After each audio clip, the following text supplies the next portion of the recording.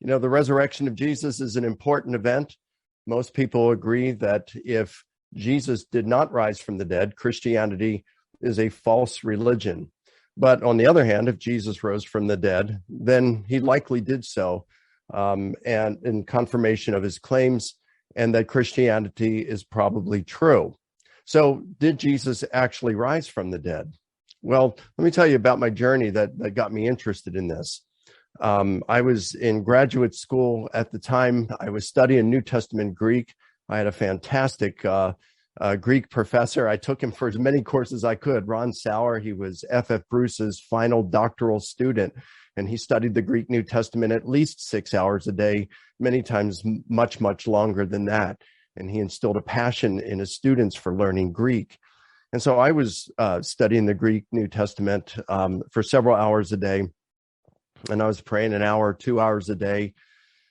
And then one time I just started to ask myself, how do I know this is true? I believe it's been true because I feel like I've got this great relationship with God. But how do I know that I really do? Don't people of other religions have similar kind of convictions? And even atheists have just as strong convictions many times about their worldview. If Christianity is not true, then I'm devoting my life to a fairy tale, and I didn't want to do that. So one of my roommates suggested I see Gary Habermas, who was a philosophy professor, and I went and saw him.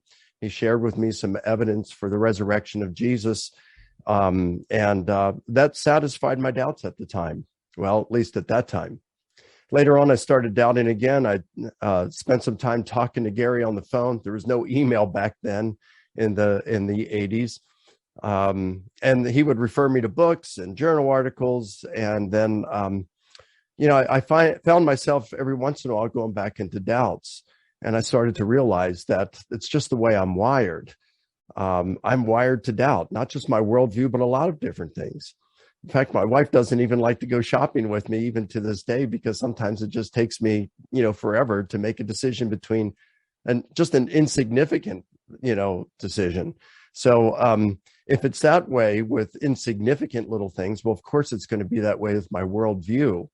So I later got involved in a PhD program, and I decided to study the historical evidence for the resurrection of Jesus, but I wanted to approach it as a historian. And so I read lots of different books written by historians and philosophers of history.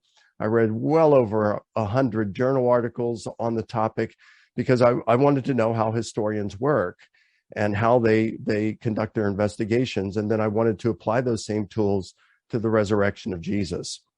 So with that in mind, let's just cover some preliminary issues when it comes to the practice of history. And I'll just show you how I arrived and deal with the conclusion about the resurrection of Jesus. The historian's objective is to present a historical description or a hypothesis that provides an essentially faithful representation of what occurred. Now, I say essentially faithful representation because none of us can get into a time machine, return to the past, and verify our conclusions. And so we put together hypotheses. And as Megan said just a few moments ago, the data that has come down to us from the past is fragmented. And many historians do consider it as like pieces of a puzzle. And right, she's right, that it's like, well, the box isn't there, so we can't even see what the front was like. And we're trying to put these pieces together to make sense of it. So as another historian put it, it's like looking through a window into the past. And some of those things, sorry about that, some of the things that we look through in this window are cloudy, some are clear. We can make some of the things out of what's going on, but some of the things we just have to take a guess. And so there are various challenges within historical investigations. Historians seek probability, not proof in an absolute sense.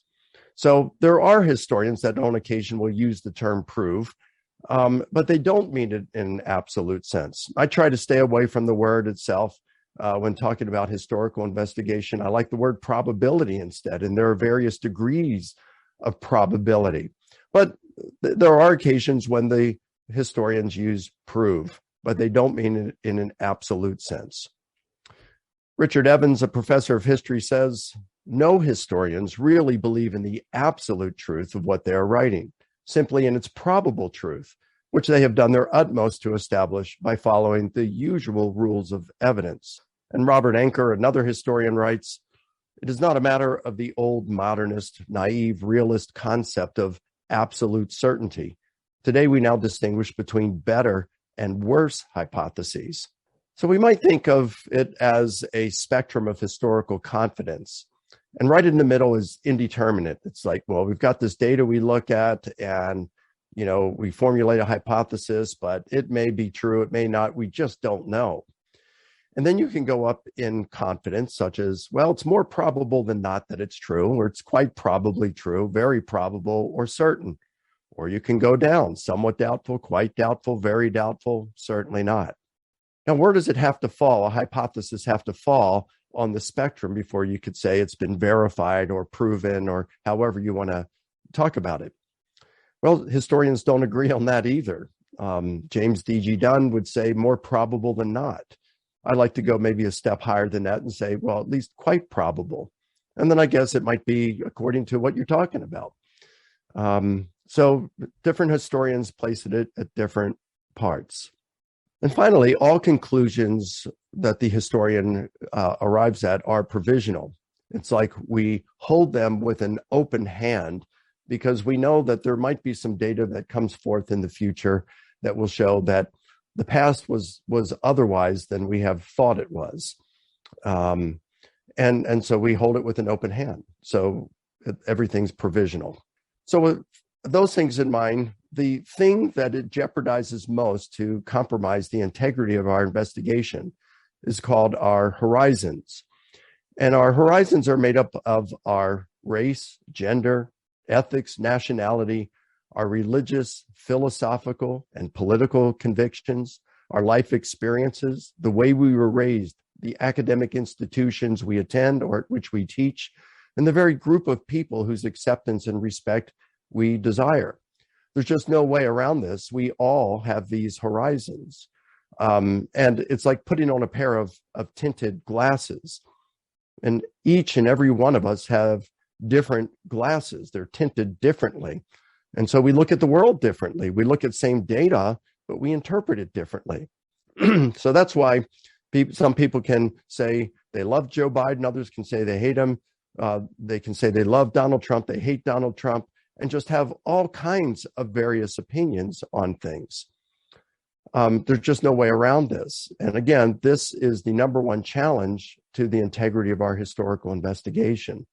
I realize that as a Christian, I have my own biases, and all Christians do, but it's not limited to just Christians.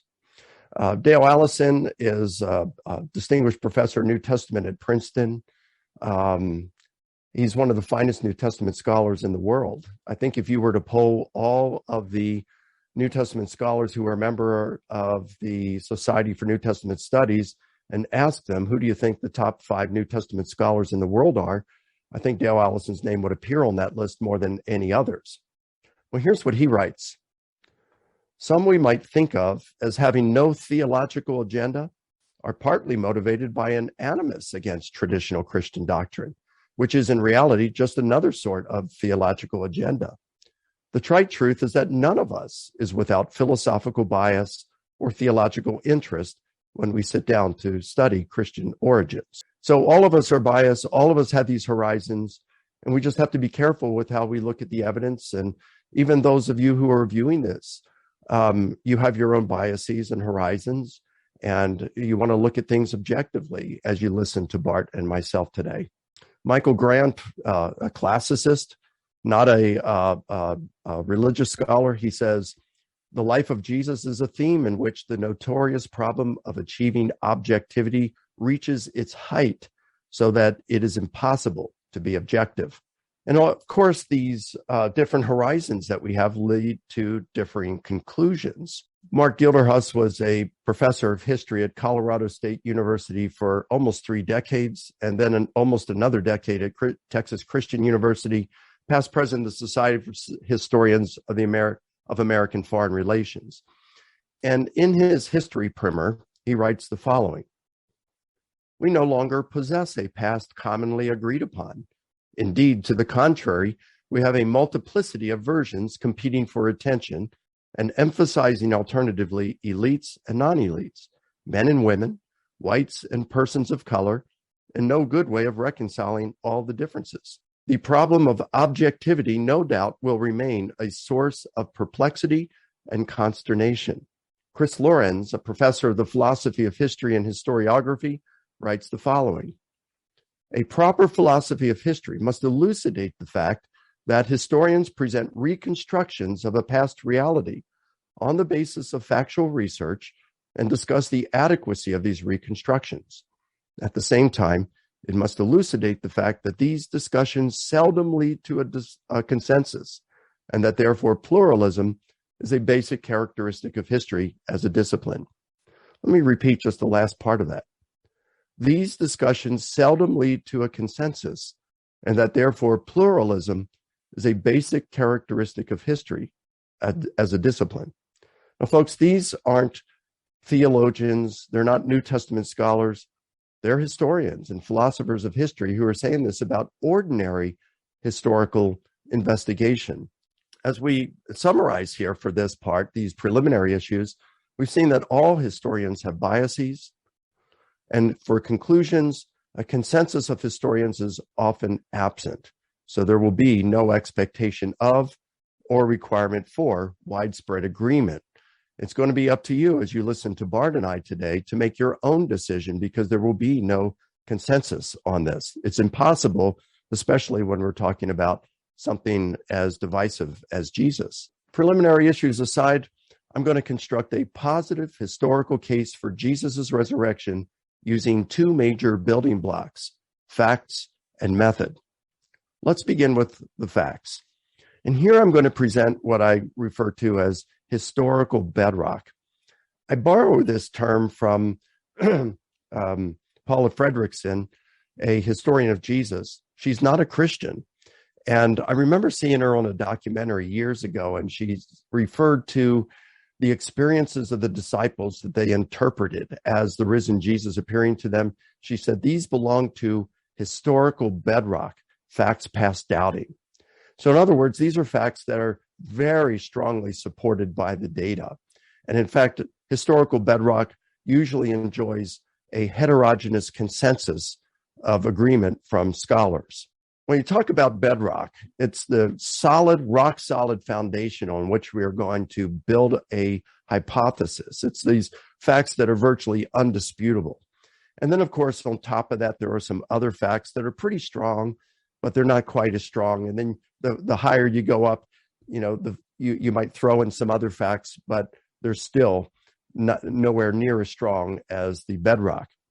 What I'm going to be focusing on in my case for the resurrection is just historical bedrock, because if a hypothesis cannot account for any of the bedrock, then that hypothesis should be abandoned or revised until it can accommodate it. Now, in talking about the bedrock, I want to just set a little backdrop here, give you a little timeline. Most historians of Jesus agree that that Jesus was crucified in either April 30 or April 33. It's about a 50-50 split, maybe with just a very slight majority going with 30. It really doesn't matter, but there we go.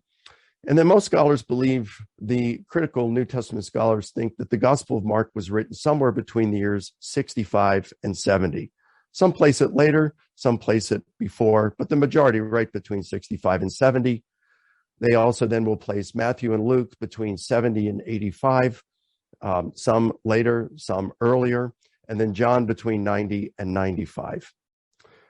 I want to focus on that time period that comes between the crucifixion and when the first gospel, Mark, was written, because some cool things happened during that time. We'll focus on a guy named Paul. Now, Paul, there are 13 letters in the New Testament attributed to Paul. Of these, 7 are regarded as undisputed by scholars. Just virtually everyone agrees that Paul wrote them. And then there are 2 that go back and forth, where the majority are, sometimes you have a very slight majority saying they are written by Paul. Sometimes a very slight majority saying they aren't written by Paul. And then the remaining 4, you have a very strong majority say that Paul did not write them. For the sake of the discussions today, I'm only going to be referring to those letters that are undisputedly written by Paul. Now, Paul, in those letters, he talks about himself, how he had been a skeptic, a persecutor of the Christian church. He was an enemy of Jesus and the church. And then one day he had an experience that he perceived and interpreted as the risen Jesus appearing to him. And it radically transformed his life from being a persecutor of the church to one of its most able defenders. Now, Paul would go on years later. He suffers lots of persecution by his own testimony, beatings, imprisonment, threats of death every day. And then we have multiple reports later on that he was actually martyred outside of Rome. Now, in one of Paul's letters, his undisputed letters to the church of Galatia, in chapter 1, he says that 3 years after his conversion, he made a visit to Jerusalem and spent 15 days with the lead apostle, Peter. And Peter had been one of Jesus' 3 closest disciples. And he said he also saw James, the brother of Jesus, at that time. Now, this is pretty cool. Paul meeting with James and Peter.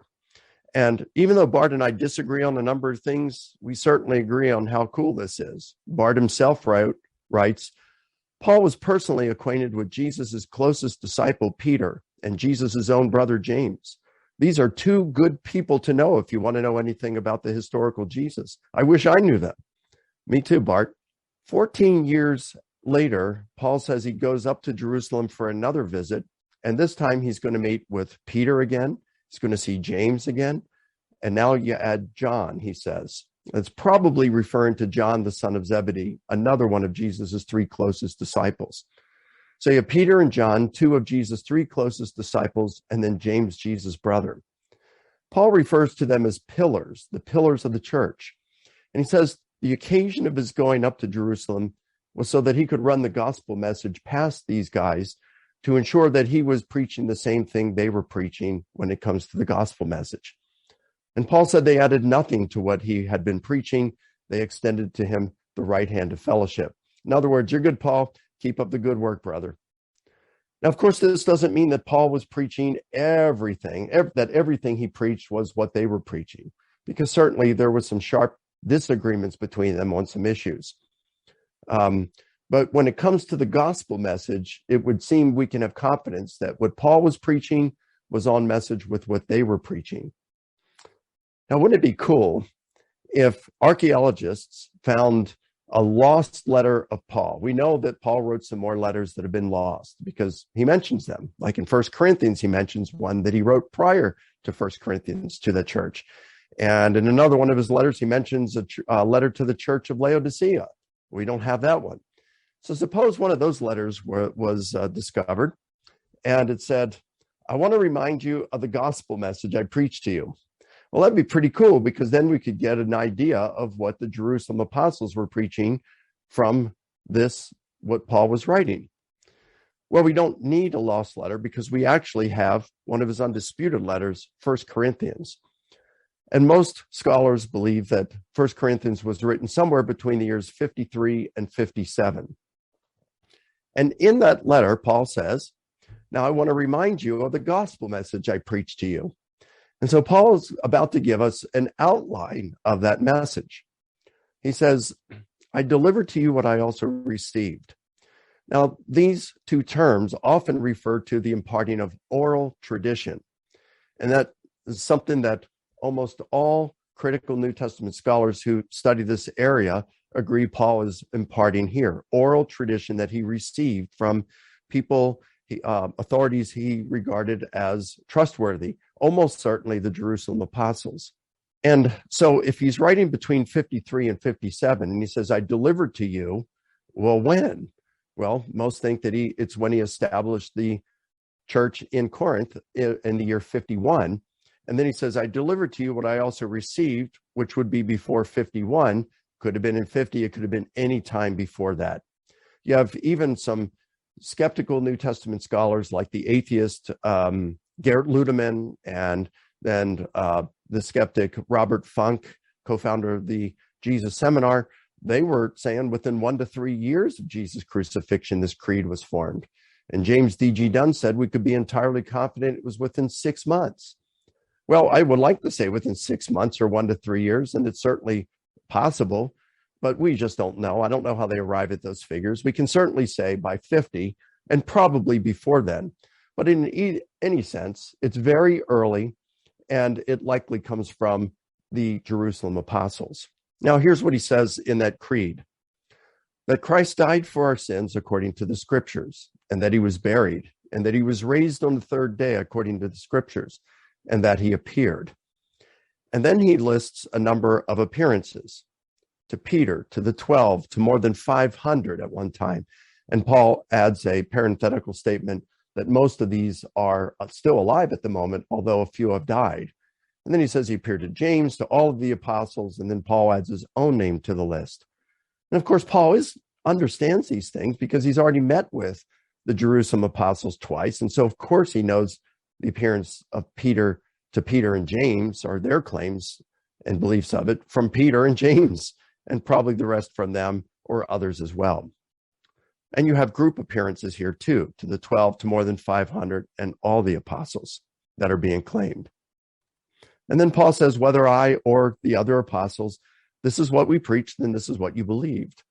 So the apostles are preaching the death, burial, resurrection, and appearances of the risen Jesus to others in individual and in group settings, even to Paul, a foe. And we have some reason to believe that they actually believed that Jesus had risen and had appeared to them. In other words, they weren't lying. There's a lot of reports in the early church about the martyrdom of the apostles. A lot of them are late. A lot of them are suspect. But here are just a few of them that are pretty credible from the first century. So in Paul's letters, he talks about being persecuted. And then he also in 1 Corinthians 15 says that he and the other apostles faced the threat of death on a daily basis. So dangerous it was to be an apostle preaching the gospel then. The book of Acts talks about the persecution of several of the apostles, the martyrdom of James, the son of Zebedee, and also the martyrdom of Stephen, a deacon in the church. The Gospel of John refers to the martyrdom of Peter, which would have happened a few decades earlier. Josephus talks about the execution of James, the brother of Jesus. And then First Clement refers to the martyrdoms of Peter and Paul. I think it probably does, but it would certainly refer to their persecution. The point here is that this suggests that they believed what they were proclaiming is true. We know that people of other religions and even other worldviews, like even communism, adherents of them are willing to suffer and even die for those beliefs. It doesn't show that those beliefs are true, but it strongly suggests that they sincerely believe that they're true. Liars make poor martyrs. So the original disciples, these apostles and Paul, they were not only proclaiming that Jesus had risen from the dead and had appeared to them, they actually believed it. But what did they mean by the word resurrection? Was it a bodily thing? Was it spiritual? Was it metaphorical? What's going on here? What did they mean by it? Well, we're going to turn back to Paul for this in same letter, 1 Corinthians chapter 15. He's being asked some questions like, what's a resurrection body look like? And I think the interlocutors of these Christians were probably skeptics in Corinth, and they knew that the Christians believed in what Jews and Christians believed as a general resurrection. That is, when on the final day, God comes to judge the world, everybody who has lived will be raised back and judged. And so Paul is going to make the case that Jesus is the beginning of that general resurrection, and it's a two-part thing, and the two are inextricably linked. In verse 20 of chapter 15, he says, Christ has been raised from the dead, the first fruits of those who have fallen asleep. Now, to fall asleep was a euphemism to mean you're dead. It's like today we say he passed away rather than saying he croaked or he died. So what Paul is saying by Christ being the first fruits, he's not showing an ignorance that of, say, people who like Elijah and Elisha, each of whom raised a boy in the Old Testament, or that Jesus may have raised some people in the New Testament while he was alive. But Christ being the first fruits, he's the first to be raised from the dead with a resurrection body. Well, when are the rest going to be raised? Paul answers that 3 verses later. Each in his own order, Christ the first fruits, then those who belong to Christ at his coming. So Jesus is raised in either 30 or 33, and the rest are going to be raised when Christ returns. And elsewhere, Paul says that in 2 Corinthians 5:8, to be absent from the body is to be present with the Lord. So the concept Paul has in mind here is when a believer dies, they're buried, their body remains buried, but their spirit goes to be with Jesus in heaven. And then when Jesus returns, he brings them back with him. And then everybody else who's alive at that time is raised. This is kind of illustrated in another of Paul's undisputed letters, perhaps the first one that he wrote, probably the earliest letter we have in our New Testament. He says, "But we do not want you to be uninformed, brothers, about those who are asleep, so that you will not grieve as do the rest who have no hope. For if we believe that Jesus died and rose again, even so, God will bring with him those who have fallen asleep in Jesus." So God is going to bring back with him the spirits of those who were followers of Jesus. Excuse me, allergies. "For this we say to you by the word of the Lord, that we who are alive and remain until the coming of the Lord will not precede those who have fallen asleep. For the Lord himself will descend from heaven with a shout, with the voice of the archangel, and with the trumpet of God, and the dead in Christ will rise first. Then we who are alive and remain will be caught up together with them in the clouds to meet the Lord in the air, and so we shall always be with the Lord." So if he's bringing back the spirits of believers with him, then who are the dead in Christ who are being raised? Well, it has to be referred to the corpses of those who have died. So the spirit is returned to the body, which is then brought back to life and then transformed into this immortal, glorious, powerful resurrection body. And so what Paul and the early Christians have in mind by resurrection, it's a physical bodily event. It occurs to the corpse, which is then transformed. Now, this could be said a little more succinctly by going to Romans 8:11, and Paul says, "He who raised Christ from the dead will also give life to your mortal bodies.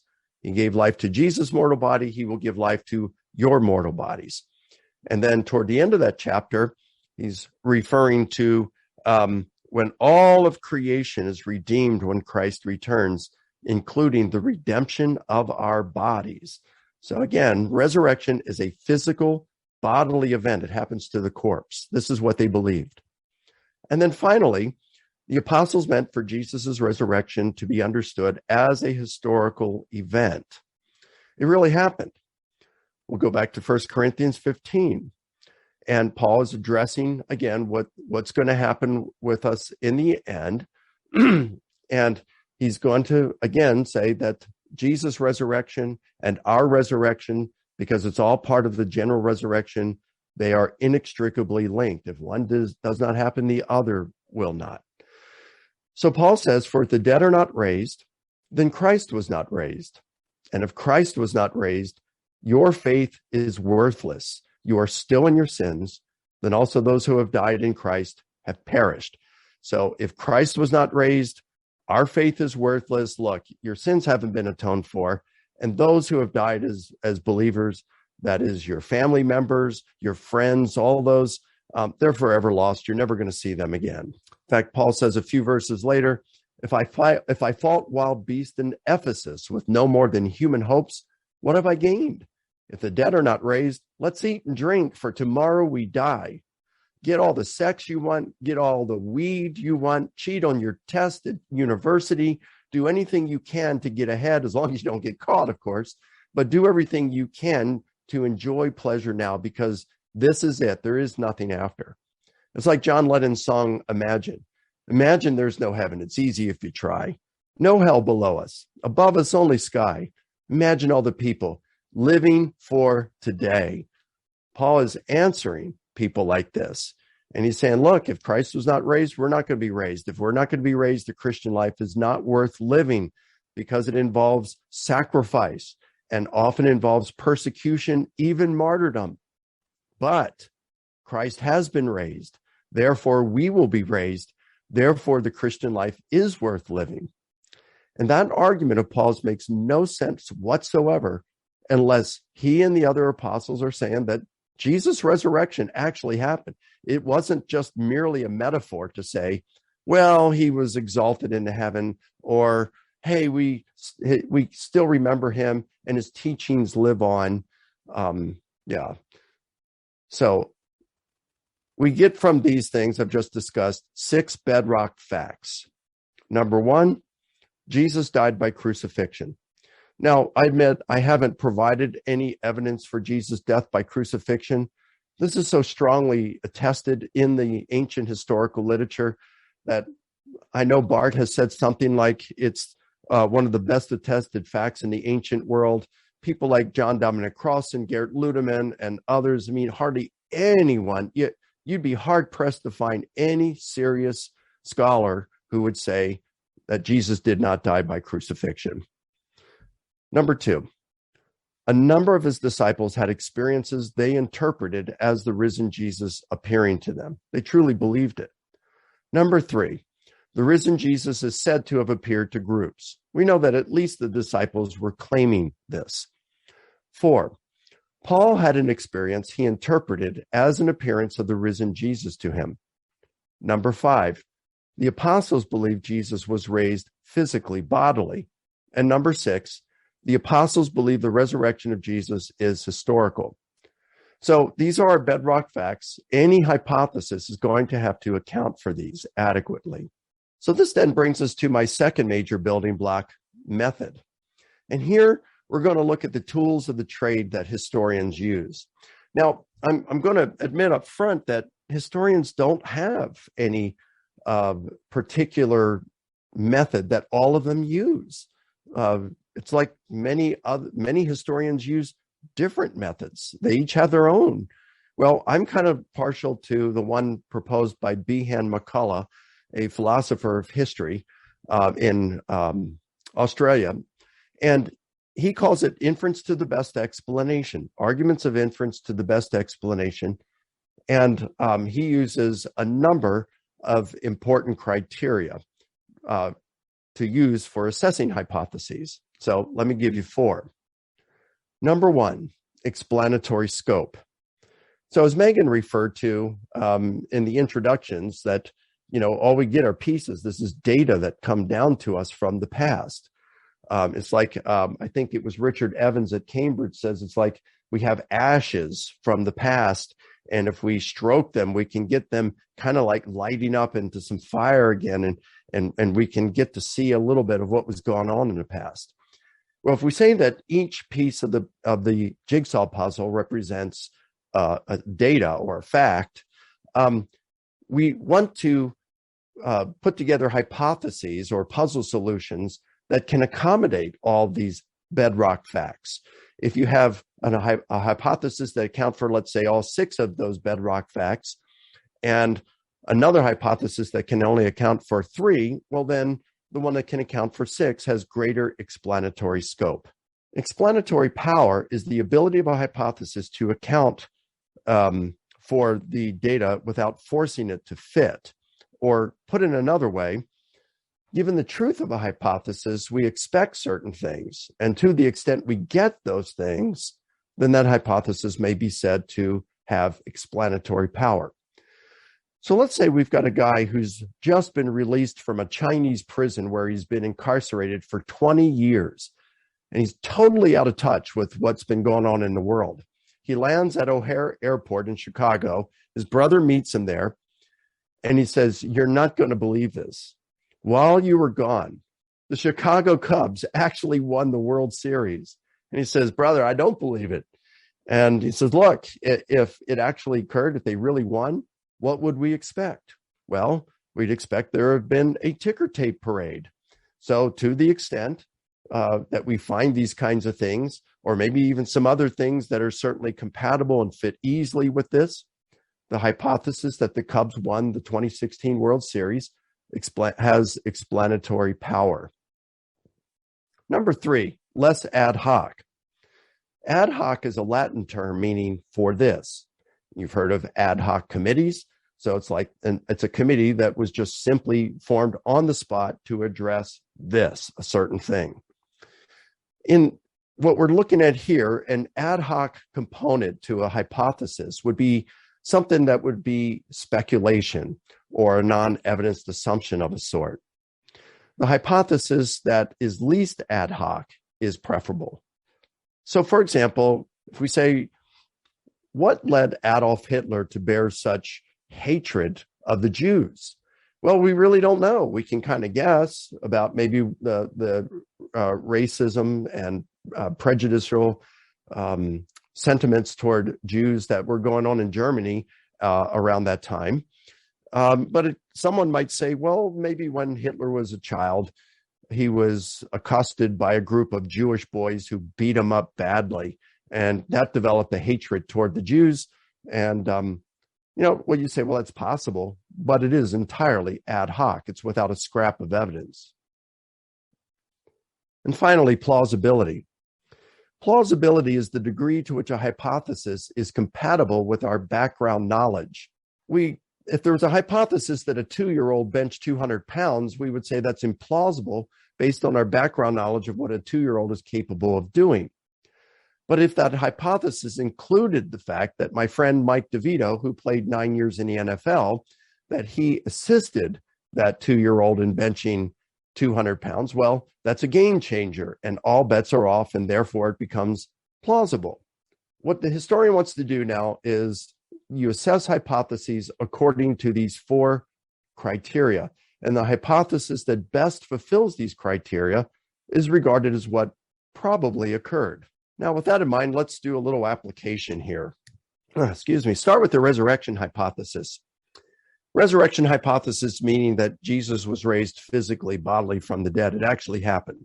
Now, it accounts for all these facts easily, quite easily. But what about explanatory power? Given the truth of the hypothesis, what do we expect? And do these things fit in naturally? So the death, of course, because you can't have resurrection without a death. What about the appearances to the beliefs of the apostles that they had seen the risen Jesus who had appeared to them? Well, if Jesus actually rose, yeah, we would expect him to appear to his disciples, and we would expect that they would have these beliefs. What about to groups? Well, that's certainly compatible with it, not necessarily that we would expect it, but it's certainly compatible. The same thing with Paul. We wouldn't necessarily expect that he's going to appear to an enemy who is persecuting the church, but it's certainly compatible. We would expect for them to say that he rose physically and that it was a historical event. So of these 6, there are 4 of these facts that we would expect and 2 that are entirely compatible. So we see there's good explanatory scope and good explanatory power. Is it ad hoc? Well, if the hypothesis is God raised Jesus from the dead, then yes, there would be an ad hoc element in it, because now I'm identifying a divine cause, and I'd have to produce some evidence for it. And if I were to do that, I would say I'd appeal to some arguments for God's existence, like the argument for a first cause, the Kalam cosmological argument. I would look at arguments from design, from astrophysics and molecular biology. I would cite someone like Francis Crick, an agnostic molecular biologist who was one of the 2 who discovered DNA, that said it's so complex, there's no way it originated on Earth by chance. And so he posits it comes from another planet that no longer exists. But it does seem to suggest that things are very intricate and just could not have evolved by chance, the simplest life form on Earth. I would look at things like existential data, like well-evidenced near-death experiences, extreme answered prayer, paranormal phenomena, veridical apparitions. A lot of this is bogus, but there's a lot of stuff in these 4 areas that is serious data. I think some of it is so strong that it's really difficult to look at some of the data for these things and then conclude that a spiritual realm does not exist. I'm going to make it simple here because I understand that arguing for God is going to be something that goes outside of historical investigation. And I wanted for my historical investigation to be as much as possible worldview independent so that I could look at the data and let the facts speak for themselves. Because if you don't do that, the problem is that you allow your worldview to get in and umpire the data rather than the facts themselves. And the danger in that is manifest. Bad philosophy corrupts good history. So rather than saying God raised Jesus from the dead, I'm just saying Jesus was raised from the dead, and I'm happy to leave the cause undetermined because the historian doesn't have the tools for identifying a divine cause. So if we state the hypothesis as Jesus was raised, well, it's not ad hoc.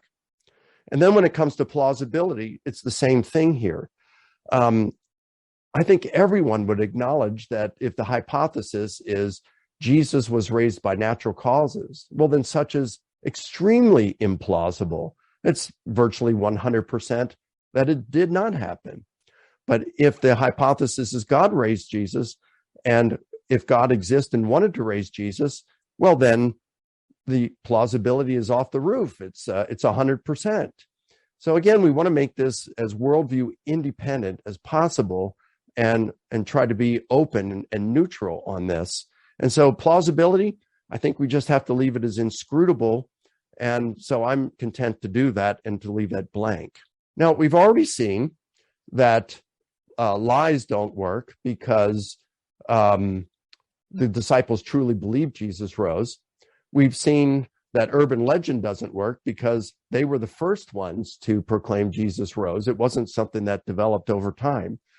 But what about if we were to take a bunch of things of hypotheses and combine them together? Maybe hallucinations accounts for this, but not this. So let's put legend in here and some other things. Well, Michael Goulder attempted to do that. He was an agnostic New Testament scholar. And let me read to you and we'll assess what his thoughts were.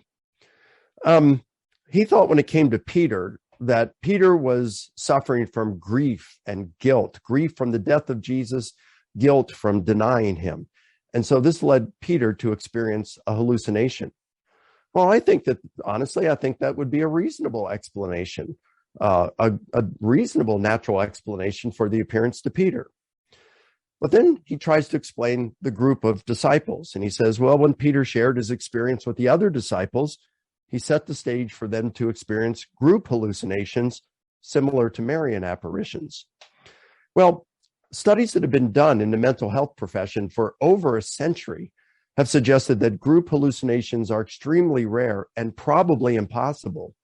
And the reason being is because hallucinations are private occurrences in the mind of an individual. They have no external reality.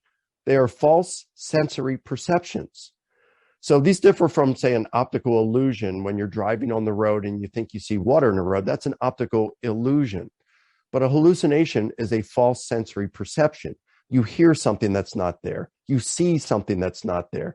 You feel something that's not there, or smell something, or taste something that's not there, or you have a sense of motion, or a sense of being touched. So it's a false sensory perception. So in that sense, it's like a dream. I couldn't wake up my wife, Debbie, in the middle of the night and say, honey, I'm having a dream. I'm in Maui. Go back to sleep. Join me in my dream, and let's have a free vacation. I couldn't do that because the dream is happening in my mind. And even if Debbie and I went back to sleep and we both dreamed that we were in Maui, we wouldn't be having the same dream and be able to wake up in the morning and discuss how our interactions occurred in that dream. It's the same thing with hallucinations. So hallucinations, that's why that mental health professionals are saying that they're extremely rare, probably impossible. Well, Goulder is aware of this. And so in order to avoid this problem, he proposes that all of the disciples experienced an individual hallucination of Jesus simultaneously. But the problem with that is that only 7% of those bereaved in the loss of a loved one are known to experience a visual hallucination. from multiple studies that have been done. So Goulder's hypothesis requires the following: not 7%, but an unthinkable 100% experienced a visual hallucination simultaneously at the same location, and that its content was so similar that they all thought they had seen Jesus rather than an angel or guards that were coming to arrest them. And so, of course, that's implausible. Now, what about Marian apparitions?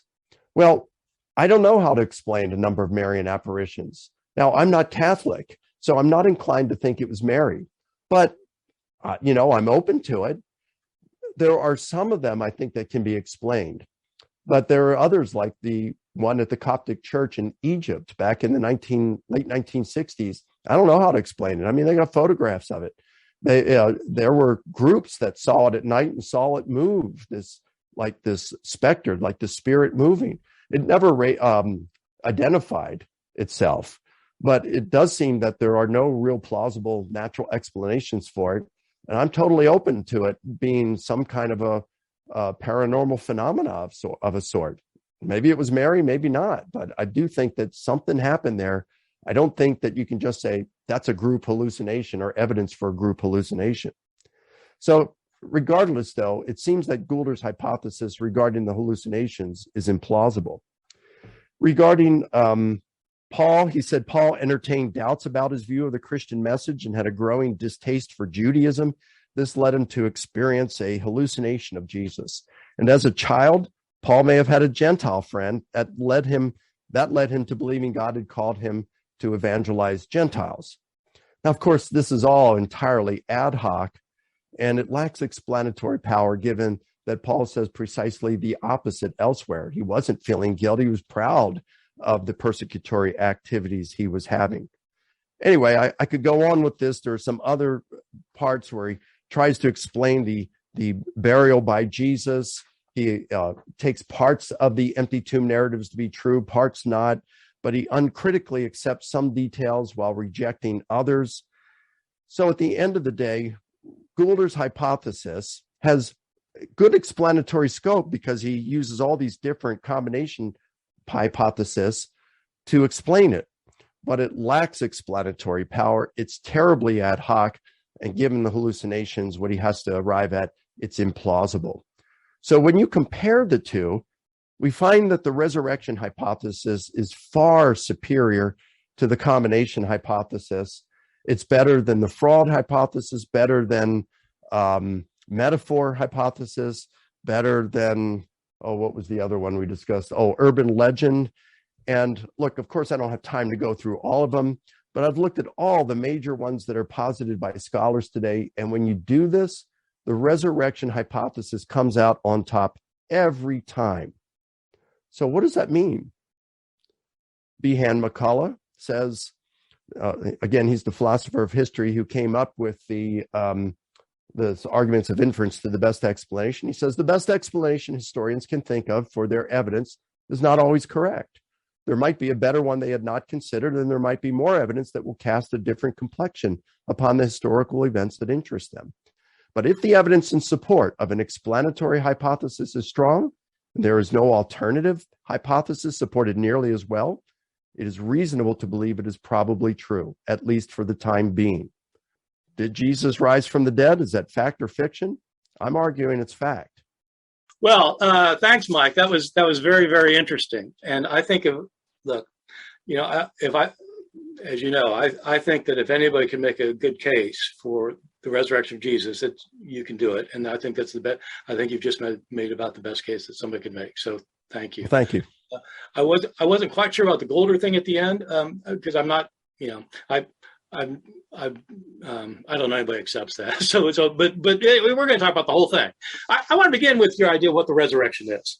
So, and I'll just say I've got a lot of questions here, and then most of them aren't going to take much time for you to answer. So I think we'll try and keep this kind of short and to the point. But I want to make sure I understand when you say that you think that history can show that it's probable that Jesus was raised from the dead. You don't mean you just stated. You don't mean that he had a near-death experience. You think that Jesus came back to life, never to die again. That he was made an immortal being. Is that That's right, right? That's Well, what certainly, I just need to know if that's right. no, certainly that's what the apostles thought. Now, Yeah. as a historian, of course, we could never tell that Jesus was raised in a resurrection body, right?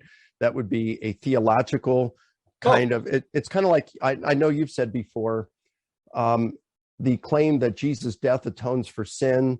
We can look at the historical element of that, his death, but you can't comment on its atoning qualities. That's a theological element. No, but I'm not asking about something theological about what it means. I'm asking, you think that when Jesus was brought back to dead, he was brought back immortal? I think that he was, but as a historian, I think the data shows that he was dead. So you're saying the historian? Okay, so the historian can show that he had a near-death experience. Well, when you said near-death experience, I'm okay. So that I'm saying I think the historian can show that it's probable that he died and that he came back to life, and that the way he came back to life and showed himself was of such a nature that it convinced his followers that he had been resurrected in an immortal body. So the historian cannot show that he was resurrected. The historian can only show that he died and came back. It appeared to die and appeared to come back. Well, I think you'd agree that the historian can show that he died, right? Just because of the unlikelihood that he would have survived. And I think historians can show that some people have had near-death experiences. Yeah. I didn't think that's what you were saying. I thought you were saying that you could show that the resurrection happened. Well, okay, so just so that I'm really clear on this, I think that through a historical investigation, the historian can show that Jesus died and that he came back to life, and that whatever form it was of such a nature that he was able to convince his followers that he had been resurrected in an immortal body. But as a historian, I cannot confirm that it was an immortal body. Okay, got it. Okay, I got it. So how often do you think that sort of thing happens? I mean, is that kind of resurrection, is it something kind of uncommon like a tsunami, or is it something that even less common, like it happens every 300 or 400 years, or is it something that's only happened once? How often does that kind of thing happen? Okay, so if we're talking about, say, a revivification, okay, well, Craig Keener has, in his book, a 2-volume set on miracles, he talks about how he's aware of some people, actual cases, even in modern times, that they've come back from the dead. I mean, he's got a sister-in-law that happened when a person prayed for her. No, I'm asking you, how often do you think resurrections have happened? Now, when we're saying resurrection in an immortal body, or back to the same, like a revivification? I'm talking about what you're talking about Jesus here. Yeah. And okay. You're saying the historian can show that the resurrection probably happened. I'm just asking how many times you're saying it happened once. Okay. So I remember when you say, and I know that this gets a little technical, and I'm not trying to be evasive here, but I am trying to be precise. Okay. So when that Jesus was dead, that he came back to life, and whatever nature he came back to life in, it persuaded his followers that he had been resurrected with an immortal body, not revivified. So how often would that actually happen? I'd say it only happened with Jesus. Okay. That's fine. It's what they're saying. He's the first fruits, and the rest are going to be raised at the resurrection. No, I got it. Yeah. No, and I completely agree. I agree with a lot of the things you said. I mean, I think they did think that it was a physical resurrection, bodily resurrection. I think they were convinced. I think something convinced. Yeah, I agree with all of that. I also agree that, historian, I really like the beginning of your talk about how historians can only show what's probable, and we sometimes use proof, but we use it in a historical sense. Can you prove that? But we don't mean it like a chemical experiment or chemistry or something. But so you've cited a lot of historians to support your approach to history as establishing what's probable instead of some kind of proof. You mentioned Richard Evans, Mark Gilderhus, Chris Lawrence, C. B. McCullough. Does any of these scholars think that you can show that it's plausible for a historian to show that laws of nature have been broken? That's a good question. I don't know about. Well, I would say really? Behan McCullough would say no, because in my book I address him, and McCullough and I are friends. He's like one of my very favorite philosophers of history, and we disagree on this. No, I understand you disagree, but I think they all disagree with this. I mean, do you know of any when you did your work for your dissertation, you said you read hundreds of articles and you read books and Yeah. about by professional historians. These aren't like Christian apologists. These are just regular old historians who study history. Yeah. Do you know of any of them who has published an academic article or a book with an academic press that has claimed that something that happened in the past was a violation of natural law? How about Paul Meyer, distinguished professor of ancient history at Western Michigan University? He's since retired, but a few years back, he wrote a book, one on the virgin birth, one on the resurrection of Jesus. And Were these trade books? I'm sorry? Were these trade books? Um, These were not academic probably. books. Yeah. They were not academic. I mean, for historians who are writing for historians, do you know of a single historian who's ever written in a historical academic journal or for an academic press arguing that there's been a violation of natural law? I don't think of any right ahead, but there's one right there who did it in a trade book. And you're fine to have opinions about things as a historian. And what about philosophers of history who say that historians can investigate miracle claims? Yeah, there's plenty of those. Oh yeah, you can investigate every claim. That's what historians do. They investigate every claim. You can investigate the claim whether Muhammad ascended to heaven. You can look into it, but I don't know of any historian who thinks that it's probable that a law of nature has been broken, or let alone they don't think that it's plausible, let alone probable. But okay, that's fine. That's all I wanted to know, whether you knew something that I didn't know, because I've never run across it. And I think that's something that I run around.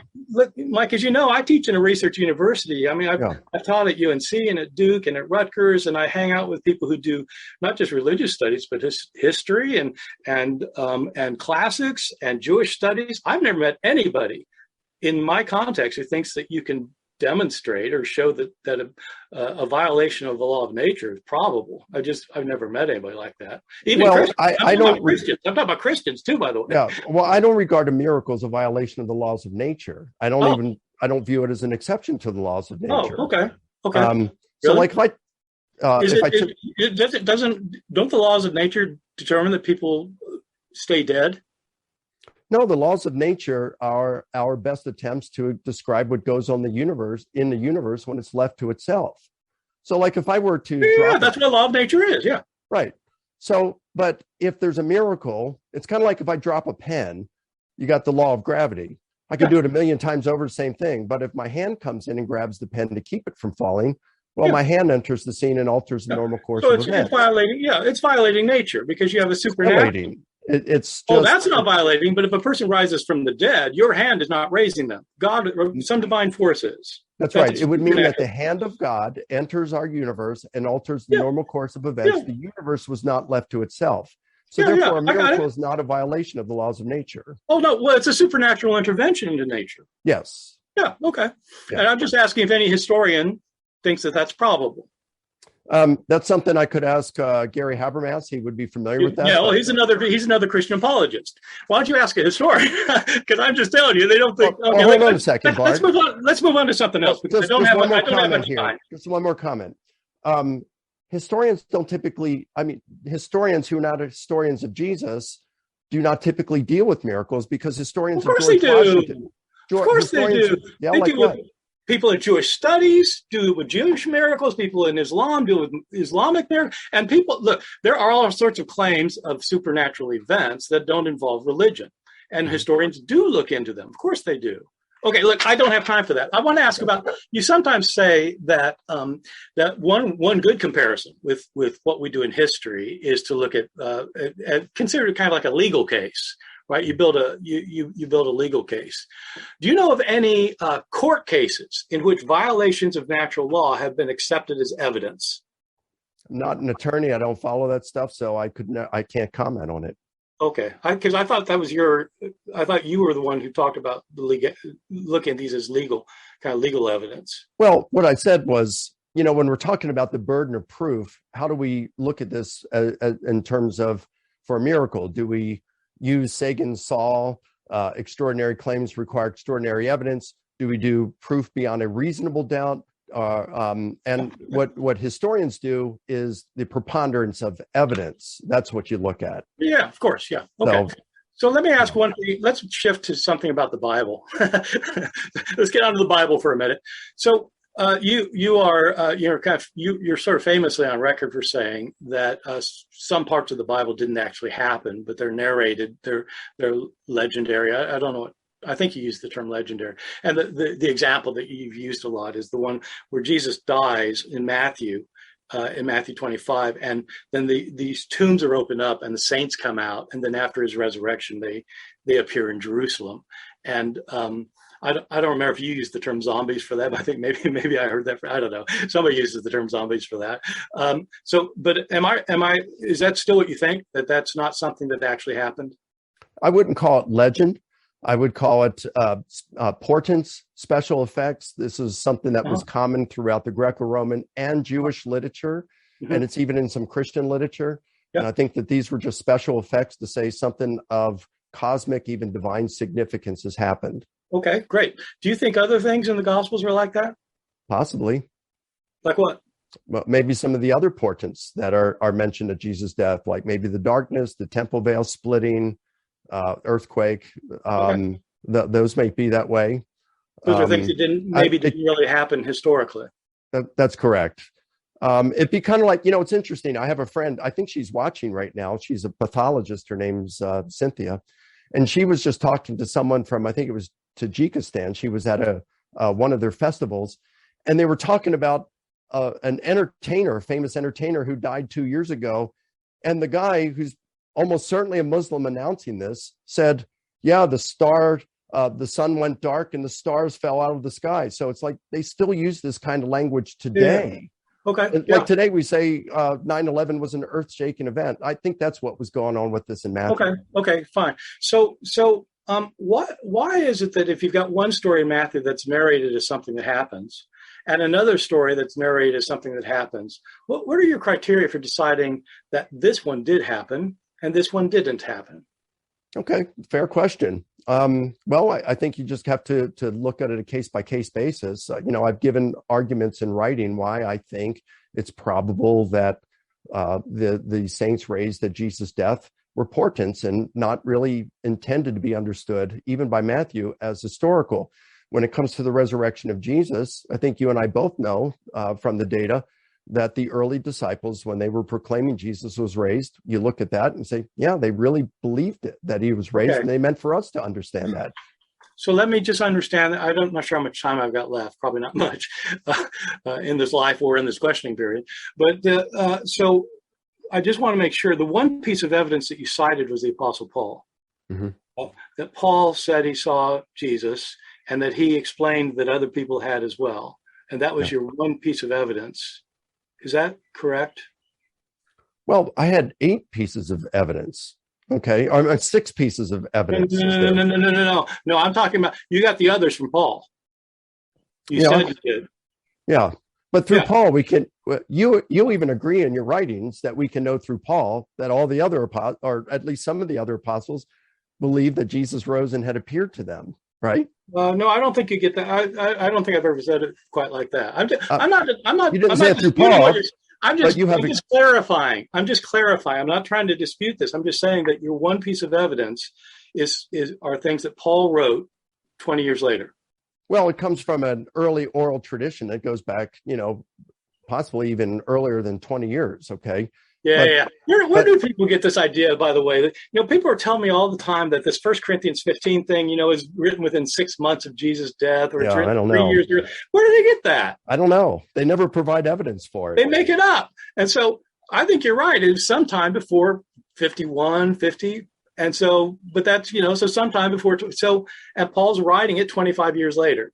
And so I just want to point, that's the one thing you didn't talk about the Gospels, for example. No, I could. And I do believe that at least some of them are closely rooted in eyewitness testimony, like Mark and John, but I don't need that for my case because I can get there just from Paul.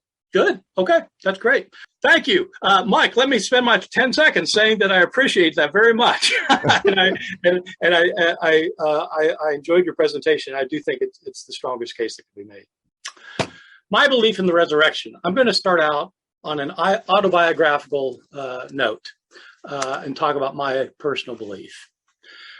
Early in life, I was raised as a Christian. I believed in the resurrection. And when I was in high school, I became an evangelical, and I thought, you can prove the resurrection. And I was out to prove it. And I did the kind of thing Mike is doing now. I developed arguments for why Jesus was raised from the dead. Later in life, the more I thought about it, the more I read and researched, I realized, the resurrection belief is a belief. And it's not something that's subject to historical proof, because historians cannot prove this kind of thing. Historians cannot prove violations of the laws of nature. Just, they might have, if they happen, they happen, but it's not something historians can demonstrate any more than scientists could. If I were still a Christian today, which I'm not, I'm no longer a Christian, but if I were a Christian, that would be my view, is that I would believe Jesus was in some sense raised from the dead, but I certainly wouldn't think that I could prove it to anybody. I would think that it's a matter of belief, and that it wouldn't be maybe unreasonable, but it certainly couldn't be demonstrated or shown by science or history or any other way. Many people, of course, many of you listening to this, absolutely believe that Jesus was raised from the dead. And I have no problem with that whatsoever. My view is you can believe whatever you believe, and I don't have a problem with that personally, so long as your belief does not hurt or oppress others. Sometimes beliefs do. Sometimes believers do on the basis of their belief, and that's where I draw the line. But what about historical claims? We're talking not about belief here. We're supposed to be talking about history. What can we show probably happened in the past? Well, historians have to do that, and it's very hard to know what happened in the past. Many times it's impossible to know what happened in the past. Most things that historians describe happened in the past are set up with levels of probability. Yeah, this probably happened. No, this probably didn't. Some things are really unusual in the past, and those need unusual evidence. My view is that amazing historical claims need amazing historical evidence, not just run-of-the-mill evidence, but pretty amazing evidence.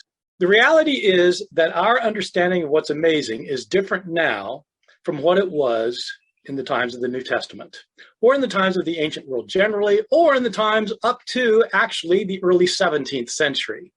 In the ancient world, all of reality was thought to be unified. There was not a separate natural world and a supernatural world.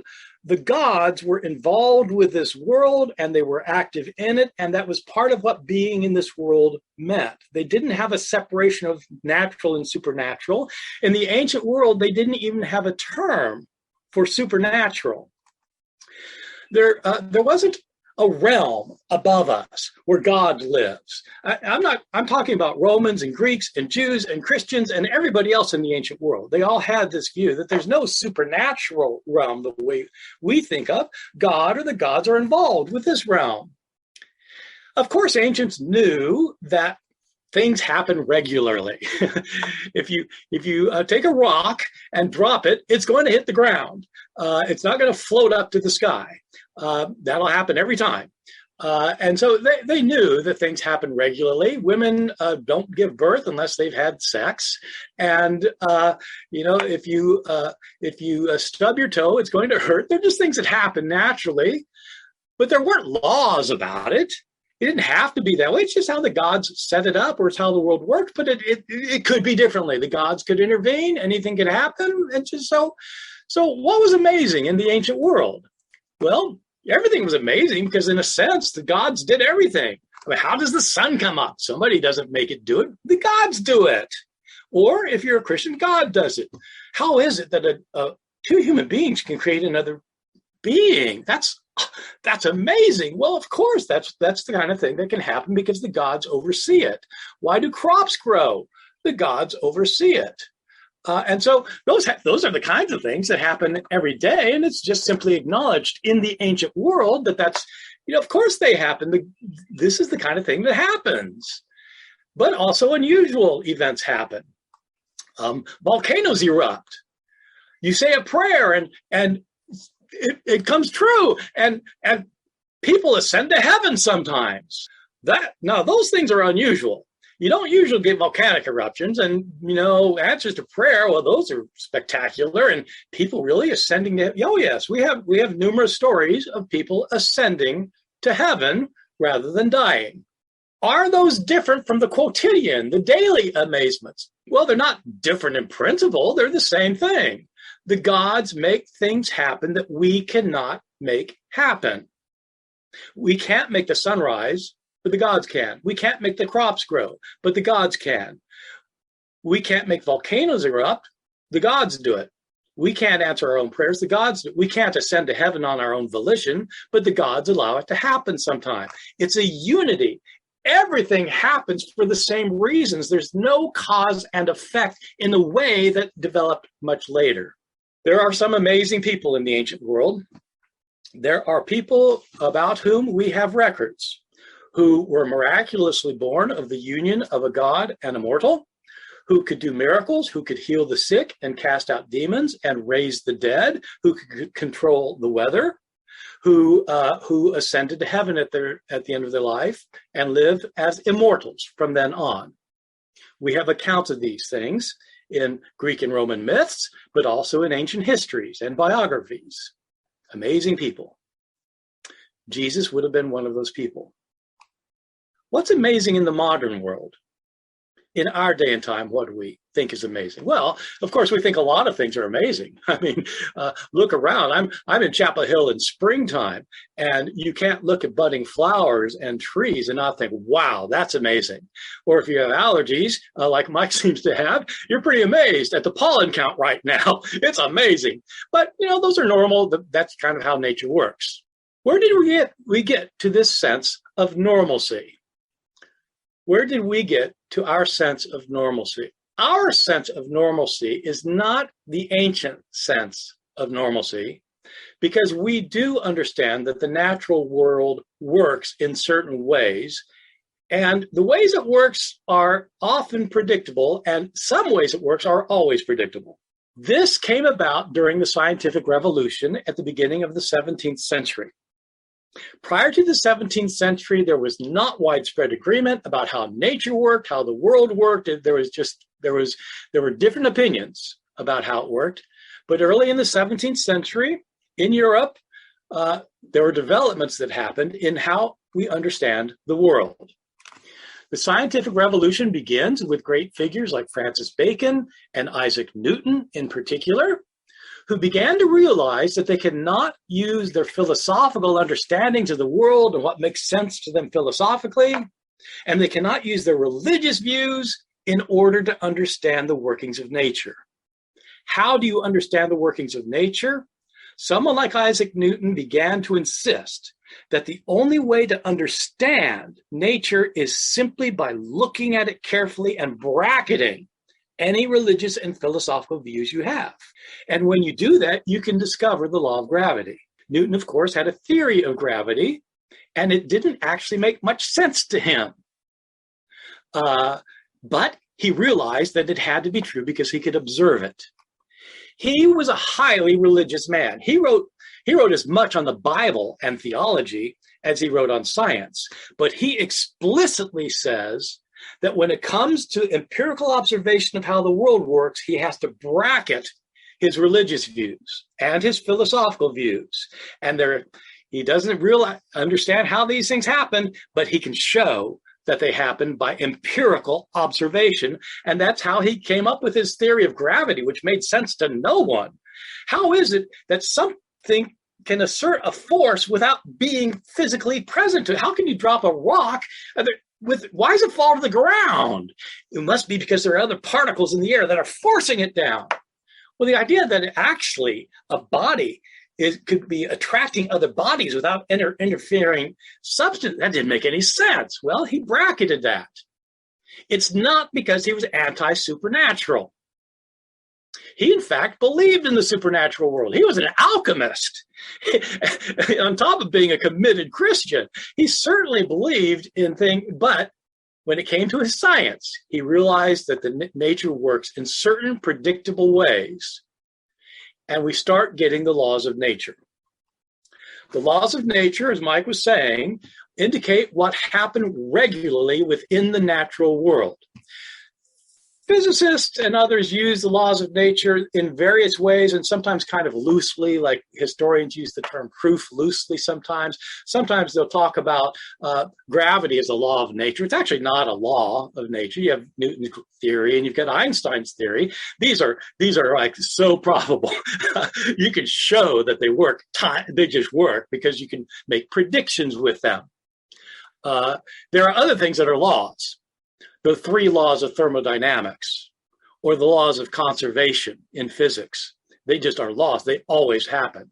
How are they established? They're established by close observation of the world and just seeing how it works time after time after time after time. And showing that if you understand it this way, you can predict what's going to happen next. That's how science works, because you can predict what's going to happen next because you know these laws. And look, who wants to be lawless? If you're living in the modern world, you may not think much of science. A lot of people don't for some reason, but they still drive cars and they use their washing machines, and they really appreciate it when they can take a Tylenol, and their entire lives are wrapped up in modern science, even as they sometimes denigrate it. I think it's a shame to denigrate science. The word science means, the Latin word scientia, it means knowledge. The opposite of knowledge is ignorance. Let's talk about the natural and the supernatural worlds today. Can nature violate the laws of nature? No, it cannot. Laws of nature are seen to happen all the time and have never been seen to be violated. How often then are they violated? They are never violated, so far as we can observe. Let me give you some examples of non-natural occurrences, things that would be violations of natural law, just to think about for a minute. Exceeding the speed of light. Well, the speed of light is not actually a law of nature. It's based on Einstein's theory of specific relativity. But it says that there's nothing in the universe, and there are very, very solid reasons about this, that no scientist doubts, that nothing can travel faster than the speed of light. Well, light travels at 186,000 miles a second. And for reasons that might not make sense to you, you can't go faster than that. You might think, well, I could build a machine, if I just had a big enough engine, just put a big enough jetpack on my back, and I could go faster than 186,000 miles a second. No, you can't. You just can't do it. So when Reagan passed remember back when Reagan was president, some of you, most of you won't remember, I guess, the speed law became 55 miles an hour on highways. And most of us thought, oh my God, are you kidding me? 55, really? But, there were people trying to make you follow it. And at that time, there was a bumper sticker that I saw that I thought was rather amusing. It said 186,000 miles a second. It's not just a good idea. It's the law. So, okay, you can't go faster than the speed of light. You cannot defy gravity. If I take my pen and I drop it, I can tell you what's going to happen. It's going to fall to the ground. This will happen if I do it 1,000,000 times. It will happen every time. If I do it 1,000,000,000 times, it will happen every time. If you take all 7 billion plus people in the world and they all do it 7 billion times, it will happen every time. Now, it's not good enough to say, well, somebody could catch it, so it's no longer defying gravity. No, you stopped it. The law of gravity is still applicable. It's always applicable. It's never not been applicable. It's never not been applicable because of the way the world works. Without a law of science, you wouldn't be able to determine what happens in the world. The world would fall apart. Have you ever noticed that if you put cream in your coffee and you stir it up, you can't unstir it? You can't make the cream separate again from the coffee? Why is that? Well, it's actually because of the second law of thermodynamics. The second law of thermodynamics says that within an isolated system, entropy always increases, it never decreases. And so you always get more diffusion, more dissolution, more disorder, things spread out, and it only goes in one direction. That's why time goes in only one direction. So you cannot unstir the cream. You could try it all you like. You can sit there for 20 minutes and keep stirring that cream. I'm telling you, it ain't going to happen. And it ain't going to happen if you do it 7 billion times. And it ain't going to happen if the 7 billion people each in the world each do it 7 billion times. It cannot happen. That's because of entropy. What about somebody who never dies? Or somebody who comes back from the dead never to die? What about somebody who's genuinely dead? I mean, not dead like, a near-death experience where it looks like they're dead, or maybe their brain seems like it's dead, but I mean really, really dead for days, not just days, months, years. Can they come? No, they can't come back to life. Partly that's the law of entropy again, but the reality is it can't happen in the natural world. How could it happen? Well, it could only happen if there's something outside of the natural world that makes it happen. If something were outside the world that would make it happen, then all bets are off. What's the likelihood of that? Well, how would you calculate the likelihood of that? How do you calculate the likelihood of something supernatural if your likelihoods are based on the natural? There's no way to calculate that. This is not just your basic third grade physics lesson. This has real practical implications in our world. As I said earlier in my Q&A, Mike says that that trying to understand what happened in the past is like trying to establish a legal case, and that's absolutely right. In legal cases, will not allow you to appeal to the supernatural to win your case. You can appeal to them, just as you can, appeal to miracles for anything else, but it's not going to win the case. And this has been established in English and British law for over 2 centuries. In the early 90s, the first case I know of is a case called Rex versus Loof, who is in England, 1802. In 1802, there was a guy he was a sailor. He was gone out of England for over a year. And he came back, and 2 weeks after he came back, his wife gave birth. And he tried to argue that, in fact, this was his child, and his argument was that she got pregnant before he left. And the judge said, no, that cannot happen in nature, and so it's not permissible. And that law then, that became a standard of law in both England and in Britain and in the United States today. If somebody got hit by a car going 60 miles an hour, and the person who was driving the car was stopped at a stop sign 10 feet in front of that person, they cannot argue that, oh yeah, I accelerated 60 miles an hour in those 10 feet, because it'll be thrown out, because you can't do that. It violates the laws of nature. So if there isn't a violation of the law of nature, okay, let's just say it could happen. You'd need some pretty amazing evidence for it. So we're looking for amazing evidence. What would the amazing evidence look like? And is the resurrection based on amazing evidence? Did Mike present amazing evidence, extraordinary evidence that is so unbelievably good that, oh my God, you can't explain this any other way? There must have been a resurrection. That's amazing. Well, let's think about the evidence. Mike did not talk about anything being shown under controlled testing, the way that you can demonstrate what happens in the physical world. Many of our sciences are based on controlled testing. For example, chemistry. You can pretty much prove how an experiment is going to go.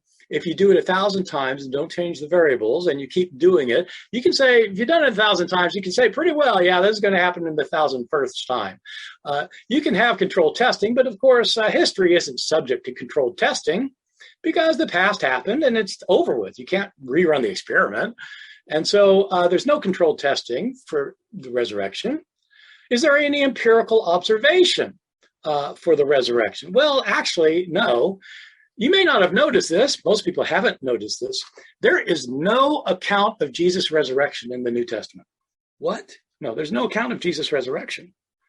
What there is an account of Jesus being crucified. I agree with Mike that happened. Jesus is buried in the New Testament, and 3 days later, women go to the tomb and they find it empty. There's no account of the resurrection. There's an account of an empty tomb, and there's an account of Jesus appearing to people. So there's no empirical observation of Jesus coming out of the tomb. What you have are stories. You have stories in the New Testament of people seeing Jesus or finding an empty tomb. And these are stories. They are claims. I'll be talking about the claims in a minute, the claims of the Gospels, especially in a minute, but let's talk about our single eyewitness that Mike appealed to. We have one person who tells us that Jesus appeared to him. In the entire early Christian world, in all of the New Testament, we have one person who says that Jesus appeared to him. That's the Apostle Paul. Paul's conversion would have happened about 3 years after Jesus' crucifixion. This isn't a debated point. I'm sure Mike would agree with this, because when you actually add up the chronology of what Paul says, 3 years later I did this, 14 years later I did that, and you add it all together and you crunch the numbers. If Jesus did die in the year 30, then Paul would have seen him around the year 33 or 34. So 3 or 4 years after people were saying Jesus got raised from the dead, we have a single person who says he saw him. He doesn't say what it involved. He doesn't say whether he saw him while he was awake or while he was asleep. He doesn't say whether he spoke to him. He doesn't say what the context was. He doesn't tell us anything about it. He says he saw him. And Mike's right. He indicates that other people saw him as well. These other people have not written anything about it. They have not testified for us that they saw it. Paul tells us that they said it. I don't think he's lying. I think they probably were saying it. Some of them, 1 or 2 of them. And the later Gospels say so. So that's our evidence. We have a single eyewitness and we have later accounts. Is this the kind of amazing evidence you would need? Suppose you have somebody who says that they saw somebody 20 years ago. Well, by the way, Paul's writing this 25 years later. Suppose you have somebody who says 25 years later, oh, I saw somebody stir a cup of coffee and make the cream segregate from the rest. I saw it. Would you think that's amazing evidence that one person 25 years later says, even if they really believed it? Let's talk about our Gospels. I think you could say they saw something that they, as Mike said, that they interpreted as being Jesus. What about others? We don't have good accounts. Do you need supernatural interventions for people to claim that they saw something? Do you need supernatural interventions for somebody to have seen something that wasn't there? Mike called those hallucinations. I'm okay with hallucinations. I prefer to call them visions. The word vision comes from the Latin word video, which means to see. And so, you see things all the time, and usually you see things because they're right in front of your eyes. I'm looking at my computer screen now, and there's nothing weird about that. It's right in front of my eyes. Sometimes people see things that aren't in front of their eyes, and there are sophisticated explanations of how and why that happens. Lots of people see things that aren't there. Something like 1 out of 4 people. This is according to sophisticated psychological testing that can be read. About 1 out of 4 people have indicated that they've had a hallucination. Most often, these are of deceased loved ones. About 1 out of 8 people will see a deceased loved one after their death. They'll see something in their bedroom. They'll be convinced that it's this other person. 1 out of 8 of us. Doesn't make you psychotic. It doesn't mean that you've got schizophrenia. 13% of people have a vision like that, and only 1% of people are schizophrenic. So another common vision people have is of departed religious figures. Mike mentioned the Blessed Virgin Mary. I'm a little surprised that Mike thinks that he can just kind of write it off without looking deeply into it. There are numerous accounts of Mary appearing to people today. We have accounts of her appearing to thousands of people. And these are not these are not just kind of people who are really kind of hyper religious. I'm talking about people who are, doctors and lawyers and businessmen, and who will tell you and under interview that they've seen Mary appear to them. If that's right, why doesn't Mike look into this? Does he really want to treat this even-handedly? Early Christians claimed they saw Jesus. They had visions of him. People today say they saw Mary. I don't think they see Mary. I don't think they saw Jesus. Jesus was a deceased loved one. He was a beloved religious figure. The most common visions are of deceased loved ones and important religious figures. I don't know what they saw. Believers will say they saw Jesus. Okay, if that's your belief, that's fine. Non-believers will say they had hallucinations. Okay, that's fine. They're both fine. Hallucinations happen all the time. How often does somebody get raised from the dead? Mike says the answer is once. So he's saying that the most probable occurrence is not something that happens to 1 out of 8 of us. There have been something like 100 billion, 120 billion people who have lived since Homo sapiens appeared. Mike is saying that one of those has been raised from the dead. And that's more likely. 1 out of 100 billion is more likely, because Paul says so, than the disciples saw some kinds of visions. Some of the disciples saw visions. Let me just sum it up like this.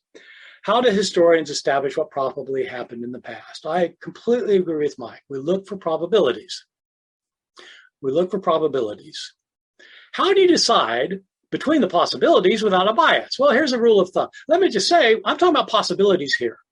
None of the historians that Mike cited would consider a violation of the law of nature a possibility.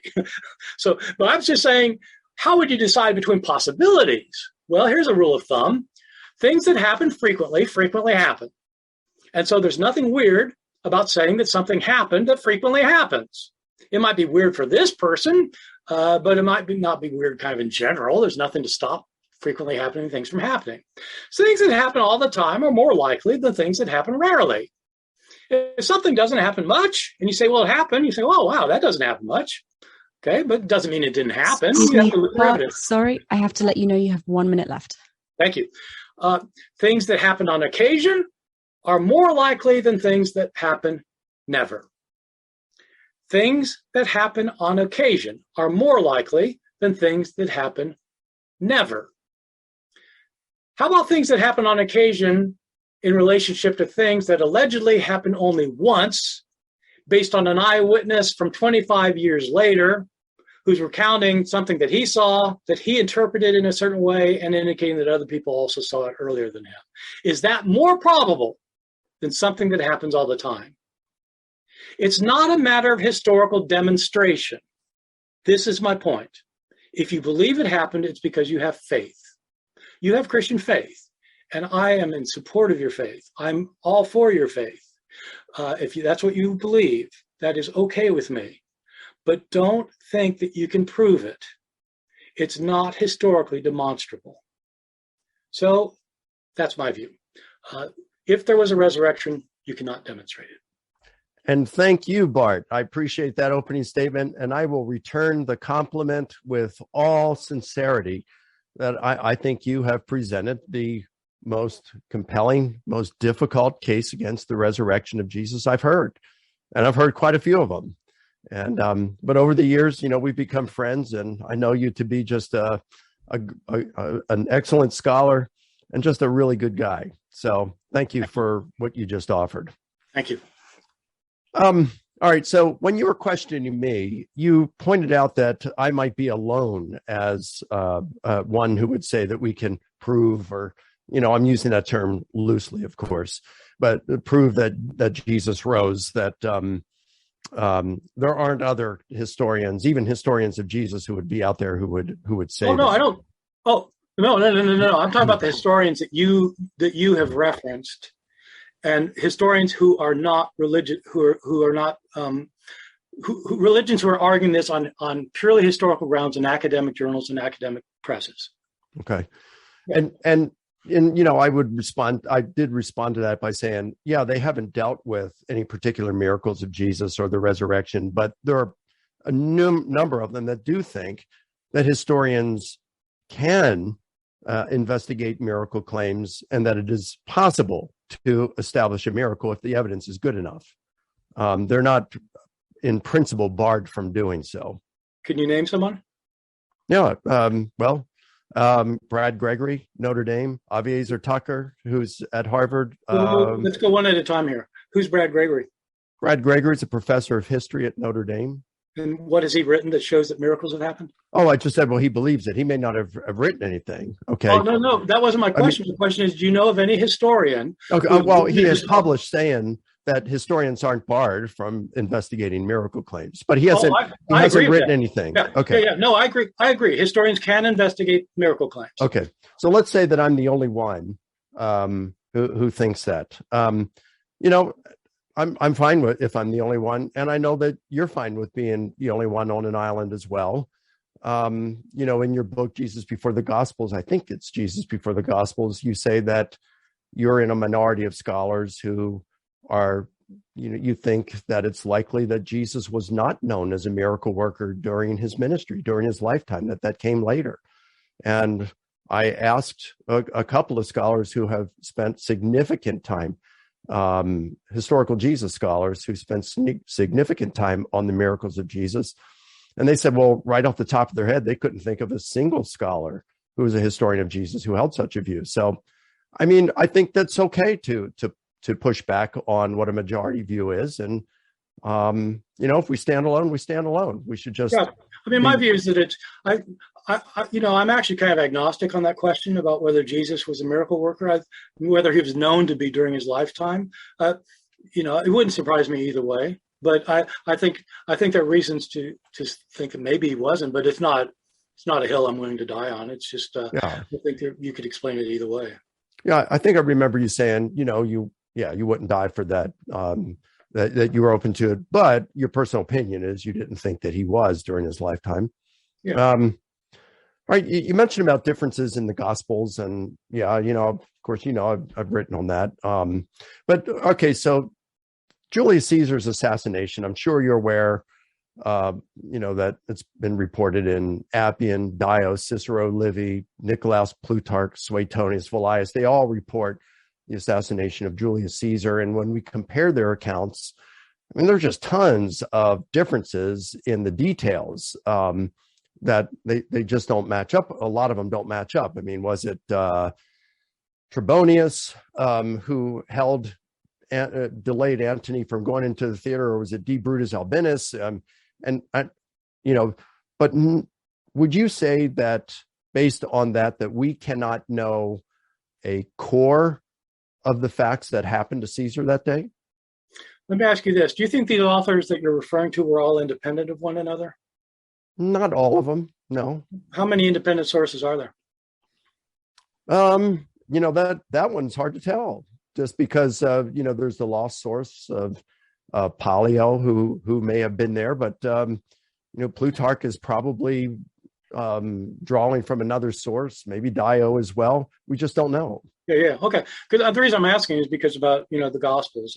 I don't know what your view is about the independence of John. Do you think John knew the synoptics? I'm with you on that. I think, well, I know you don't think he knew the synoptics. I'm open to him having known the synoptics, but in any case, I don't think he's dependent on it. I think he's an independent source. So we agree on that. Yeah. So I would say in the Gospels, we have two independent sources that refer to the discovery of the tomb No, that's right. But it's quite, I would not say it's commensurate with the murder of Julius Caesar, both because of the time between the events and the historical records of them, and because with the death of Julius Caesar, there's nothing inherently implausible about killing a dictator. Yeah, but that has nothing to do. We still have the differences. So of course we have differences. Yeah. So, and it's the same thing with the assassination of Lincoln by Booth. I mean, eyewitnesses who were right there reported immediately after the details and they had discrepancies. Was he holding a gun or was he holding a knife? And what but did it he sounds say? like it does sound like you're agreeing with me that if Mark is right, that they didn't tell anybody, and Matthew says they went away, that one of them can't be right about that. And that if Luke says they stayed in Jerusalem and Matthew says they went right away to Galilee, they both can't be right. It sounds like you're agreeing with that. Well, what I would say to some of those is like with Mark, he ends abruptly. And as you know, there's, debate over whether Mark intended to end his gospel there or whether he couldn't finish it or whether it was lost. I don't know. I tend to think that it was probably lost, but who knows? But when Mark ends there, he says, they went and they said nothing to no one. And the precise grammatical structure there is used in Mark 1:44, just earlier in the gospel, when Jesus says, go and say nothing to no one, but go show yourself to the priest. So I think what that is saying. That story continues by saying that he went on and told somebody. That's right. So but Mark doesn't continue that way with the women. Well, unless it was lost. And the fact is, when you look at Mark 14:28, he foretells that Jesus is going to meet them in Galilee. The appearance is anticipated, whether it's narrated or not. No, so I don't really see that as a discrepancy. Mark is explicit; they didn't tell anyone. If it ends at 16:8. No, that verse is there. Whatever happens next, right. Right. Because for example, what could have happened next? I don't agree that there's some kind of lost ending. I mean, but suppose there is a lost ending. Then Mark would not have said they told no one. They said nothing to anyone because they were afraid. Then the next verse would not be. And then they went and told Mark. They went and told Peter. It would be something like, then Jesus appeared to the disciples and he said, "Go meet me in Galilee." And then they would have gone there. But he's quite emphatic. The women did not tell anybody. And Luke says it's the first thing they did. Oh, okay. But the other problem is that the Matthew and Luke thing is just I don't see how you can regulate it. Did they go to Galilee or did they stay in Jerusalem? Okay. Well, that's correct. I agree with you there. I do think that someone has changed and transplanted some of the story there. I don't know if it's Mark followed by Matthew or whether it's Luke. I think Luke has compressed the account, and I know you and I disagree. I don't think that's an error if he compressed the account. You think that it is. He compressed which account? I think Luke would have compressed his gospel so that all the resurrection, all the appearances and the ascension happens on the same day. But obviously, he knows that it happened over a longer period of time because, as you mentioned in Luke and Acts 1, he narrates it over a period, says it happened over a period of 40 days. It's a question of whether you can trust what someone writes or not. If he knows something, if he knows one thing and he writes a different thing, which one are you supposed to believe? Well, agreed. Unless he's using some sort of rhetorical device there. You don't have a problem. If the writing says one thing and his head says something else, and all you've got is the writing, and you're saying the writing is wrong, that doesn't seem to support the accuracy of the account. Because you've just got the account. If we judge accounts by the literary rules of writing biography in the 21st century, sure, I agree with you. No. Well, no, I'm just asking, how do we know if something happened or not? And if Matthew says they were in Galilee and Luke says they never left Jerusalem, I don't see how that's condensing an account. Luke is emphatic. They never left Jerusalem. Okay. I'm just going to chime in here and gently remind you that this is Mike's turn to cross-examine Bart. Sorry, Megan. You will have your opportunity to rebut him at a later point. Sorry, I'm just trying to answer the question, but okay, fair enough. Bart, you mentioned how the disciples, none of the disciples could have been involved in like Matthew or John writing the Gospels because they were Aramaic speaking, whereas the authors were Greek speaking. What do you know about Cicero and the stuff that he wrote? I know a lot about his secretary, Tiro. Okay. Would you say that Cicero was a highly educated person? Yeah, I think I would argue that. Yeah. Okay. And what about Paul? Would you say he was pretty well educated? Well, he's not on Cicero's level at all, but he's. I would say that he is very highly educated. Yes. Okay. And would you say that Paul also used the secretary in amanuensis? He definitely did. Okay. We know he did. If we have two pretty well-educated guys, Cicero and Paul, and they're using secretaries in order to help compose what they're writing. And we know from Cicero that Tiro did a whole lot more than just take dictation, a whole lot more. And we know from Paul, from Tertius, in the crown jewel of all of Paul's letters, Romans, he says, I, Tertius, who wrote this letter, greet you in the Lord. So if two very well-educated guys at that time would use secretaries to do a whole lot more than take dictation, why would it be so out of place to think that the gospel authors, or let's say Matthew and John, who were not highly educated, that they would use a secretary to compose biographies of Jesus? Mm-hmm. Yeah, great question. And I won't violate Megan's restriction here by questioning you about it, but I will tell you, I don't know if you know this, but I've written extensively on this question, on the secretary hypothesis, because I got interested in that question. And I looked up every reference I could find to secretaries and scribes in the Greek and Roman world in antiquity, to study what it is we know about what they did. Yeah. And normally they take dictation. There are various ways to take dictation. When Paul wrote Romans, Tertius was taking dictation almost certainly. He wasn't composing the book of Romans. I disagree with you there, big time. I mean, Romans, you have to acknowledge, Romans is a whole lot better in terms of its literary quality than any other of Paul's letters. No, it's not. Sorry, Really? Mike, you have 1 minute left. Okay, let me just say this. No, Mike, it's not. But apart from that, look, secretaries never. You would disagree with the majority of scholars, New Testament scholars, on that for sure. You know, we're not going to go down. We're not going to go into our comparative. We're not going to go into our abilities in Greek here. What I'm saying is that we can check what secretaries did in the ancient world. We have no record of any secretary ever just being told to write an essay or a gospel, a 16 chapter, 28 chapter gospel in a different language and compose the account themselves. The only thing Cicero ever did with Tiro was sometimes say, oh, look, write a letter to so-and-so and tell them this. And he would compose a one papyrus page thing based on exactly what Cicero always said. You don't have anything like a secretary ever writing an account for someone else that I know of. And well, Cicero's writings would bear out differently because he had a dinner with Pompey over his house. And Pompey asked him to read something that he had recently written. He says, I can't. Because without Tiro, I am altogether dumb. So Tiro did a whole lot more than just. Yeah, well, Mike, if everyone wants to read last thoughts, gentlemen, we're going to have to finish up and go to audience questions. If you just look at my account, I give an extensive account. I talk about Cicero in my book, Forgery and Counter Forgery. I have read your book. They've got there is nothing like this in the ancient world. I guess I just didn't find it persuasive. I'm sorry. So let's start with my facts. And here I presented 6 bedrock facts that are very strongly supported by the data, and indeed they enjoyed a very good, strong heterogeneous consensus of scholars agreeing with them.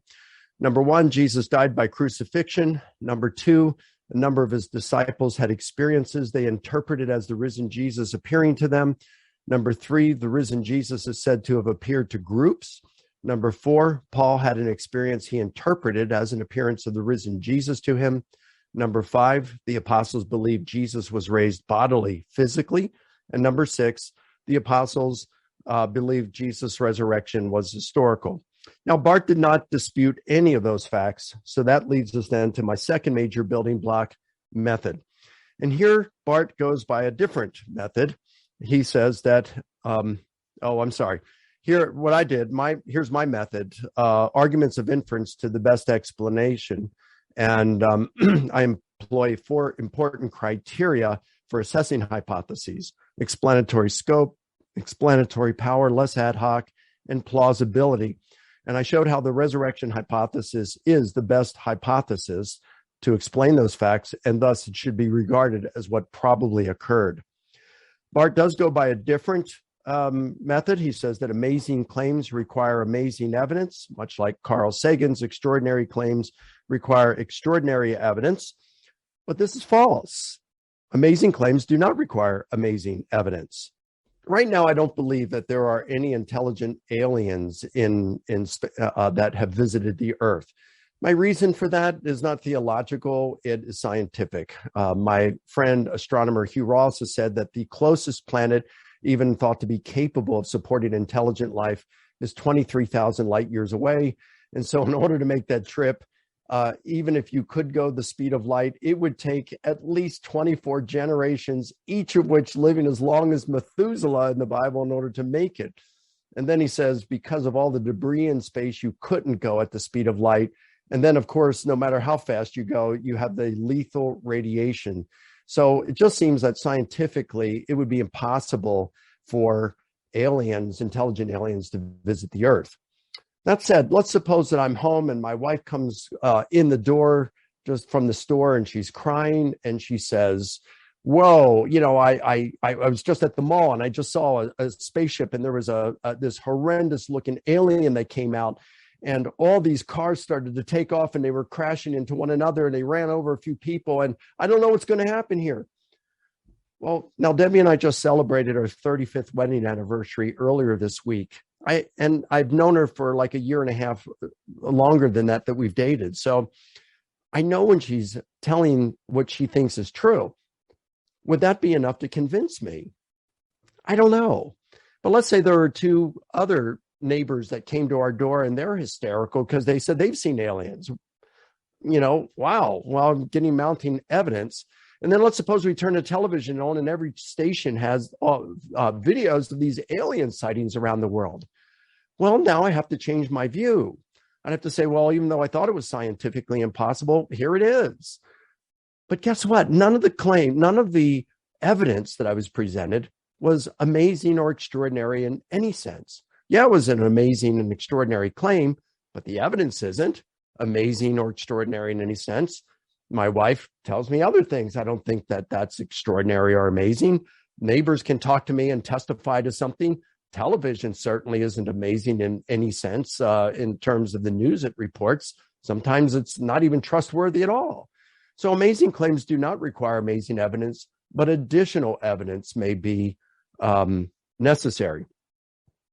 Art talks about the laws of nature. And, I don't want to get hung up on a definition here. I just want to clarify that, the law, I think a miracle, I don't see it as a violation of the laws of nature. I think the laws are still applicable. I just think that a miracle is when the hand of God enters reality and alters the normal course of events. Again, that's just what I think a miracle is, how I would define a miracle. And listen, beside all this, if God exists and wanted to raise Jesus, then are we really going to say that he couldn't violate or go against or make an exception to the laws of the universe that he created? Well, of course he could. So the laws of nature really have nothing to do with whether a miracle is possible. Well, then he says, well, how often are the laws of nature violated? Well, again, I'm just using his terminology, and I understand what he's saying, and I think he understands what I'm saying. So I don't want to, bicker over the definition here. I don't think we need to, but I think it may be a little more frequent than what Bart may think. I have a friend named Lloyd Reed. I haven't seen him in a few years, but he and I were friends for several years. I've lost touch with him, but back in June of 1987, Lloyd was involved in a terrible car accident that put him in a coma for several weeks. Well, on the 4th of July, 1987, his church had a church picnic, and at 4:00 in the afternoon, they all got together and prayed for Lloyd. And miles away in the hospital, at 4:00 in the afternoon, Lloyd came out of his coma. To me, that looked, just because it occurred in a context charged with religious significance and was extremely unlikely, and it happened at the same hour they were praying, that seems to be a miracle to me. And then you have Craig Keener. He's written 2 volumes on miracles. He's done a lot on these things, and he's documented a lot of miracles. He has seen some. His sister-in-law. My memories. Anyway, his wife's sister died. She was bitten by a snake over in the Congo, died, and her mom carried her for 6 hours to a pastor to another village. She was like a different color at that time. He prayed over her, and immediately the daughter started breathing. So miracles do happen, and they happen more frequently than many people may think. In fact, every year I ask my students at Houston Baptist University at one point in our courses whether they have ever experienced what we call a Class A miracle. Class B, you pray something and it happens, and well, you can't really tell if it's a miracle. But Class A, whoa! I mean, it's something like what we were just discussing here with Loy and with Craig Keener. And once every 2 years, I'll hear from a student a firsthand testimony of a Class A miracle. So I do believe these things happen. Well, Bart says, well, what would amazing evidence look like? He'd like to see controlled testing and empirical observation. And of course, this, as he would acknowledge, this is the wrong discipline. You can have that in chemistry, you can have it in physics, but you can't even use empirical testing or controlled testing, empirical observation in ordinary historical investigation. So that's just a non-starter there. He says, well, we have no actual eyewitness account of Jesus being raised from the dead. Well, that's true. But, you know, it's kind of like if I see a guy and he's got longer hair, and then later on that day, I see him and his hair is a whole lot shorter, I don't have to have been there to witness his haircut. It's an inference. And when you see Jesus scourged and crucified, and then a few days later, they have experiences in which they are convinced he has been raised physically, bodily from the dead in a resurrection body. You can see how they can conclude he rose from the dead. It's a rational inference. Well, now he talks about single eyewitness, Paul. Do we have a single eyewitness with Paul? Well, yeah, but we have more than that. I mean, he's an enemy, and that's big. I mean, if Nancy Pelosi all of a sudden said, you know, I've been wrong all these years about Donald Trump, and I'm leaving the Democrat Party, and I want to help Donald Trump run for president in 2024. I'll be his campaign manager. I mean, that would be a huge change. But what we see with Paul is a persecutor of the church, becoming one of Christianity's most aggressive advocates at that time, and suffering all kinds of persecution and beatings and martyrdom. I mean, that's even more radical than if Pelosi came over to the Trump train. This is a big thing. He knew Peter, James, and John, the pillars of the church. He was preaching the same core message, specifically Jesus' resurrection, the appearances to individuals and groups, bodily resurrection, and that it was a historical event. And this is stuff that even Bart acknowledges. And he says, well, the reason that Mike and others believe Paul is because it's in the Bible and it's sacred. No, not at all.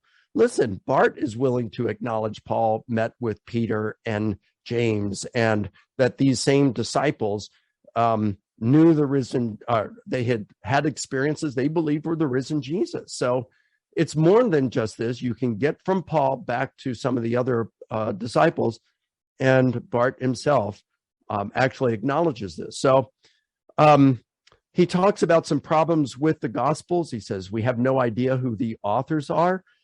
I disagree with this. I think we have some decent evidence, at least to some of the authors might have been to an extent, or that they were seriously rooted in eyewitness testimony.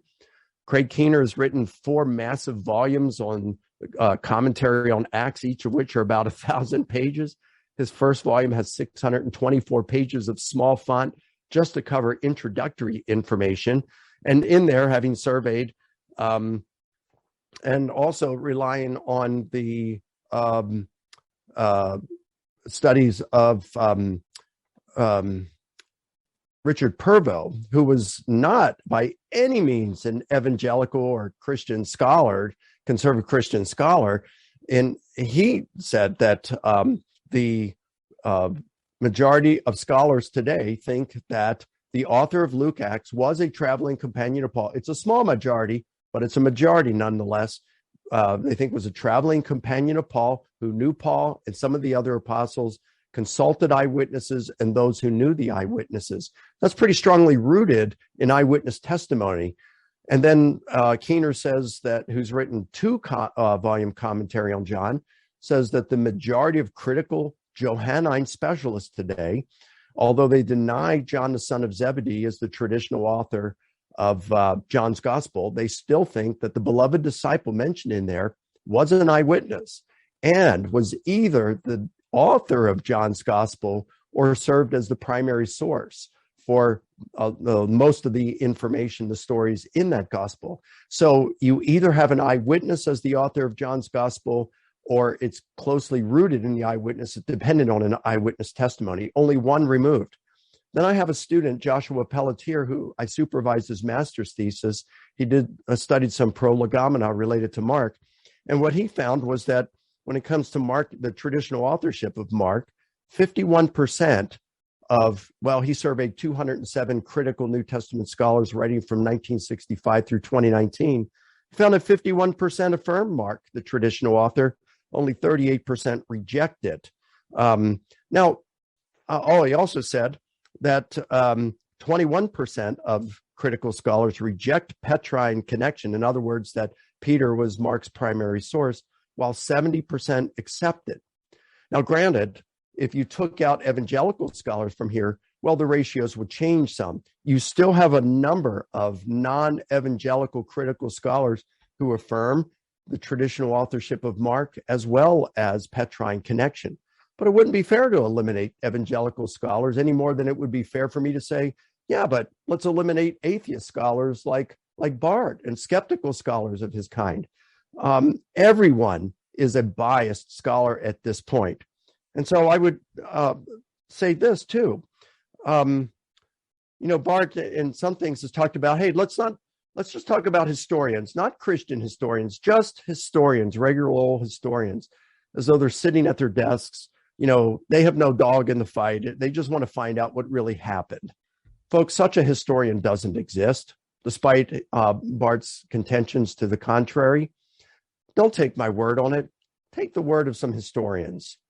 Keith Jenkins, professor of historical theories, a prominent historian, and he writes, for the attempt to pass off the study of history in the form of the ostensibly disinterested scholarship of academics, studying the past objectively and for its own sake as proper history is now unsustainable. How about Georg Eggers, professor of European history? Historical scholarship is never value-free, and historians not only hold political ideas that color their writing, but also work within the framework of institutions that affect the ways in which they write history. And I'll tell you what, maybe you'd say, well, Mike, you've cherry-picked those. I mean, yeah, they're prominent historians, but you could find some who don't think that. Well, that's true. But how about another one? Let's go back to a New Testament scholar. How about Barth? In our 2011 discussion on Justin Brierley's podcast, Unbelievable, at one point, Barth spoke of Christian historians, scholars being biased. And Justin responded, well, how about it, Barth? Are you biased? And here's his response. Yes. My bias is just as much. And then in his debate with Craig Evans, he says, every discipline of every kind, there is no such thing as objectivity. It doesn't exist. So there's no way to achieve it. So my answer is that you can't be objective. It's not that I'm not saying that I'm not objective and you can be. I'm saying that you can't be either. It's impossible. So being an objective historian, just to look at it for the sake of what history is and what it might reveal, such a historian does not exist. It's a figment of Barth's imagination. It doesn't go any further than that, folks.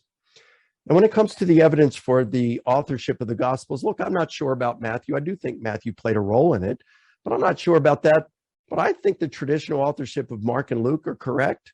And John, I'm not sure about John, the son of Zebedee, but I do think it was either written by an eyewitness or that the author was dependent on the eyewitness for this, which is very much different than the very long chain of this person told this person, who told this person, who told this person for 40 years before the story in the form that it had taken by that time made its way into the Gospels. I just don't think that that's the way it happened. And I would also say that the authorship we have for the Gospels, the traditional authorship, the evidence for it is better than what we have for some of the other ancient literature that goes unquestioned. So, for example, Plutarch's Lives are considered some of the best biographies in antiquity. Yet the best evidence we have for it is called the Lamprias Catalog, written at least 200 years after Plutarch wrote, is falsely attributed to a son, and contains information that classicists are fairly in agreement that Plutarch did not write. Despite that, nobody's questioning whether Plutarch wrote the lives attributed to him. So, but despite all of that, it's irrelevant anyway. because I didn't base any of my argument, any of my evidence on the Gospels. I based it on Paul and his links to the Jerusalem apostles, and that's something Bart doesn't even deny. So when he's criticizing the Gospels in reference to the resurrection, I'm afraid he's just barking up the wrong tree. Well, then he says, well, is the evidence for Jesus' resurrection better than evidence for Joseph Smith? Well, yeah, it is. The risen Jesus appeared to some non-believers like Paul and James. But what about the witnesses to the golden plates? Yes, there was 11 of them, plus Joseph Smith, but there were no non-believers in there. All but one witness were members of two families friendly to Joseph, one of those families being Joseph's family. Three witnesses had to take time, according to the instructions of Joseph, and prepare themselves spiritually before seeing the gold plates. And the witnesses only ever saw the gold plates under closely controlled circumstances, such as specific dates, times, locations. Joseph was always present, and that renders them suspect of being orchestrated by Joseph. Moreover, look at who Joseph was. He claimed that God commanded him to take more than 30 wives, some of which were already married to other people. I think it's amazing how some leaders, founders of certain religions, all of a sudden get a revelation from God that they're to take other women to be their wives, as polygamists, and even wives from other men, and that it was okay. And of course, they had to conveniently obey God on that.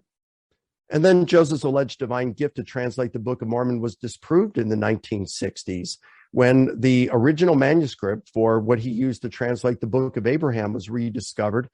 And the Mormon Church turned it over to three Egyptologists, two from the University of Chicago, one from Brown, and all three of them came back and said, there's nothing even resembling the Book of Abraham in this. Smith's translation was totally out to lunch. It was simply the Book of Breathings. That was a book placed on mummies for guidance in the afterlife. So we have no reason to think that these experiences of the golden plates were the same as what Paul and the others experienced. What about the Baal Shem Tov? Well, and Bart would agree with this, more than 80% of the tales about the Best contain contemporary folk motifs, a figure so pervasive that genuine historical reminiscences are unlikely to be found in them. I also think Bart would agree with this. It's a different genre than what we have in the New Testament literature with the appearances of Jesus. It's the Gospels are biographies, whereas the accounts of the Baal Shem Tov is hagiography, which, although it existed in an infancy, much more tame form in the first century, it begins to flourish in the 3rd and 4th centuries, such as with the Life of Apollonius of Tyana by Philostratus, and even more so when you get to late medieval period, where you have Christian hagiography of saints. That's when the tales of the Best were written. It's about 1700 years after the Gospels. It's just not even the same genre. And Rabbi Shlomo Rabinovitz wrote around the same time as this account of as the Best coming out, and he said, "Whoever believes all the miracle stories about the Baal Shem Tov is a fool, but whoever denies that he could have done them is a heretic." So there is a big difference. Now Bart talks about actual bedrock appearances. He says, well, you got Paul, Peter, Mary, and perhaps some others. Well, what about those group appearances? Because the fact of the matter is those group appearances are better attested. They are tested in more sources than the appearance to Paul, the appearance to Peter. So if you're going to reject the group experiences, why would you accept these others? Well, the fact is, we know that these others had experiences. The evidence is strong enough to conclude that they had these experiences they sincerely believed was of the risen Jesus appearing to them. So why not the group ones as well? He says, do Mike's facts require supernatural intervention? I think so. And I don't mind using the term miracle. I said I don't agree that it's a violation of nature. That's what I said. But I do think we have to be careful about how we're doing things here. Let's put it this way. Let's say that a comet's about ready to hit the moon. It hits the moon, and as the lunar dust settles, there is a message written on the moon's surface that says Jesus is Lord, and it's written in Hebrew and in Greek. Now, here's what a scientist would do. They would say, What an extraordinary event. Of course, I have no natural explanation for it, and it would certainly seem to require divine intervention. However, as a scientist, I have no ability, no mechanism for identifying divine causation. So while Sorry, certainly Mike, you have recognizing 1 minute left. Thank you. Certainly, while recognizing the occurrence of the event, I have to say that I can't identify the cause. But here's what it wouldn't do. The scientist wouldn't say, wow, what an extraordinary event. I have no natural explanation. It requires a divine causation, but I don't have the tools to identify a divine causation. So that would require God. I can't write on this for my peers. And so I'm sorry, I can't even acknowledge the event itself. Well, as ridiculous as that sounds, that is exactly the position that Bard has taken when it comes to miracles. So I'll just end there and maybe pick up some more in the second one. Thank you. Let me tell you why I am not persuaded by Mike's first presentation, and I'll be able to touch on a couple things that he just said, but I'll have to save most of that for later. Let's begin with Mike's six facts. He wants to come up with an explanation that will cover all six bedrock facts, and that's a commendable effort. And of course, that's exactly what scholars have to do. They have to look to see what it is that could explain what everybody agrees is factual. The thing about Mike's six facts is that I'm not sure that he actually has six facts. I would say that he has four facts because a couple of them are one's not a fact and of relevance, and two of them are the same. And just so we're on the same page. It's pretty easy. If you want to, you can come up with a whole list of 20 facts and say, my explanation explains all of them. But when you look at the facts, you realize, well, actually, that fact doesn't have anything to do with it. So I just want to be clear about what the actual facts are that he's claiming to explain. So his first fact is that Jesus died for crucifixion, and he thinks he has to explain this with an explanation about the resurrection. No, everybody agree, we all agree that Jesus died of crucifixion. So your explanation for why people came to believe in the resurrection is not related to a fact that you need to explain. Everybody agrees Jesus died, so it's not a fact of relevance for the resurrection. The first one that I would take as a fact is that a number of his disciples had experiences they interpreted as the risen Jesus appearing to them. And Mike said this is something that was believed, but he indicates it's not something that was claimed. It's just something it's something they believe. But I want to point out that in fact we don't have any of these disciples telling us that this is what they experienced or interpreted.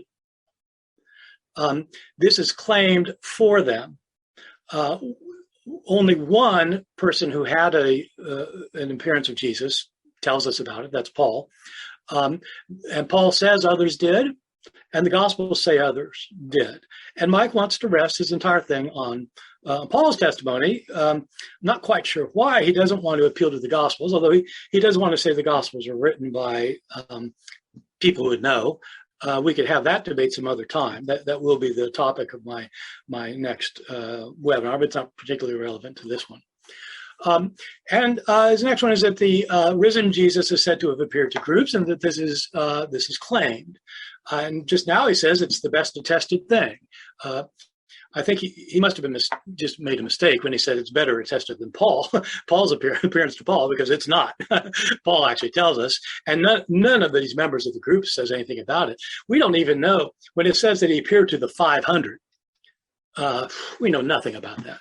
No other source says anything about it. We don't know where he got that information from. We don't know who told him. We don't know. And, if he's telling the Corinthians this in the year 50, based on something that he knew much earlier, it's really hard to believe that the gospel writers hadn't heard of this. Why didn't they say something about it? I really don't know. It's a very odd thing. But in any event, even when Paul says that Jesus appeared to the 12, well, that's a group. It's interesting that he says the 12. because I guess there was supposed to only be 11 at that point. And so maybe Paul just uses the 12 as meaning for the group of the disciples. I don't really know. But yes, it is claimed, that's one of the claims, that Jesus appeared to groups. So these two are claims.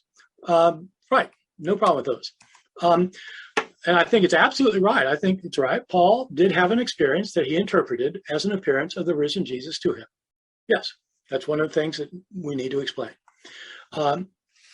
His next two that he uses as facts, I think, are one fact. The apostles believed Jesus was raised bodily, and the apostles believed Jesus' resurrection was historical. I think this is the same thing. I mean, if the disciples believed that Jesus was bodily raised from the dead, yes, they did think that was a historical event, something that happened. And so, and I'm not sure how different it is from the first fact, that they had experiences they interpreted as the risen Jesus appearing to them.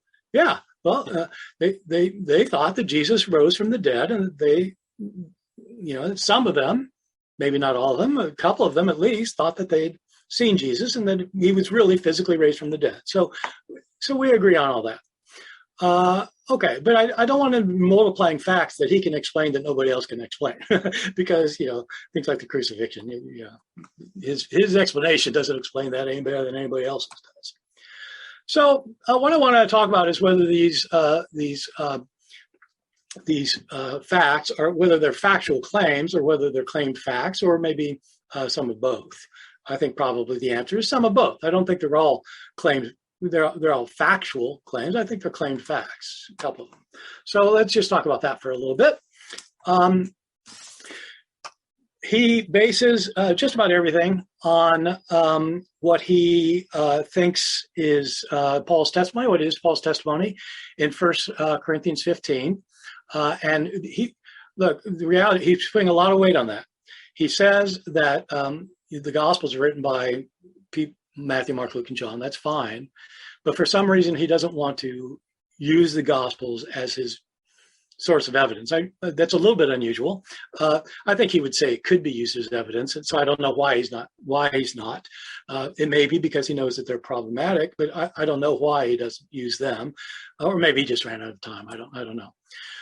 The thing with Paul does say that he received the information that Jesus died for our sins according to the scriptures, and that he's buried, and that Christ rose from the dead according to the scriptures, and that he appeared to Cephas, Scholars, by the way, have very long been interested in this passage in 1 Corinthians 15.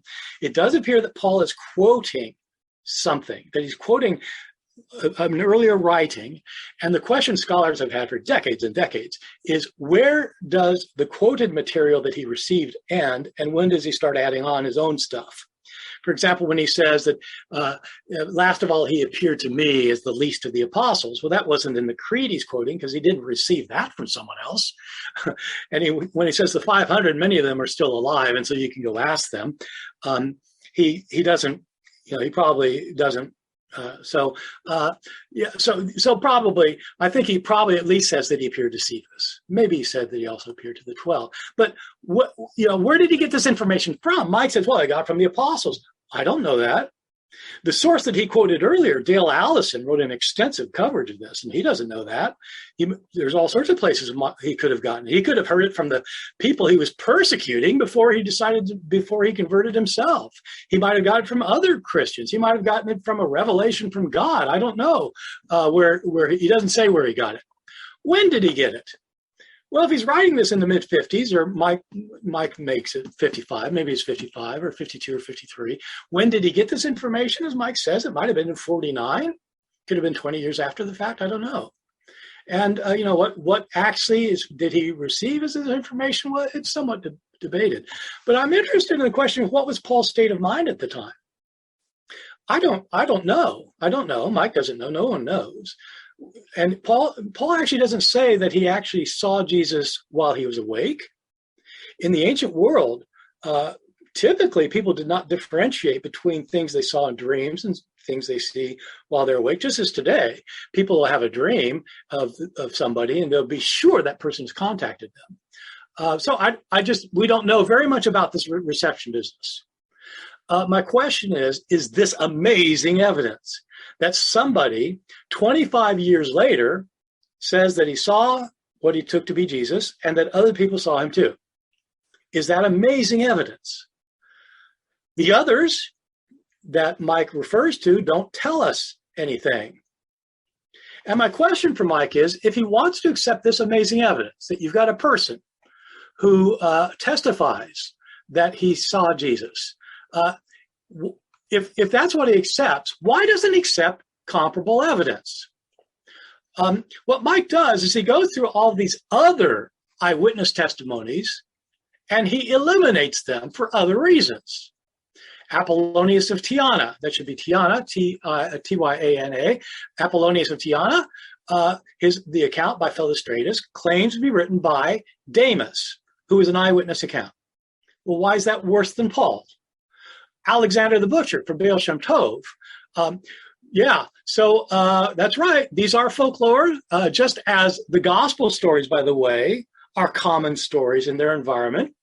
The stories about Baal Shem Tov are common stories in the 18th century for holy men. That's right. It's the same thing, not a different thing. And the author claims that Alexander, his own secretary, Baal Shem Tov's secretary, gave him many of these stories. Why is that worse evidence than somebody writing 25 years later?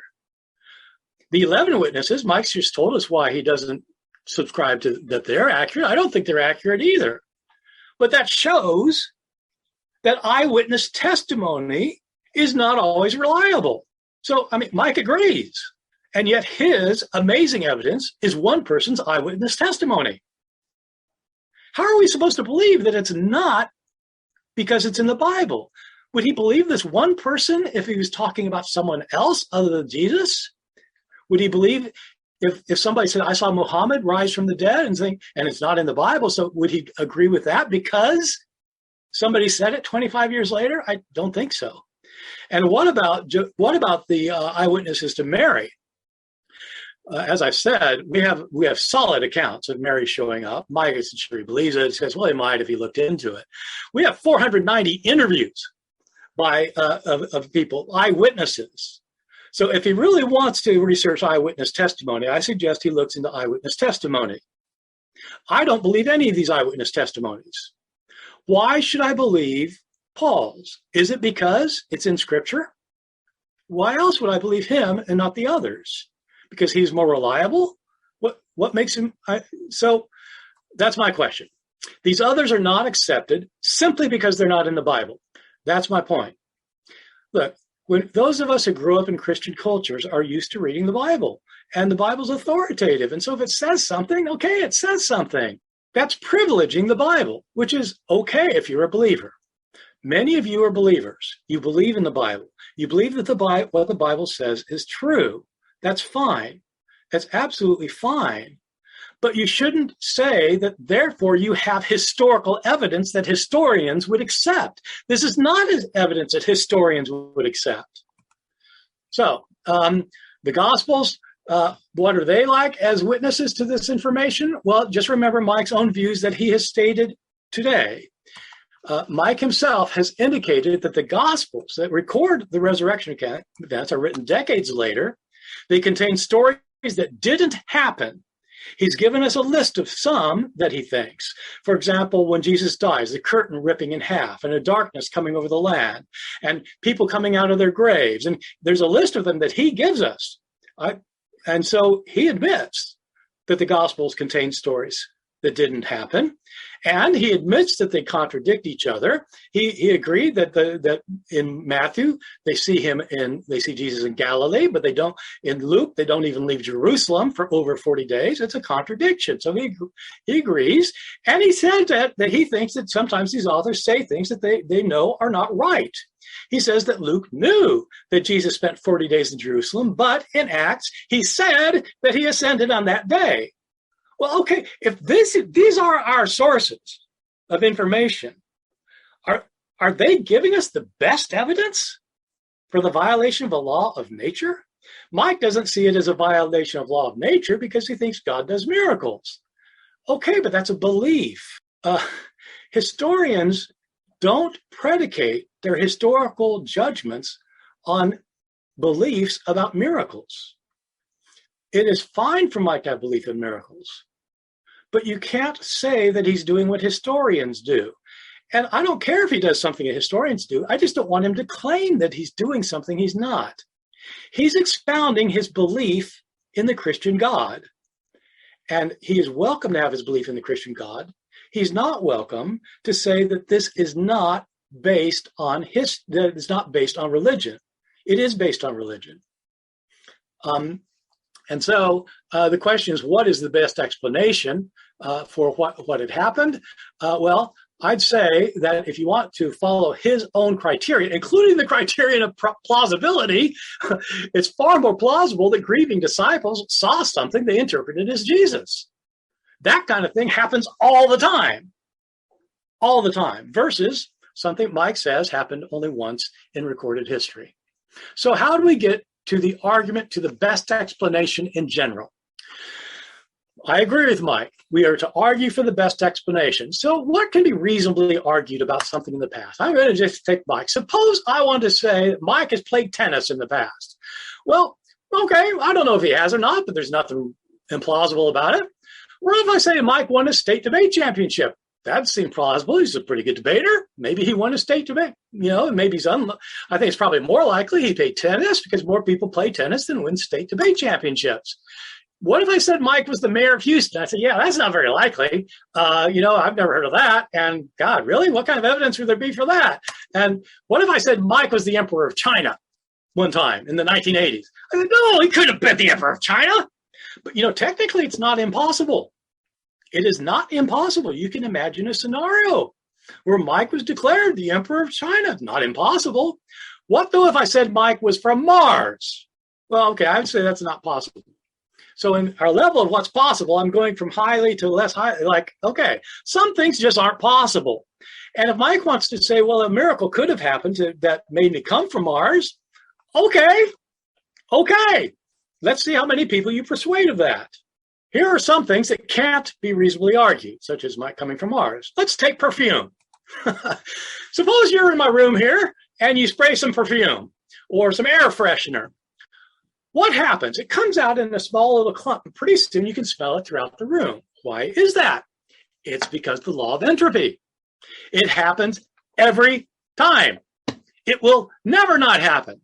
And the other thing, it will not happen unless there's wind blowing or but in the still room right now, it will happen a zillion times if you do it a zillion times. What will never happen is those perfume molecules will then gather together back into a cloud and go right next to the bottle I sprayed it from. They can't do that. That's the law of entropy. If somebody said that happened, would that trump the law of entropy? If in 25 years somebody said, oh, I saw it happen and these other people saw it before I did, they saw it happen. How many people would think, oh yeah, okay, it probably happened then? Even if you believe in miracles, as many of you do, does that strike you as something that would have been likely? Do eyewitnesses ever trump a law of nature? I don't think so. Do storytellers who coming decades later, who contradict themselves repeatedly trump the laws? I don't think so. What's the best explanation historically? Something that has never happened before or since? Something's never happened? Is that the most probable thing usually? Or is it something that happens all the time that is most likely? And so if you're taking a historical approach to the resurrection, you just say, look, you can't show it happened. That is not an anti-supernaturalist bias. When Mike attacks the Mormon witnesses, it's not because of an anti-supernatural bias. He says he's not convinced by them. It's because history cannot show that they saw the golden plates. Scientists and historians often have faith, but they don't use their faith to make their claims. Other religious people make claims and Mike doesn't buy them. It's not because of anti-supernatural bias. Science is science, history is history, religious belief is religious belief, and let's just keep them all separate. All is good. This is not an idiosyncratic view. It's a historical view. It's the view of every authority Mike himself has cited. He wants to claim that reasonable historians will recognize the historical evidence points to Jesus' actual resurrection, but historians do not accept his evidence as being historical evidence. It's based on belief. Take the ones that he quotes. I'm stolen 2 of his slides. They're nice slides. I wish I could have slides like this. Richard Evans, no historians really believe in the absolute truth of what they're writing, simply in its probable truth, which they've done their utmost to establish by the usual rules of evidence. Mike skipped that part. The rules of evidence do not allow you to say that a law of nature has probably been violated. And so to this other slide that I liked very much, about some things are certain, some are more probable, some are doubtful, some certainly not. Historians would say that miracles are certainly not, they're not probable. They're not probable, they're not possible. If they happened, it's because of a divine intervention that a historian cannot verify because it's divine. Historians look at what happens in the natural world. Do the historians, Mike himself, think that a natural law of nature has ever probably been violated? Well, let's look at his examples. And you can just read these people yourself. Hayden White? No, he doesn't think so. Richard Evans? No, he doesn't think so. Robert Anker? No, he doesn't think so. Michael Gilderhus? Chris Lawrence? These people do not think so. Does anyone? I have never read an article by a professional historian in any professional journal or in an academic press, nor have I ever talked to a professional historian. I know many. I've never heard of anyone who thinks that a law of nature can be shown as probably having been broken. It just never happens. So it might be that in fact there are, divine interventions. I'm just agreeing. Okay, maybe there are divine interventions. I don't think so. I don't think so. It's not my belief, but if it's your belief, that's fine. But you can't claim to be able to prove it on historical grounds because historians can't do that kind of thing. In sum, let me just sum this thing up in my last couple of minutes. In sum, Mike does not want belief in Jesus' resurrection to be just a belief. He wants it to be a historical fact substantiated by using standard historical methods. That's what his entire presentations have been about so far. It's not just a belief. It's based on standard historical methods. Historians, apart from Mike and other conservative evangelical apologists, agree that that simply is not possible. Mike studied at Liberty University, Christian school, did his PhD writing under a Christian apologist, Christian person. They think that you can show these things. Historians in research universities or who are published in research journals or write for academic presses say you can't do it. They never argue on historical grounds that the law of nature has been violated. They just never do. It may be that they personally are believers. Many of them are personally believers, but they don't argue on historical grounds. There's no judicial officer in the land that will accept claims of miracle as probable. If you present a court case and you base your evidence on a miracle, it simply cannot be accepted. I point this out because Mike wants to argue that doing history is like mounting a case in court. Well, okay, it either is or it isn't. But if it is, you can't appeal to miracle. Even those who share Mike's beliefs don't have these views. They don't think that his beliefs are wrong. They agree, though, that the beliefs can't be demonstrated to be historically probable. In my final, one more slide. Mike's belief in resurrection, therefore, is a belief that, like all beliefs, is beyond historical demonstration. I have no objections to it as a belief. I have an objection to claiming that you can prove it. And in my next rebuttal, I'm going to explain why I think that is really problematic. It's not just problematic for intellectual reasons. It's not problematic just because, you shouldn't say that. It's because it can lead to very dangerous situations, and in fact has led to dangerous situations that have harmed people, actually harmed people. And I'm going to explain why in one of my later talks. So we'll open with a question for Mike. You've argued in the past, this is from Nick, by the way, that among the reasons you find a group hallucination hypothesis implausible is because the American Psychological Association can't find any credible evidence or credible examples of it.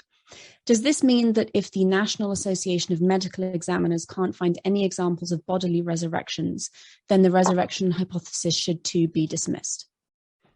Oh, well, good question, Nick. It's not the American Psychological Association. It's actually a book that was published by the APA. I haven't looked at it for a while. Hallucinations, the Science of Idiosyncratic Perception, I think it was called, by Ehrman and Larrae. And so they talk about it in there, and they say I contacted one of them, Professor Larrae, and I said, why didn't you do anything on group hallucinations? He said, we couldn't find any documented cases. We looked for it. We wanted to have a chapter on it. Gary Sipsey, who does teach at Liberty, he looked at he's a clinical psychologist with a PhD in clinical psychology. He looked through the literature, professional literature for 20 years, couldn't find a single documented case. And it's our understanding of what hallucinations are that would seem to suggest that group hallucinations can't occur. So I think that's the most important part there. Our understanding of what hallucinations are that would seem to prohibit, any credible account of a group hallucination. That would have to be explained otherwise. Thank you. Bart, did you have any thoughts on that? Yeah, I agree that group hallucinations don't happen. And so if that's true, then I don't see how we can argue that groups saw Jesus. Just because somebody later says they did, is these same investigators would say that this also cannot be corroborated. Thank you. This next question is directed at Bart. What do you make of one of the points Dale Allison makes in favor of the empty tomb? That the Gospels have no qualms about presenting a suffering Christ, showing Jesus' torture and shameful execution. Why would they have scrubbed away the reality that he was actually cast away in a common criminal grave to be eaten by animals? Yeah, I don't think it's a very good argument. So I mean, Dale Allison's a very, very good scholar, and Dale, of course, he weighs evidence like nobody. He tries to be as even-handed as he can come. He's really a very, very fine historical interpreter of the New Testament. But there's a very good reason that the New Testament writers would not say that Jesus is tossed into a grave to be eaten by dogs. They can't then say that the tomb is empty 3 days later, because there's no tomb. So of course they can't come up with that or even say it if it happened, because the other things they didn't know. The disciples almost certainly would not have known what happened to Jesus' body because they fled to Galilee. So, but apart from that, the question is, why wouldn't they make that up? Because it would run counter to the claims they want to make that he's raised from the dead. Thank you. Mike, do you have thoughts on that? Yeah, well, there's no evidence whatsoever that they had fled to Galilee. In fact, all four Gospels have them remaining in Jerusalem. Josephus, in his Jewish War, Book 4, Section 317, talks about the Romans allowing the crucified to receive a proper burial prior to sunset, and this would have been prior to the year 66. We also have the remains of two crucified victims that were discovered in Jerusalem that prove that before that time, the crucified victims in Jerusalem were allowed proper burials. And even Bart's colleague at UNC Chapel Hill, Jody Magnus, who is an archaeologist, she has written and said that the gospel accounts of Jesus's burial are entirely compatible with what we know about Jewish practices, customs, and funerary rites in the Second Temple period. Bart, I saw you shake your head. I know, I'm just sorry.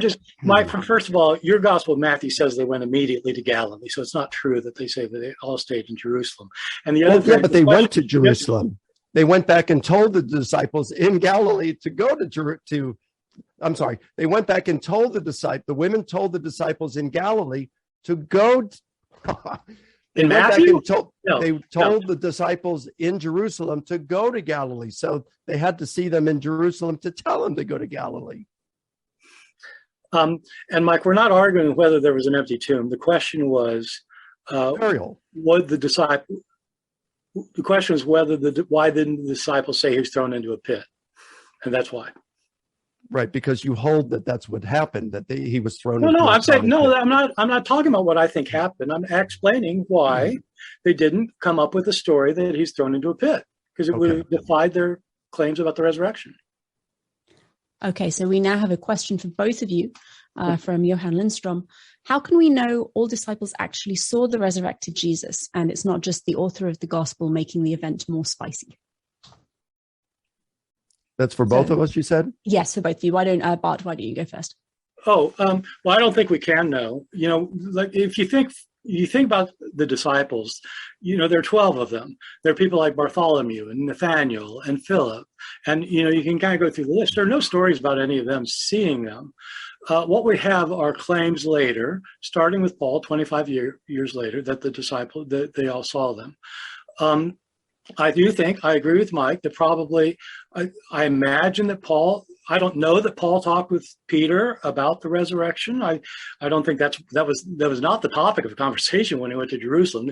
They were talking about his gospel, and he doesn't mean his gospel. The second trip, right? The second trip they were talking about the gospel, not the first one. The first one they went for 2 weeks, and they didn't say what they were talking about. But it wasn't the weather, right?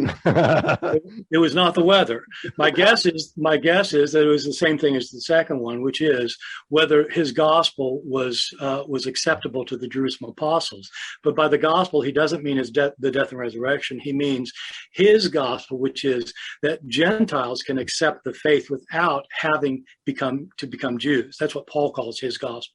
Well, okay, he said he ran the gospel message past them. And then in 1 Corinthians 15 says, I want to remind you the gospel message I preached to you. And it's the death, burial, resurrection, and appearances. Yeah. That's the gospel message he preached. So you don't think that there's really much probability that when Paul went up to meet Peter for the first time, 3 years after his conversion, and spent 15 days with him, they never even touched on the teachings of Jesus, what it was like, the resurrection and things he said and did while he was with. You don't think they ever talked about that during that 15 days? No, I didn't say that. I've never said that. I mean, okay, so do you think they did talk about that? That's what I'm trying to answer the question. Okay. I think that Paul probably spent most of their time in Jerusalem talking about his mission. He's trying to get approbation for his mission. And it would be amazing if he didn't talk to them and find out, about it. It's very surprising. It's very, very surprising that in Paul's letters, whether you take all the 7 undisputed that Mike did, or if you take all 13, it's very surprising that he says almost nothing about what Jesus did during his lifetime when these people were the eyewitnesses. And if he'd been talking to them a lot about it, that's very surprising. But why is that surprising? I mean, these are letters of occasion. They're not biographies of Jesus, and it's almost kind of assumed they already know about it. Is it? Yeah, I mean, these guys have been Christians for a while now. They're writing him about specific things. Hey, can we eat meat sacrificed to idols? Yep. Is it they okay? Don't ask him about Jesus, do they? Hmm? They don't ask him about Jesus. Yeah, because they probably know about him. I mean, when I called Gary Habermas years ago about my doubts, I wasn't asking about stories about Jesus. I had specific concerns I had. And those were the things that he addressed at that point. That's right. No, I agree. But Paul's letters are occasional. There are occasions when he mentions something in Jesus' life. And he does that in order to provide kind of oomph to his argument. You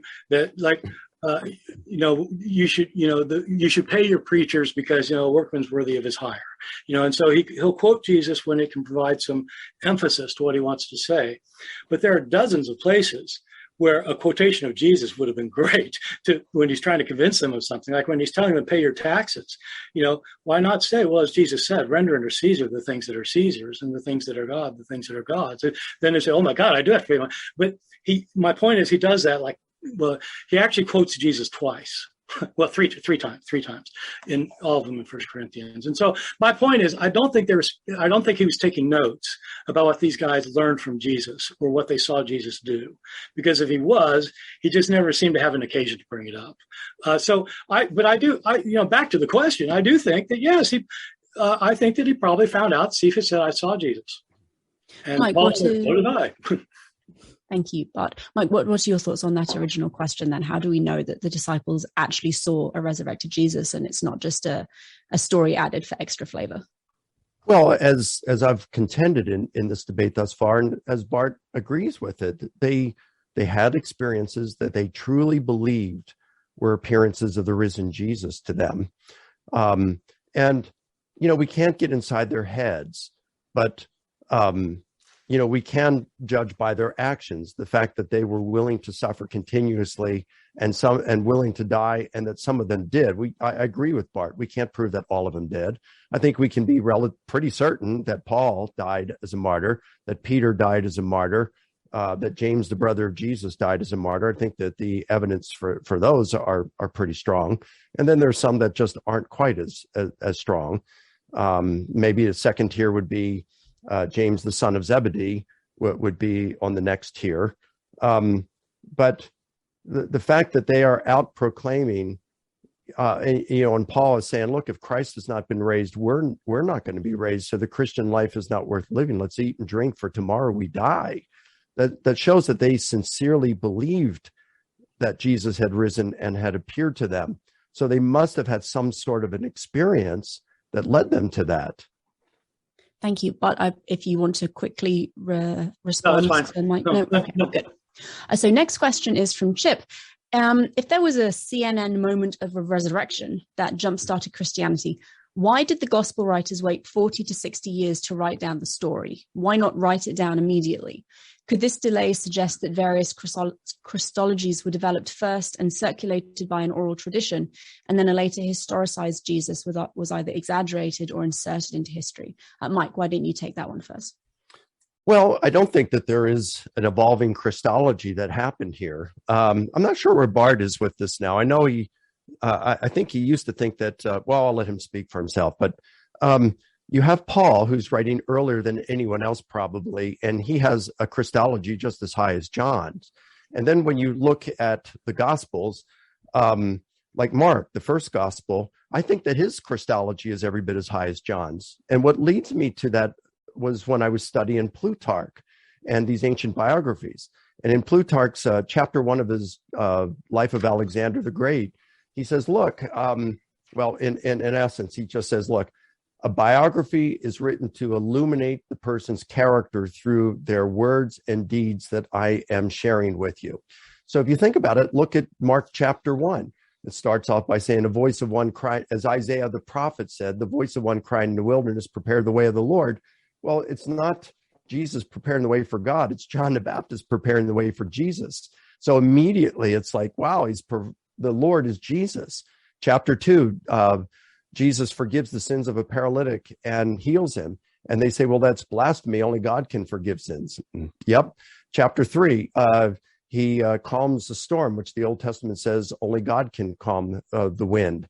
Chapter 4, he walks on water, I think it is, which I think it's Job says only God can walk on water. Chapter 5, you've got Jesus is exorcising demons. And they say, well, it's just Satan casting out Satan. And Jesus gives the thing about the strong man. If you want to plunder his house, you've got to go in and bind the strong man, and then you can plunder his goods. And so basically he's saying that by my exorcisms, I'm showing that I've bound the strong man, who is Satan. Well, what human binds Satan? Chapter 6, and I'll stop here at 6. He raises people from the dead. And the Old Testament says only God raises people from the dead. Now, I know that others did in the Old Testament, but they did by appealing to God. Jesus does it in his own power. So we can see what Mark is doing is he's illustrating Jesus as God's uniquely divine son through his words and his deeds in that gospel. So I don't see an evolving Christology there. Thank you. Bart, what are your thoughts? Well, I think there were different views about everything in early Christianity. I think Paul's letter shows everybody's disagreeing about everything. So, but apart from that, the question was, why weren't the Gospels written right away? And I think it's because the Gospel writers accepted what Paul and the earlier Christians and Jesus himself said, which was that the end is coming immediately. And so they had going to write for posterity. There isn't going to be a posterity. So I think that's why they didn't write. Thank you very much. This is again a question for both of you from Colin Locke. In Luke 9:22, Jesus utters the Son of Man, saying, "The Son of Man must undergo great suffering, to be rejected by the elders, chief priests, and scribes, and to be killed, and on the third day be raised." How do you, Bart and Mike, view this Son of Man saying as historians? Something to do with the historical figure of Jesus, or not so much? I'll start with that one. So my view is that that's one of the 4 passion predictions in Luke, where Jesus 4 times predicts that he's going to go to Jerusalem and die and be raised. He predicts it 3 times in Matthew and Mark, and it's a theme throughout the Gospels. I think that it is a dominant view throughout all the Gospels. I don't think you can attach it to the historical Jesus because it doesn't pass the various criteria that I think would be important to pass. And so the main thing is, when there are a lot of sayings about Jesus, to put it in simple terms, there are a lot of sayings about Jesus in the Gospels that people think probably Jesus said, and there are lots of people say, yeah, maybe he didn't say that, and you have to decide which is which. And one of the criteria is that, well, if he said it, it can't be something that someone else would make up and put on his lips, because if somebody would make it up, so like this, if somebody would not have made it up to put on his lips, then that's probably something he said. That's saying something exactly as somebody would have put on his lips. I mean, the Son of Man, that he's going to go to Jerusalem, be crucified and raised from the dead. Yeah, you can imagine that. Someone put on that as the lips because they're trying to explain why he died. And so I don't think you can confidently say that Jesus said it. Okay, thank you. Mike? Yeah, in my view, I think we can be confident that Jesus did predict his imminent death and resurrection. I go to Mark chapter 8, verses 31 through 33, and there Jesus predicts his death and resurrection, and Peter comes up and he rebukes Jesus and says it shouldn't be this way. And Jesus turns and rebukes Peter and calls him Satan, who is not really concerned about the things of God in this case, but just his own interests. And it's like, okay, this is the criterion of embarrassment. Peter's your lead guy. If you're going to invent something, why are you going to put your lead guy in such bad light right there by even calling him Satan? And then you have multiple independent sources in terms of a motif of Jesus predicting his imminent death and resurrection. So you've got it in Mark, of course, and then you've got it another motif in Matthew and Luke, the Q material, where he talks about the sign of Jonah. You've got it in John, where Jesus in John chapter 2, he says, destroy this temple and in 3 days I'll raise it. And John says he was referring to his body. And then you've got Paul, who is also talking about the Eucharist, Logia, where Jesus is predicting his death there. So you have these multiple motifs, the criterion of embarrassment. You could say, well, it would be expected that he would have predicted if he rose from the dead, but I could provide the same narrative that, well, if Jesus was who he claimed and had that mission, well, he would have predicted it and accomplished it. So you can do the different narratives. Bart's going to have a different narrative than me, but I want to just look at the data and say, I think the criteria here of multiple independent sources and embarrassment is enough to show that it is likely historical. Bart, did you want to respond to that? I'll just say there's no embarrassment involved. I mean, all you have to do is study Mark's gospel. The leading motif of Mark's gospel is the disciples can't understand Jesus. And so it's not all surprising that they're portrayed as not understanding Jesus.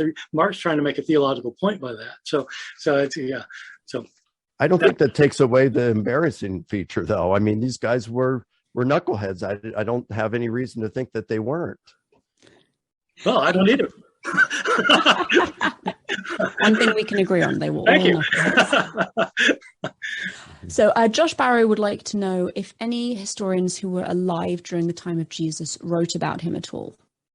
Okay, we're going to agree on this one. Josephus was not alive at the time. He died a few years after Jesus, but he writes about him. There aren't any There's no Roman historian. Nobody's, apart from Josephus, is a Jewish historian. No Greek or Roman historian who mentions Jesus at all. Well, you got Tacitus, of course, right? No, he said in Jesus. I'm talking about the first century. Tacitus was right. Yeah. Okay. Tacitus was right in 115. Yeah. Thank you. This one is for Bart from Eric. You say that none of the apostles have eyewitness accounts of the resurrection of Jesus. However, don't we effectively have them as secondary sources in the form of early creeds and gospels? And isn't most of what we know about ancient history from secondary sources anyway? Yeah, a lot of history is. Yeah, and that's why historians have to evaluate what they're seeing. Even if you have eyewitnesses, you can't just trust that what they say is right. I mean, because eyewitnesses always get things wrong, of course. And so, but if you have a secondary source, it complicates things. If you have a tertiary source, that complicates things. The problem with the creeds and the gospels is we don't know what level it is. Are they reporting stories they heard from an eyewitness? They don't say so.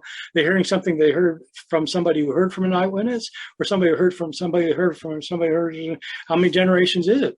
They don't say. We don't know. But they're writing 40 years later. Suppose you tell a story about Jesus in Jerusalem, and somebody hears and tells their neighbor, and their neighbor tells their husband, who travels to Ephesus, who tells his business colleague, who tells his wife, who tells somebody who writes a gospel. I mean, it's like we have no way of knowing.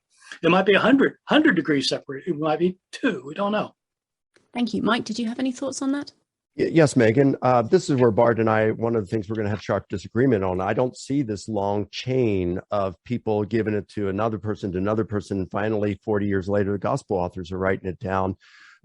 For one, this would just merely assume, without any data, that the gospel authors, even if he were right, that they lacked the desire and the sense to sift through traditions about Jesus, filtering those that were of questionable origin while retaining those that were believed to be rooted in eyewitness testimony.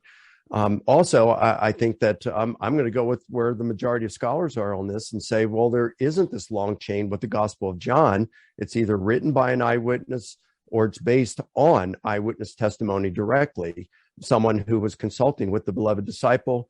If Keener and other Acts scholars are correct, then Luke is basing his stuff. He's a traveling companion of Paul who had interactions with eyewitnesses and those who knew the eyewitnesses.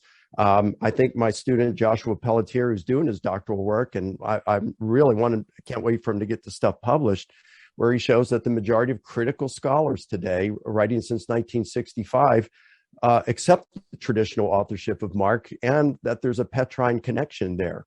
Now, I'm sure Bart will say, yeah, but a lot of those are evangelicals, and he is correct. A lot of who would say that, but not all are. There are a lot of non-evangelicals who accept that. And besides, it wouldn't be fair to say, well, eliminate the evangelicals. Well, let us eliminate atheists and skeptics. And you got to look at the arguments involved and make your own decision. My view is that a show of hands among scholars is not proof. Okay, thank you. I agree with him on that. Okay. We're going to just quickly move on to the final question, as we have 2 minutes left in this segment. And this is for Mike from Johanna Ramanzali. If the writers of the New Testament exaggerated true events by claiming that Matthew 27:15 did happen, what makes you think that they didn't exaggerate the resurrection of Jesus to keep up with the agenda? Well, and this is something Bart and I will agree on, is that they had sincere beliefs. They had some sort of experiences. And this is something that virtually every critical scholar who studies the subject of the resurrection agrees on. That sometime shortly after Jesus' death, his disciples, or at least some of them, and Paul had experiences that they interpreted and sincerely believed as appearances of the risen Jesus to them. So you might go ahead and claim that, maybe some of the resurrection appearances in the Gospels, I mean, some will say that, like the appearance to the Emmaus disciples was invented. I'm not saying I believe that, but some will say that. So they will say some of these appearances in the Gospels were invented, but all of them who are studying this will say they had experiences that they interpreted as appearances of the risen Jesus. So my short answer is you've got to look at the data and try to be discriminating between these, or I should say discerning, and you look at the data for each one. And honestly, it's a fair question. Honestly, sometimes we can't tell. This thing about the portents at Jesus' death, my friend John Ramsey, who is a classicist, a specialist in Cicero and Asconius, he did a catalog of comets in the Greco-Roman literature. And there are, for like a 9-century period, and he found that there are some instances where we know that the comet actually occurred because we have reports in, say, the Chinese or Korean literature, but we also know that in some of those accounts where they say that there was, along with the comet, there was an eclipse of the sun, you can go to a website NASA has and click on the year and the geographical region, and it will tell you there was no visible eclipse of the sun that year. So, which that suggests that sometimes historians would commingle historical details with special effects, these portents, and it makes it impossible at times to be able to distinguish between the two. So sometimes we can, sometimes we can't. Let me respond to some of the things that Bart said in his first response. He said that Paul claimed for the disciples, but none that they had appearances, but none of them tell us about the appearances. But Bart still agrees that many of these others were claiming appearances, and that we can know this through Paul. So I don't see where that's very relevant if we still get to the same place. He said, and I would add to that if we do look at the Gospels, I do think, as I said in this last session, that John, Mark, and Luke are very close to the eyewitnesses. I think we've got decent evidence for that. And indeed, many, many, many scholars think that. He complains that I base everything on 1 Corinthians 15, 3-8. Why not use the Gospels? Well, look, I do think the Gospels are historically reliable. And Bart and I have debated on this, both in print, a written debate, as well as in person. And we've also had a panel discussion on it in Chicago with Kurt Jarris, Rob Bowman, and Craig Keener. You can see those on my YouTube channel or his YouTube channel. But I just didn't want that to get into this discussion because it could take us off on a rabbit trail. And I have everything I need in Paul. That's why I didn't bring him up. He says, well, where did Paul get this information from in his creed? He doesn't tell us. Well, that's true. He doesn't tell us. But we see from Paul's writings that tradition was very important to him. And one thing that seems true of pious Jews at that time is that they believed that God's people were to have one law, and that law was to proceed from Jerusalem. This is taught in the Old Testament, and it does seem that everything was headquartered in Jerusalem at that time, with the temple, of course. And it seems that the Christians followed that as well because the headquarters of the church was in Jerusalem. Paul held tradition to be very important. He would say that he'd use tradition in order to solve problems, both theological and practical. He said, take heed to the tradition you've received from me, from us, and that if anyone does not hold to the tradition, you're not even to associate or eat with such a person. Why believe Paul? Well, he was an enemy. And this fits the fact that he's claiming an appearance as well as these others. It fits well together in terms of explanatory scope. If it were just Paul or just Peter and a few disciples, that might be different. But when you put them all together, what the historian has to do is to account for these things using explanatory scope in their hypotheses. And that's what the resurrection hypothesis does very well at. And competing hypotheses, as I've shown, is not as good, even when you combine them together. He mentions about contradictions. Look, we can talk about that further. I love to talk about that issue. I've written on it. But even if what he's saying is true and these are true contradictions, then you still can get to the core facts about the story. It's that way in the Gospels. It's that way in all ancient literature. He says that my conclusion is based that Jesus rose from the dead is based on religion. No, I'm trying to make my argument worldview independent.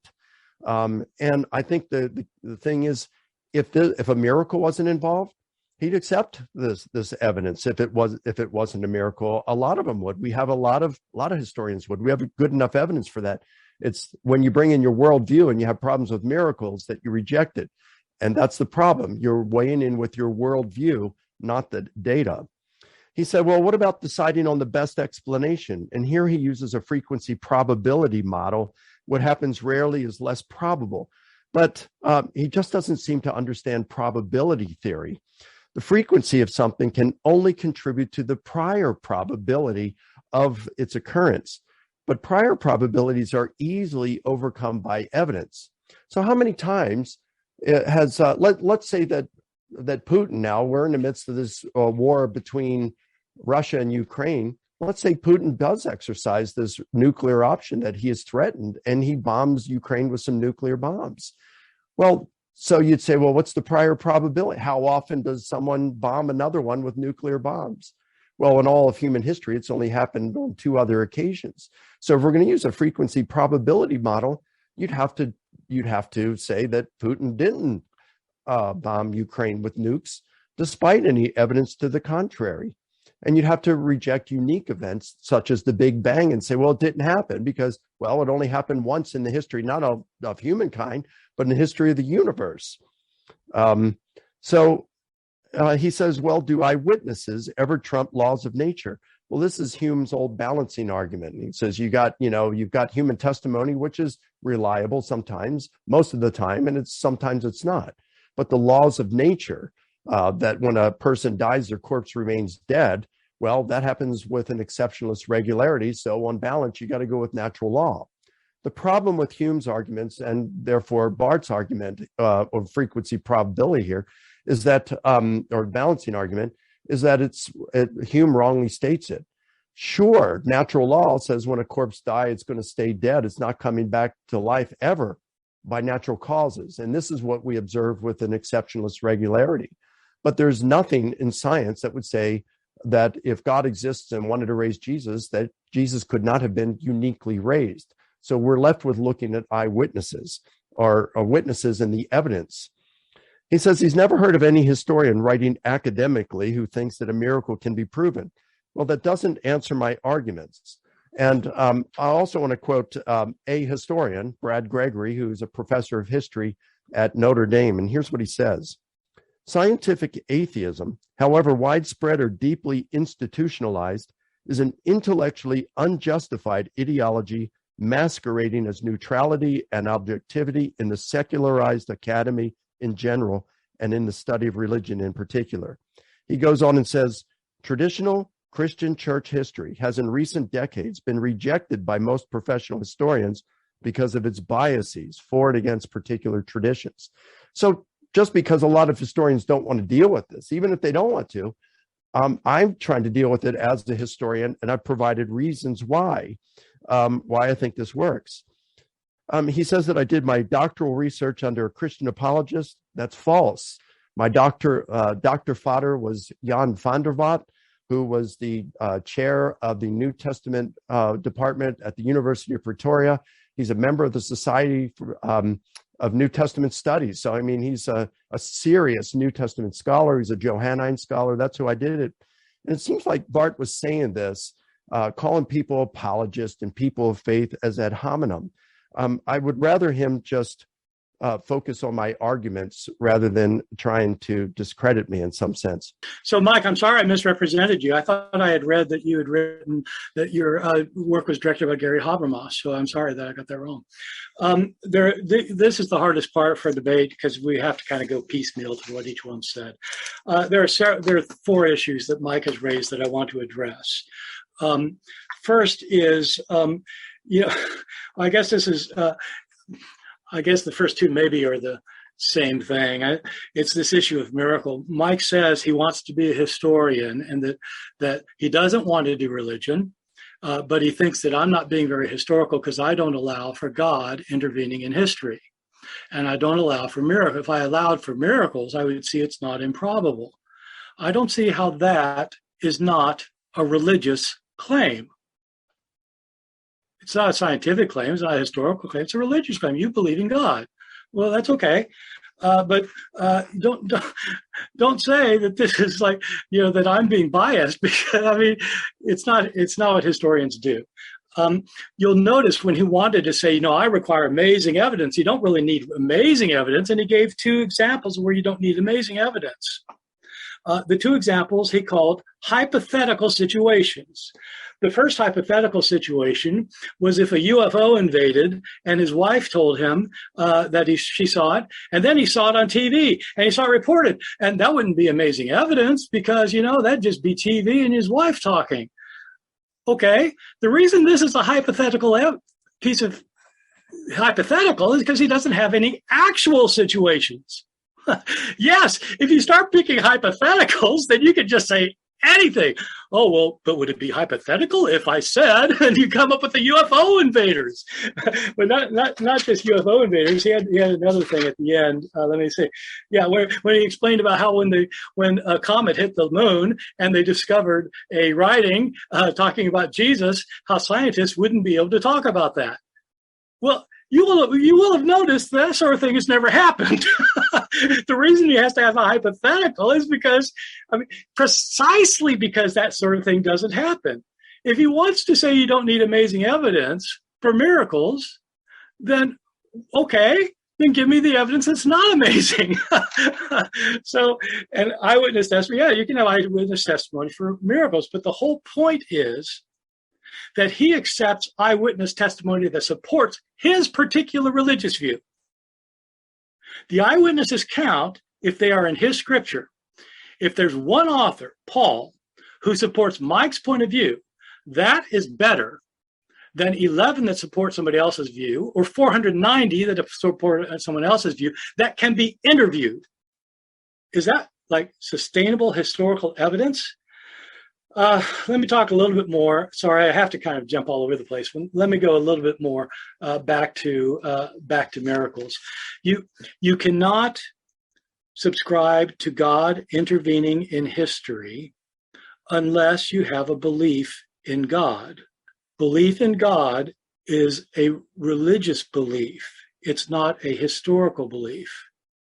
If you need a religious belief to make sense of your historical claim, then you're coming up with a religious explanation. Historians don't do that. It's analogous. I'm not saying that history is a science, although there are interesting analogies between the sciences and history.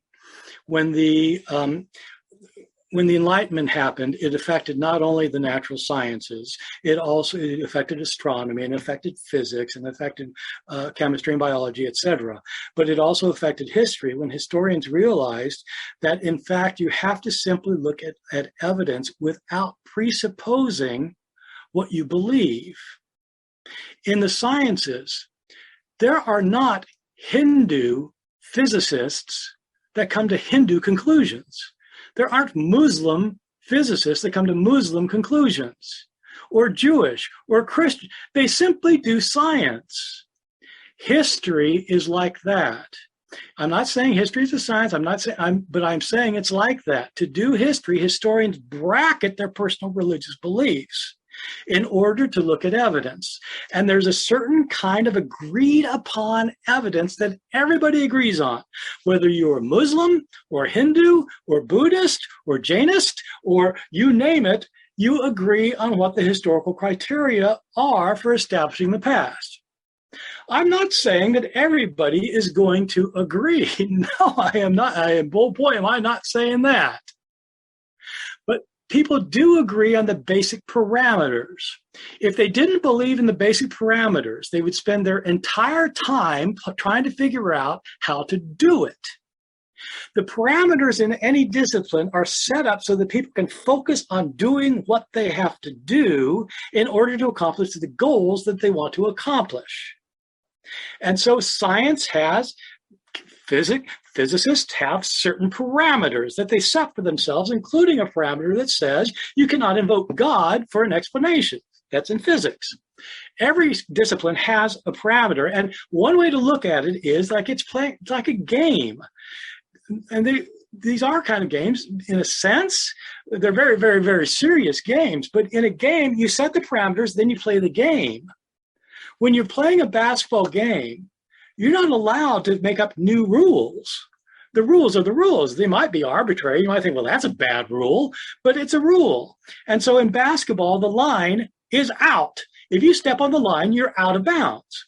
If you're playing tennis, the line is in. The ball hits the line, it's good. Well, it's an arbitrary rule. Maybe you say, well, it shouldn't be that way. Well, it is that way. That's how tennis works. That's how basketball works. How chess works. It's how every game works. It's how disciplines work. You have rules, and a strict rule of both science and history, maybe accidentally, maybe not accidentally. The strict rule is you cannot invoke the supernatural for an explanation. Now, Mike doesn't like that. And he wishes it were otherwise. And he says it's not fair. And he says it's based on an anti-supernaturalist bias. And so I've heard him say it. You've heard him say it. Okay, fine. But he will not be able to point out any historian who disagrees that that's how history is done. It doesn't mean the resurrection didn't happen. He can think the resurrection happened all he wants. I'm just saying that he can't prove it using historical methods without religion. He's got to have his religion to prove his case.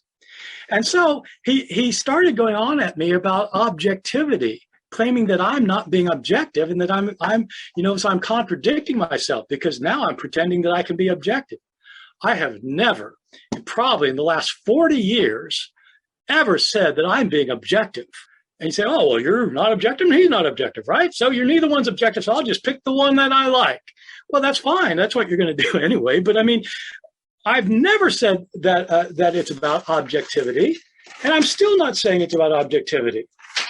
Historians are not objective, but they have criteria.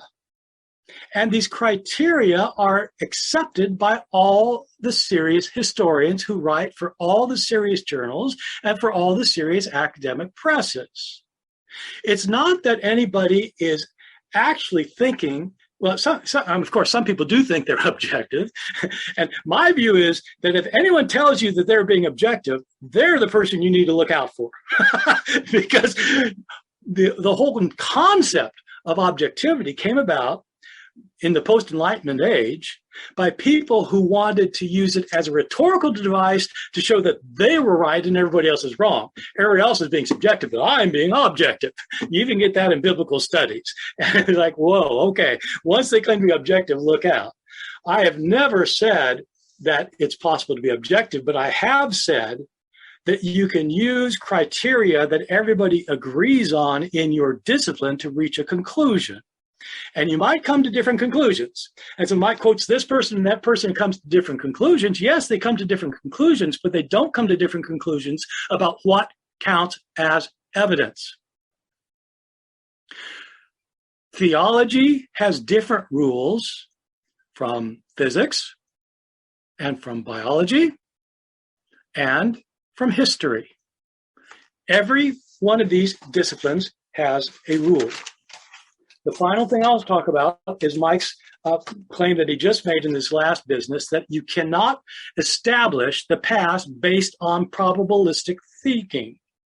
Well, if he doesn't use probabilistic thinking, why does he say something is probable? He points out that everything is improbable. It's improbable that Putin's going to drop bombs. Yes, that's improbable. Does it violate what always happens in nature? No.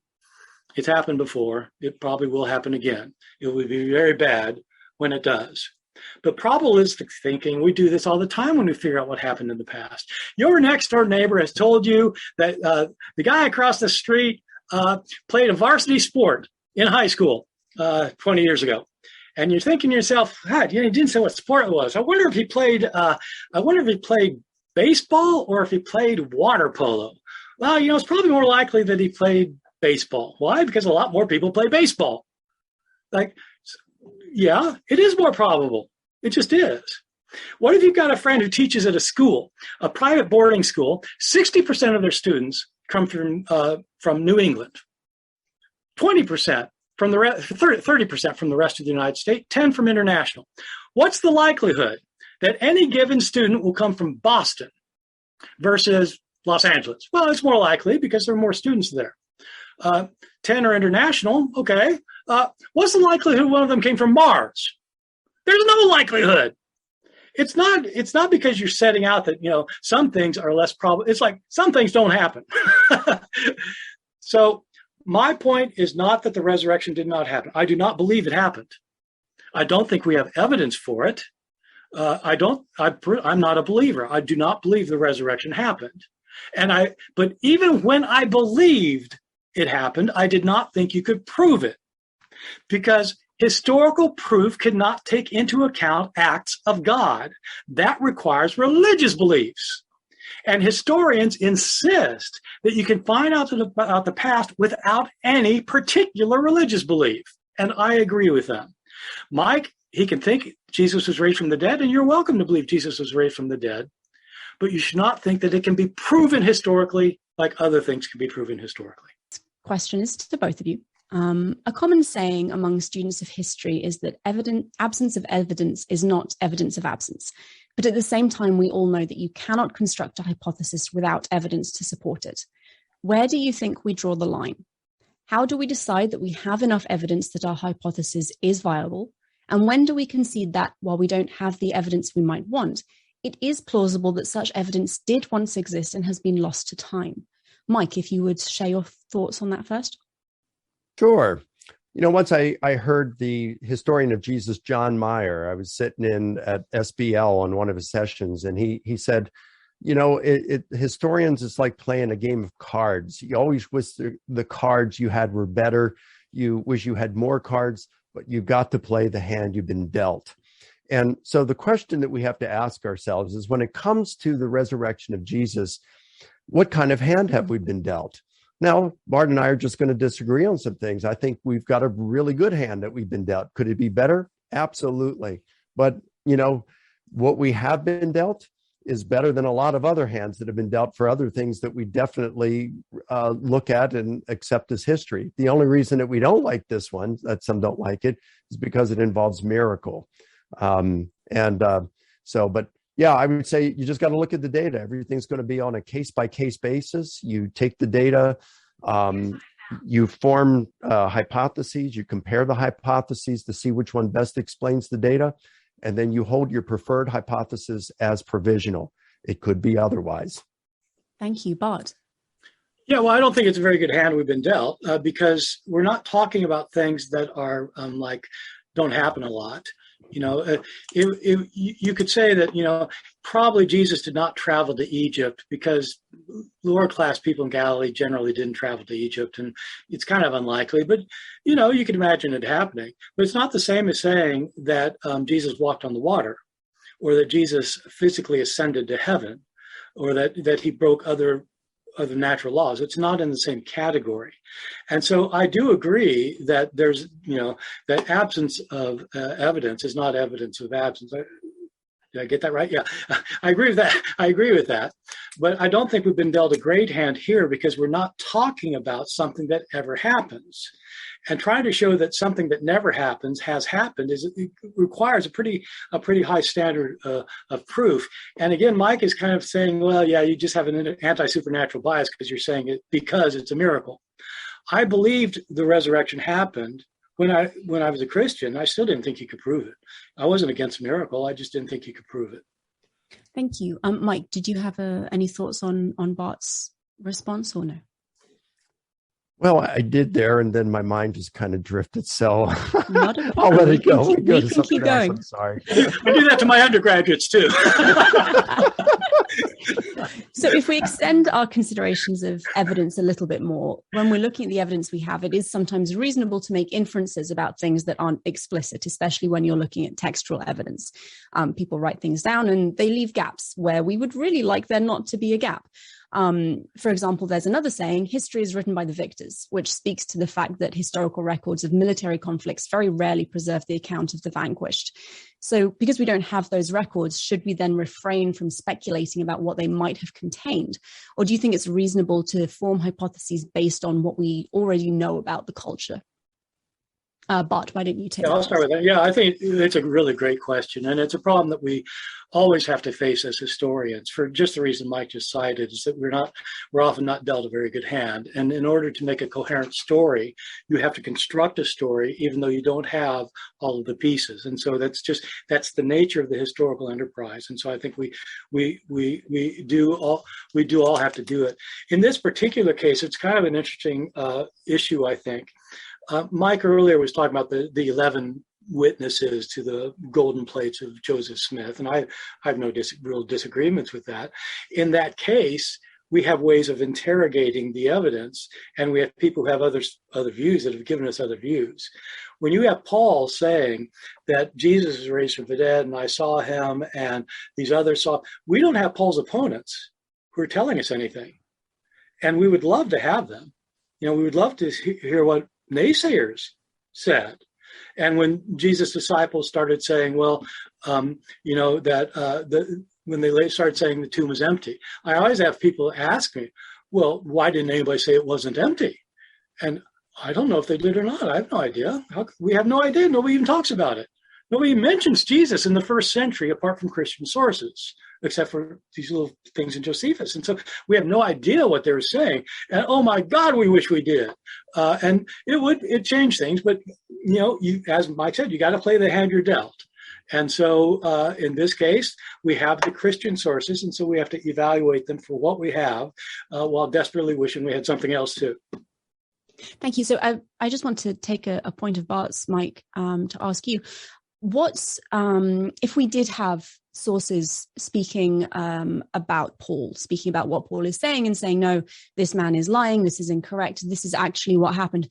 What would be required for you to put even weight on their account as opposed to Paul's?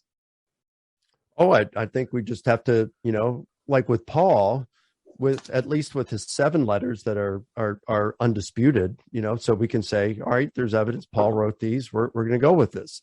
So we would want to know that the letter was not a forgery. So let's say some letter from the high priest, Caiaphas, or someone was turned up and said, it was a letter to the synagogue in Damascus and said, hey, we want to give you some forewarning. There's a guy named Paul, and he's coming there and claiming that he has our authority. He doesn't. He's actually he has a relative who was a Christian, and he has converted to Christianity because he received some money for doing so. And, if we could determine this was an authentic letter, wow, that would shed some light on some things, wouldn't it? Or if we had an ossuary turn up with the remains of a crucified victim, and it said Jesus, son of Joseph, who was called the Messiah, and inside was a piece of papyri that said, we fooled the world until today. And it was signed by Matthew, Mark, Luke, and John. And you do a DNA test on those bones and it matches the DNA test with some blood sampling from the shroud. I got to give up my faith at that point. But we can always look for that, but then you might have something that turns up that's more evidence that confirms the resurrection. So again, you got to go with the evidence that we have. Thank you. Bart, do you have thoughts on that? No, I agree. Okay. So if we're then looking specifically at the accounts of the resurrection, Mike, do you think there are any inferences that scholars make about it that are maybe too much of a stretch? Can you explain a little more what you mean by that, Megan? So something I think Bart has said is that you can't necessarily infer that Paul spoke to the apostles about the resurrection. He spoke about the gospel, but maybe not specifically exactly what happened. Is that an inference that he would say is an inference too far? And you clearly would say that actually they probably did speak about that. I might not be remembering this correctly, Megan, but I think Bart did say that it's possible I'm not remembering that they probably did talk about Jesus and his life and what he taught in the resurrection, what they saw. I mean, Gary Habermas, he said, can you imagine, hey, Peter, what did you see when he appeared to you? I'll tell you what I saw if you tell me what you saw. I mean, I think that's a no-brainer that some conversations like that had to have taken place. How could they have not taken place? I think it would be a stretch to say that they never discussed these things. Of course they would have discussed these things. Thank you. Bart, did you have anything? Yeah, I think there are a lot of things that people conclude based on what's said in the New Testament that, for me, isn't necessarily historical. Even things that we agree are historical, and Mike and I agree that that something happened. People saw what they took to be Jesus and interpreted it to be resurrection. I don't agree that necessarily that happened 3 days later. It's in all the accounts. It's on the 3rd day or after 3 days. I don't know that it is. I think that early on, they said it was. And so that became the tradition 3 days later. I don't know, might have been a week later. I don't think we have good evidence it was 3 days later. I don't think there's good evidence that all 11 then saw Jesus. That's an inference people draw. And it's certainly Paul says it, but I don't think I don't think it's necessarily historically right. I can think of reasons for people coming up with those stories. And if they came up with them, they could have come up with them very early. Like 2 weeks later. And so that would be why all the sources have them, because these are the stories that have been floating around for 30 years. But I don't think that there's good evidence that either of those things happened, for example. Thank you very much. So moving on to a slightly different topic of conversation, you both spoke today about personal biases and the difficulty or impossibility of maintaining objectivity when you're doing historical research. But specifically, do you think that agnostic scholars like yourself have a predisposition to find alternative explanations for maybe supernatural accounts? I know you spoke about that a little bit, but I wanted to maybe go back over it and reiterate your position and say, maybe in the same way that a Christian an atheist may be skeptical of Mike's position because he is a person of faith. It may be reasonable for a Christian to be skeptical of your own position, knowing that you're an agnostic. Yeah, absolutely. I think that's right. I think if you don't believe if you believe that the natural world is what there is, and then there's nothing outside the natural world to intervene, and so you do look for a naturalist explanation. I will say though that isn't a just an agnostic bias for somebody who is a naturalist. It's the way both science and history work. So that I'm not saying that I know that I'm right that Jesus wasn't raised from the dead. I'm not saying that. What I am saying is that if you're doing history the way historians do history, whether you're a Christian or not, you can't show it. And that was the view I had when I was a Christian, and that many Christian scholars still have today. But it certainly is a bias. You have to come up with some other explanation if you don't think it could have happened. If you're a Christian historian, what you would say is, I can't show it historically, but that's what I believe. And so I'm not going to try and find some alternative. Since I'm not a Christian, I'll agree with them. You can't show it. But then I'll see, well, is there some other way to explain it? Thank you very much. And Mike, similar question for you. When the general public maybe is reading and trying to get to grips with the debate like this, do you think it's important that they be aware of the theological commitments of the academics whose work they're reading? Do you think it's maybe reasonable for someone to look at your work or someone else's and be skeptical because you do have a theological commitment to Christianity? Sure, I think it's reasonable to do that. All of us have commitments of some sort, or our own religious or philosophical convictions. And like I said in my opening statement, these are part of our horizons, and they are the greatest challenge to the integrity of our investigations. So they should know that. And so that's why they should look at the evidence. And one thing I like doing is making my method public, so it can be assessed by people. They can say, well, that is a reasonable method that Mike's using, or it's unreasonable, or things like that. It makes it public. I'm not trying to hide anything.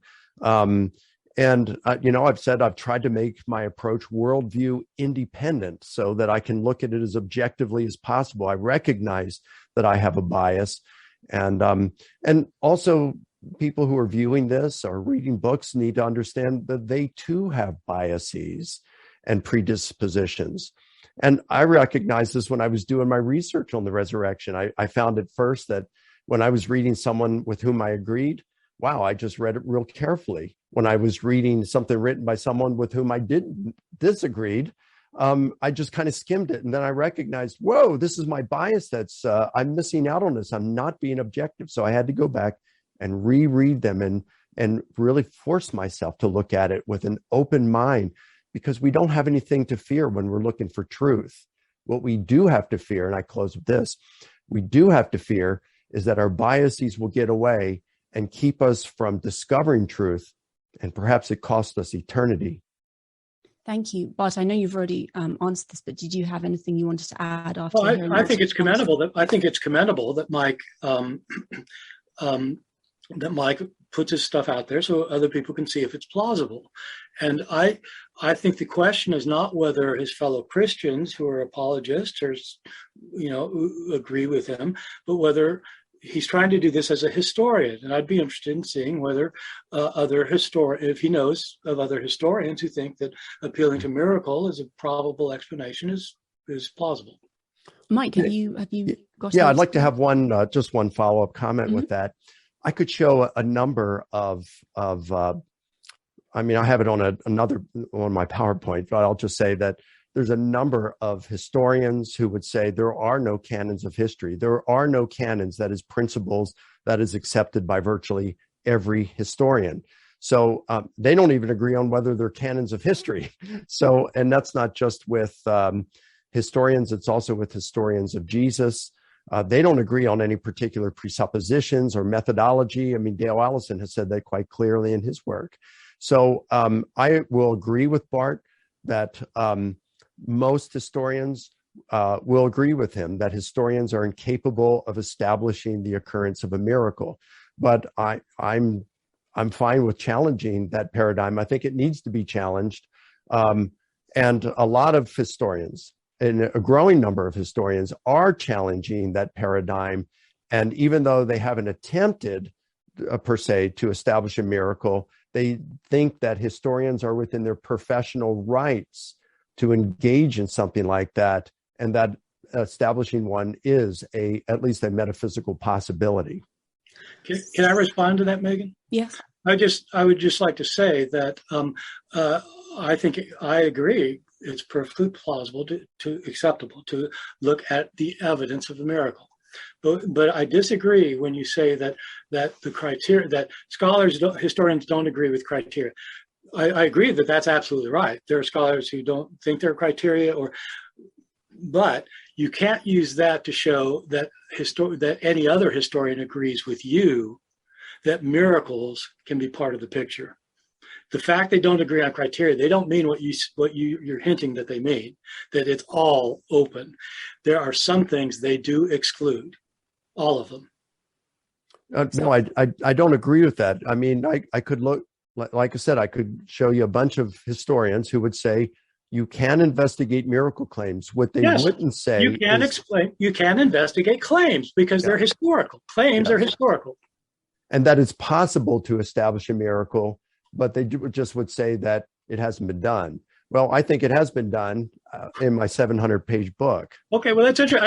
I'd like you to send me a bibliography of historians, professional historians, who say that it's possible to establish a miracle on historical grounds. Well, check chapter 2 of my big book. I have read your big book. I'm actually going to move us on because I do have some questions on miracles that I think may help us shed a little bit of light on this discussion. So, Mike, again, staying with you, if miracle is a viable category for historical events, then how exactly do we go about identifying such events in history? For example, Naram Sin, a king from Mesopotamia who lived and reigned during the 3rd millennium BCE, was reportedly deified by the Mesopotamian gods for his military victories. We have multiple contemporary sources from a variety of genres that attest to this event actually happening. If we're to accept that miracles are indeed a historical truth and we can identify them in the historical record, could the deification of Naram Sin, for example, have actually happened? Well, I'm not familiar with the evidence. So, like I said, we'd have to look at everything on a case-by-case basis. I shouldn't, as a historian, be predisposed, even though I may be internally, I can't methodologically be predisposed to say, well, that can't have happened because Jesus is Lord. There I am looking at it as a theologian, not as a historian. So I'd have to be open to it, look at the evidence. Thank you. Do you think that if you were familiar with the evidence, do you think it may be easier to see... do you feel like you may be more inclined to look at the evidence and find alternative explanations? For example, it's propagandistic, than you may be for the biblical accounts? Probably a natural inclination. I think you'd probably be right there, that I would be. And we all would do that. Whatever our worldview is, we're going to be more likely to be critical of a worldview with which we disagree and be more readily disposed to finding an alternative hypothesis. What I can say is when I looked at the resurrection of Jesus, I wrestled mightily with my own biases. And there were times I didn't know I was going to keep my faith. And I didn't share this with others. It was my wife, it was my doctoral supervisor, Gary Habermas, Bill Craig, only my closest friends that I shared it with, that I was having some severe doubts at the time. But I really disciplined myself and said, look, I have to find truth. I have to bracket my desired outcome while my investigation proceeds. And I was motivated to do that because I found over the years that I am a second guesser. I second guess everything. And I wanted to see if I could lay my doubts to rest once and for all. And so that's why I was so motivated to do this, my work with integrity. Thank you. Bart, did you have any thoughts on that? Yeah, I do. Look, Mike, I appreciate your story and your history, but I don't think that it's an accident that you were raised Christian, you believed Christian, you had doubts about Christianity. Then when you started to investigate it, you ended up believing that you were right all along. I don't think that shows that you have what you're suggesting is a disinterested view of it. And the further evidence that I don't think it's disinterested is precisely the example that Megan raised, or other examples that you would write off, even though it's as good or better evidence.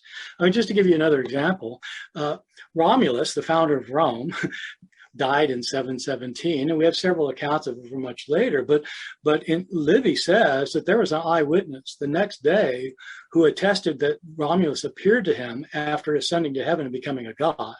Right, Proculus. Proculus Julius. And so I know you know all that. And it's easy to discount that because it's in Livy, and Livy tells two stories. The other story seems more plausible to those of us who are naturalists. Actually, the senators got rid of him and said that he ascended. But with Jesus, we don't have somebody the next day saying that, an eyewitness. And we have people later, but you can't say you can discount Romulus because, Livy has an alternative, and Plutarch, etc., because Jesus also had alternatives. There are enemies of Jesus who also said that it didn't happen. And so it's as good of evidence, but you would never ever say that Romulus ascended to heaven and became Quirinus, right, but God. And so I just don't think that there really is the even-handedness that you're presenting.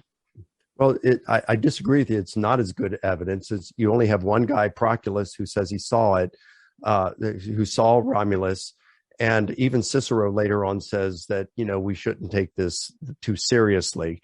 And so there is a plausible natural explanation involved. When it comes to Jesus, you got Paul, you got all these others who said they saw him. Paul is an enemy. He wasn't a friend of Romulus. And there's no plausible natural explanations in my view. You've said you only have Paul who says he saw him. Yeah, but you agree with me that through Paul, we get to other witnesses. That's right. How many other witnesses have written to us about Romulus? We have none other that. Exactly.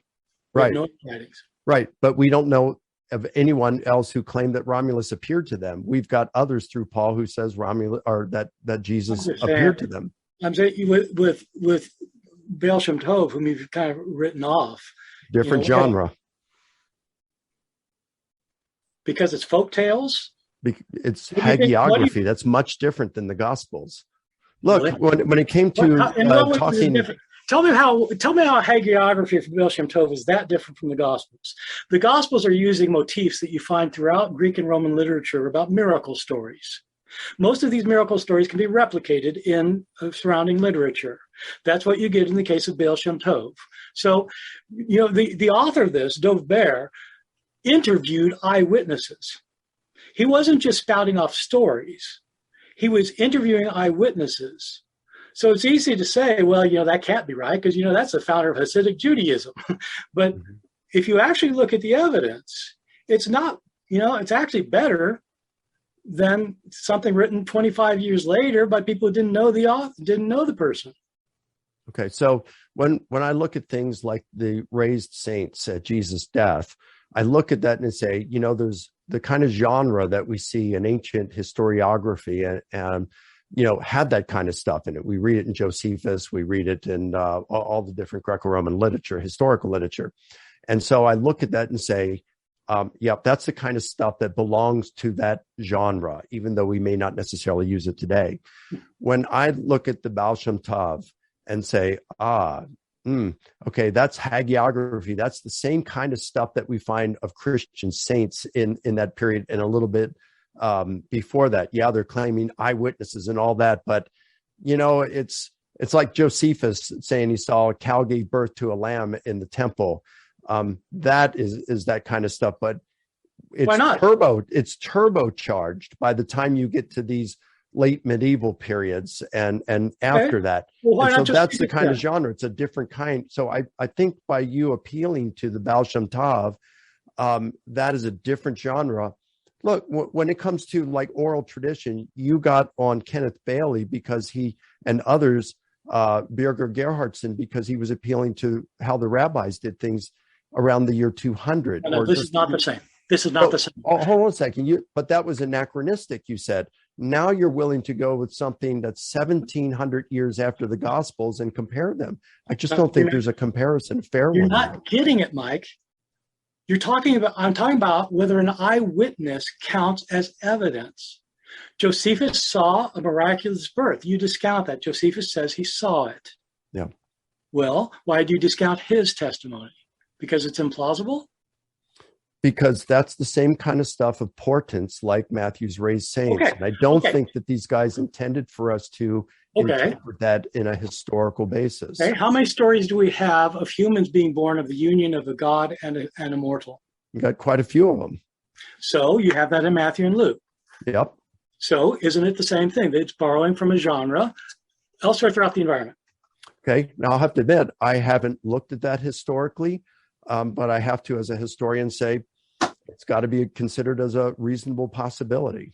You're going to be, if you do that, you'll be getting rid of a lot of the miracles of Jesus. Why would that be? Because you've just said that Matthew is taking over a story from a genre and he's putting it in. It's because of generic considerations. I said he may be. Historical considerations. Maybe. He may be. Well, you'd have to say the same thing about the virgin birth stories and the healing stories and the casting out of demon stories and the walking on the water stories. And you'd have to do it with all of those stories then, if that's your criterion.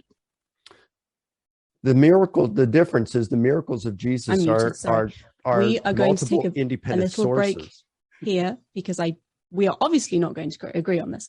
And I suspect that this conversation could probably go for the rest of the day. And as fascinating as I at least would find that, I think we may need to consider other areas. And actually, Bart, I did want to ask you about what you said about miracles. I've kind of challenged Mike on his views. It's only fair that I ask about yours as well. So you argued that miracles are the least likely explanation for the resurrection specifically, as it violates the law of nature. So my suspicion is that people living in 30 CE would argue that humans traveling in horseless metal chariots would also violate the laws of nature as they understood them then, or humans traveling to the stars in rockets.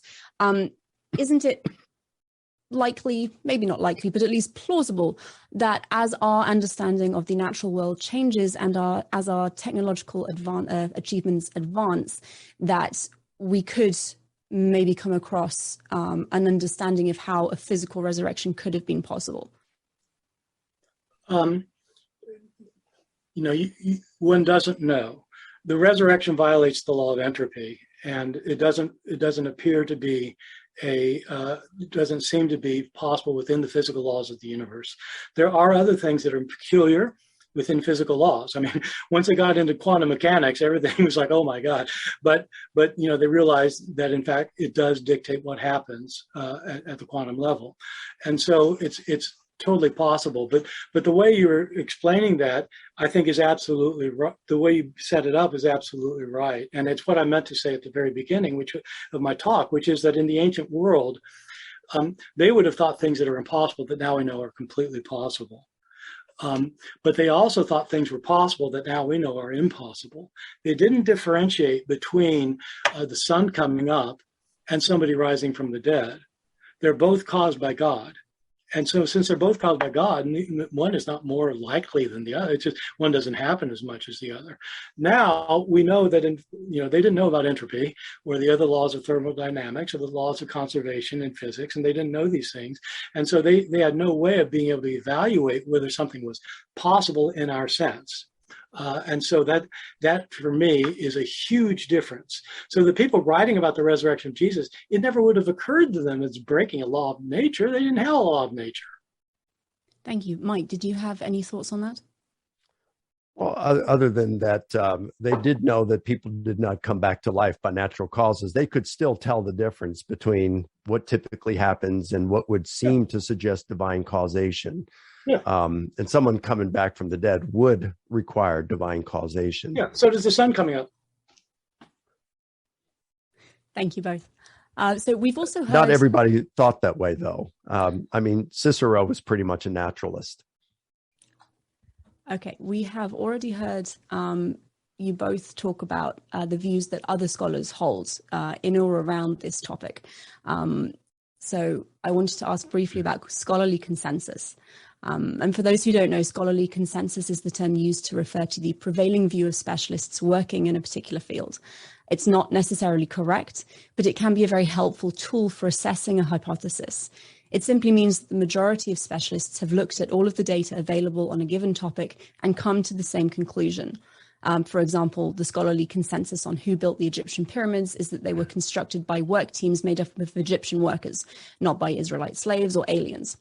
So I'd like you to both share how strong of a consensus scholars have reached on the resurrection, and whether you think they agree with your position, and what implications you see that agreement or disagreement having for your argument. So Mike, if you wouldn't mind going first. Sure. Well, I have to just acknowledge right off that since finishing my doctoral research in 2008, I haven't really kept up with a lot of the literature written on the resurrection. I have read Dale Allison's recent book on it, and I've read just a couple of other things, but I've moved on more to stuff with the Gospels. So the person who really keeps track of this is Gary Habermas. He's got a magnum opus coming out in 4 volumes. He has a contract for it now. The first volume should be out within a few years, where he will be talking about scholarly consensus and where they fall along these lines. And he's got a number of these different facts, and he can produce the bean counting and the scholars and the references and all that. So, the consensus seems to be, at least what he shared with me, that you have a heterogeneous consensus of scholars who agree that, Jesus died by crucifixion, that, shortly after his birth, a number of his followers had experiences they interpreted as appearances of the risen Jesus to them. He says that almost all of them would agree that some of these experiences occurred in group settings. Just a number of these things. So, he'd be the one to consult on this, on where they are actually right now. A lot of scholars out there will say, well, this is what the consensus of scholars say, and this is what a majority say, but they don't do bean counting. They just say, well, this is the sense according to the community that I hang around. There's few people who actually do bean counting. My former student, Josh Pelletier, is one of those people. Gary's another one. So accepting that maybe we don't have the beans available to know because we haven't done the research, and accepting also that you said most people just have a sense. Do you have a sense of whether the majority of New Testament scholarship agrees that Jesus was bodily resurrected? Well, I haven't done a count, but I would say they'd probably say no, because I'd say a large portion of New Testament scholars aren't believing scholars.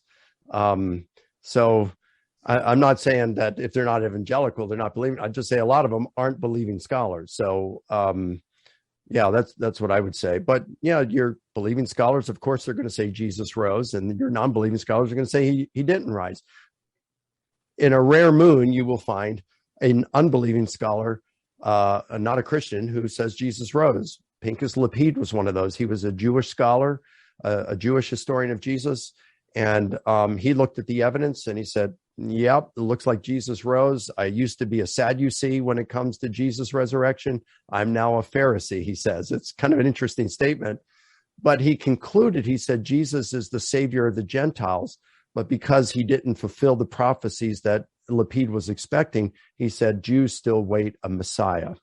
So do you believe that that consensus view that among non-believers, if they are the majority view, do you believe that that has any implications for the veracity of your argument?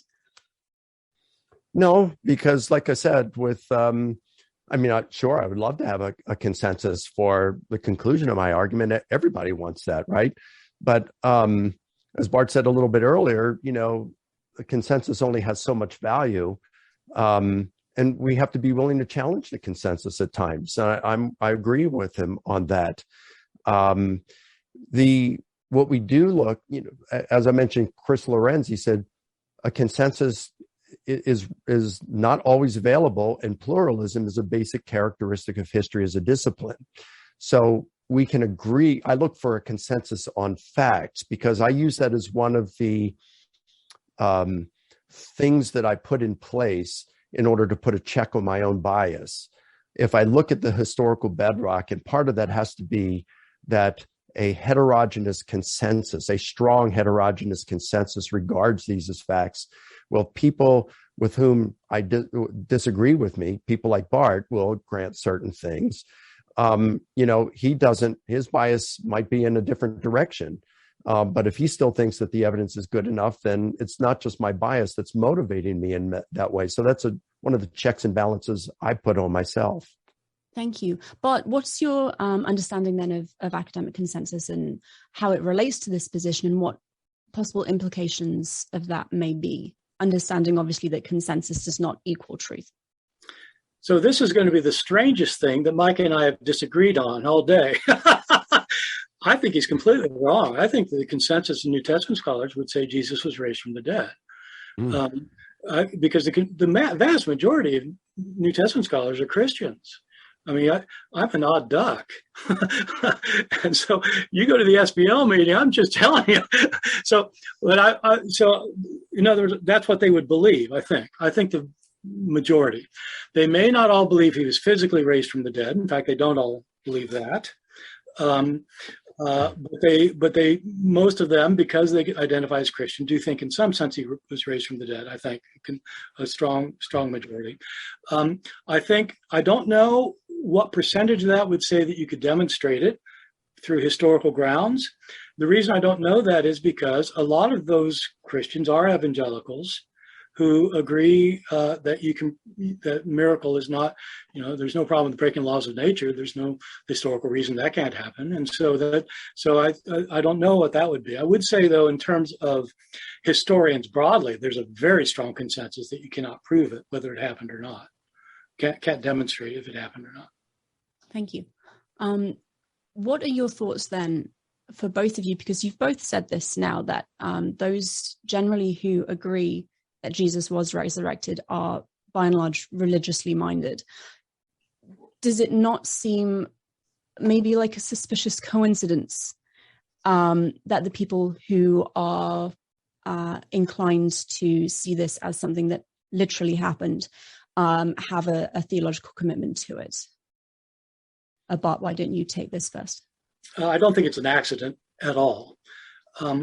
Whatever your particular religious beliefs are, they seem right to you. If they didn't seem right, you'd have other ones. And so those who are Christian, most Christians in our country were raised either in a Christian home or certainly in a Christian environment where Christianity was around. And so the claims of Christianity just seem kind of common sense. And that's true of Hindus in India, or it's true of Buddhists in Japan. It's just where you grow up, and it doesn't matter how strange the claims might seem to outsiders.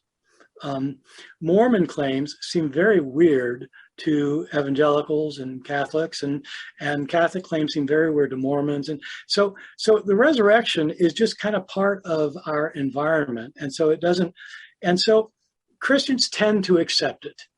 Now, in our day, a lot of Christians are, of course, leaving the faith, and they don't accept it anymore. And you will hear anecdotes, of course, of people who will look into it and then become convinced and become Christian.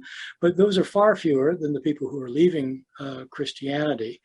I, though, do not think that it can possibly be an accident that the people who think you can prove that Jesus is raised from the dead are people who have almost always been Christians themselves or grew up in a Christian environment. Nobody else thinks that. And so I don't think it's an accident, no. Thank you. Mike, what are your thoughts? Well, I think it does go the other way, that those who aren't believers, they're going to be predisposed to remain non-believers and not believe the resurrection of Jesus. And it is something that I think it is interesting. Bart and I just disagree on the majority of New Testament scholars where they're at. I attend SBL almost every year too, and I just get a really different impression. But until I guess they do a survey there or a poll to say, do you believe because Society of Biblical Literature, you have Muslims there, you have Buddhists there, you have Hindus there, you have all other kind. It includes all these that have, booths and so there. So anyway, Bart is correct that there are people, a lot of Christians who are leaving the faith, and there are some that are non-Christians coming to the faith. And my perception is there are more leaving than are coming to it. I attribute that to, a couple of things. One, they're just not grounded in their faith, for one, especially when you hear the reasons a lot of them are leaving. And plus, we live in a very secular culture that is going more and more hostile toward the Christian faith and the Christian views. And so, it's in schools, it's everywhere. I mean, even I had a grad student once who had sat in on Bart's class. He was actually a student of Bart's, his New Testament class, intro class, and said on the first day of class, Bart said something like, "How many of you are Christians?" And maybe a half dozen raised their hand, or a dozen out of 400 people or something like that, at least in that particular class. And he said, "My objective is that by the end of the semester, you'll doubt everything that you believe." And so, but I have found that is happening all over. I've spoken on well over 100 university campuses, and it's happening all over the country.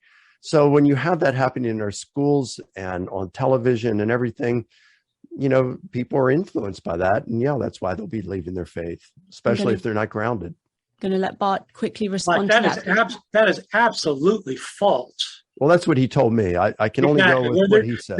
There you go with your eyewitnesses again, because I'm just telling you, I have never, ever tried to deconvert a single human being since I've been teaching at UNC.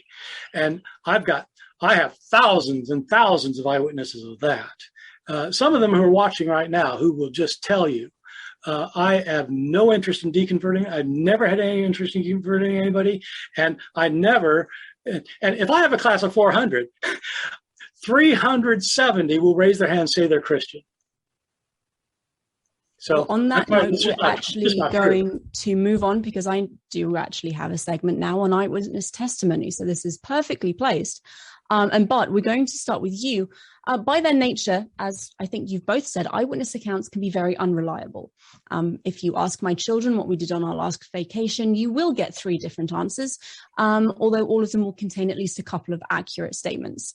Is it then terribly surprising that the accounts of the resurrection differ so much in their telling? And doesn't the fact that they have a central common motif, the resurrection of Jesus, suggest that these are probably the same experiences filtered through different individual mental schema? Do the inconsistencies presented really mean fabrication, or simply that some of the finer details were reported inconsistently? I think it shows that the details are reported inconsistently. And my point really is for, a lot of people think that if the Bible has mistakes in it, that you can't trust it for anything. And I don't think that's true. I mean, I think most books have mistakes in them. So, but it is worth pointing out, because a lot of people who are susceptible to this idea that you can prove the faith, think that the Bible is without any mistakes at all. And Mike himself continues, I think he still continues to say that the Bible is inerrant. And so I think you have to define what you mean by inerrant, because what it used to mean is without error, because that's what the word means. And so I think you can show that if you've got two things, Matthew cannot be right that the disciples went to Galilee if Luke's right that they never left Jerusalem. It's just one of them's right, one's wrong. And if one's wrong, it's an error. It might be an intentional error. I think Mike thinks it's an intentional error and that he does it on purpose, but it's what's written is not correct. And so it's just worthwhile noting that we don't have what you're looking for in eyewitnesses are you're looking for collaboration without corroboration. So you want them to collaborate their basic stories and still. And so that's what you look for eyewitnesses. Unfortunately, these Gospels are not eyewitnesses. And so they don't claim to be eyewitnesses. And so it's not quite the same thing. But it is a very big mistake to think that an eyewitness is telling you something that actually happened. I spent about 2 years researching a book that I wrote called Jesus Before the Gospels, where I did nothing but read psychological experiments on memory and eyewitness testimony. And it is eye-opening. And would that more New Testament scholars who claim to know about eyewitness testimony would actually read the literature. People have written very big books on eyewitness testimony, New Testament scholars who simply have not read the literature. I spent 2 years reading it. I can tell you, eyewitness testimony, if it were to be trusted, we wouldn't need a legal system. You would just ask an eyewitness and he'd tell you what happened. And so eyewitness testimony is very, very problematic. It's been demonstrated throughout the cultures, throughout the times. So, but does not the fact that... I'm sorry, I didn't get to your question. I'm sorry. No, it doesn't show that the experience was the same. It shows that they've heard the same story, and they're recounting the same story in their own terms. It has no bearing on whether the story is true or not. It has a bearing on whether they heard the same story, and they all heard the story that Jesus died the third day. Women went to the tomb, found it empty, and Jesus appeared to people. They all heard that story, and they put it in different terms. Thank you, Mike. What are your thoughts on this? Well, yeah, eyewitness testimony can be problematic, but this is where one of the things I think where Barth miscommunicates is in his book Jesus Before the Gospels. He goes to great lengths to talk about how eyewitness testimony can be problematic. I mean, the whole book is like that, but yet there are 4 occasions in the book he says, "Hey, I want to be clear. Eyewitness testimony is usually fairly good, fairly accurate. It at least gets the gist of it. We can trust that people, you normally get it right." I mean, if we didn't think this, we couldn't exist as a society. You'd have to throw out the legal system. You'd have to close the history departments of every university because eyewitness testimony is no longer any good. But here's the thing, Barth will go through this and do all this thing where he casts doubt on eyewitness testimony. And you walk away from that book thinking, wow, you just can't trust anything in the Gospels. Whereas there's a couple little snippets in there. Oh, I'm not saying you can't trust eyewitness testimony. That's the impression people get walking away from it. And it was the same way. That's something Rafael Rodriguez said in his very lengthy review of that book by Bart's. And that's the impression he says people get when they read it. And Rafael Rodriguez has done a lot of research on memory. I mean, that's his field. And then you have like misquoting Jesus, which was on the manuscripts. The scribes changed things over time. And lots of readers would walk away from that saying, yeah, we can't trust the New Testament manuscripts. They got corrupted and all that. Whereas Barth has to add an appendix that said, oh, that's not what I was saying. In fact, I think what we have in the New Testament is very close to what we had in the originals, though not 100%. So all this stuff to introduce doubt, but at the end of the day, it's like, well, I admit that we can still trust eyewitness testimony. The manuscripts we have is essentially what was originally written. But Mike, I cannot control how people read. You have undergraduate students. Students don't read well. And if they don't read my books well, I can't help that. The point of saying that eyewitness testimony is very, very often bad is because you have people like Richard Bauckham who want to argue that, in fact, we know that the events in the Gospels happen because they're based on eyewitness testimony. And that simply isn't true. And in order to counter that, you have to show that eyewitness testimony is often wrong. But repeatedly throughout the book, I talk about how the gist of the memory can be right. It doesn't mean it is right. And of course, if we had eyewitnesses of the resurrection, if you had 10 eyewitnesses who had the gist the same, then you'd have to take that very seriously. It's precisely what we don't have. But in terms of the accuracy of the book, I actually gave the book ahead of time to the head of the chair of the Department of Philosophy of Psychology at Harvard, Daniel Schachter, who is an expert on false memories. He's written his entire career. This is the head of the psychology department at Harvard. Sorry, Bart, if you could make your point quickly, I want to try and move on before we. And he read the book, and he said he agreed with the entire thing. And so I don't think there's a misrepresentation in there. Okay, right. You. Can I just make one more quick thing? Quickly. And yeah, well, you may not have intentionally done that, and yeah, you could say you didn't misrepresent, but it's like if you're spending 95% of the time putting down memory and only a little bit here saying, oh, but we can ultimately, trust the gist of it. Lots of people. I mean, you know it because you had to write that appendix in for misquoting Jesus. People are interpreting it that way. And lots of them are. Maybe that says that maybe your communication needs to be a little bit different. If I were writing a book and people were misinterpreting I think we need to move on to one final question before this session ends. Thank you both. I'm very sorry. I wish we had longer to spend on these questions. So this is to both of you. You've both spent a lot of time looking for holes in the other person's arguments. And I'm sure you've also spent an equal amount of time looking for the flaws in your own arguments. What do you each think is the weakest link in your own position? And Mike, would you care to go first? Yeah, I'd say the weakest for me is, and this is something I've asked myself, but I haven't spent enough time on it. But it's like, okay, if let's say the evidence, however, I think for the resurrection of Jesus is really good. I'm just going to take an arbitrary number out of 1 to 10, and let's say I give it an 8. Okay, I'm just pulling that out of the air. And let's say that we didn't have that for the resurrection, but we had something of an 8 to support Islam. Would that be enough for me to convert to Islam? If we didn't have it for the resurrection for Christianity, but we had it for Islam, it's like, I really don't like Islam. I don't. It's a very unattractive worldview to me. So would it be enough to persuade me? I mean, if Islam is true, I would want to be a Muslim just because I fear God. But would it be enough to persuade me to become a Muslim? And I don't know the answer to that. I do think the resurrection is the best explanation. But if I were not a believer and if I didn't like Christianity, would it be enough to pull me in? I don't know. Thank you very much, Bart. I suppose the weakest part of my argument would be the analogies to other eyewitness testimonies, because it makes it sound like, as Mike was just saying, that it makes it sound like that I don't think that eyewitness testimonies can be trusted at all.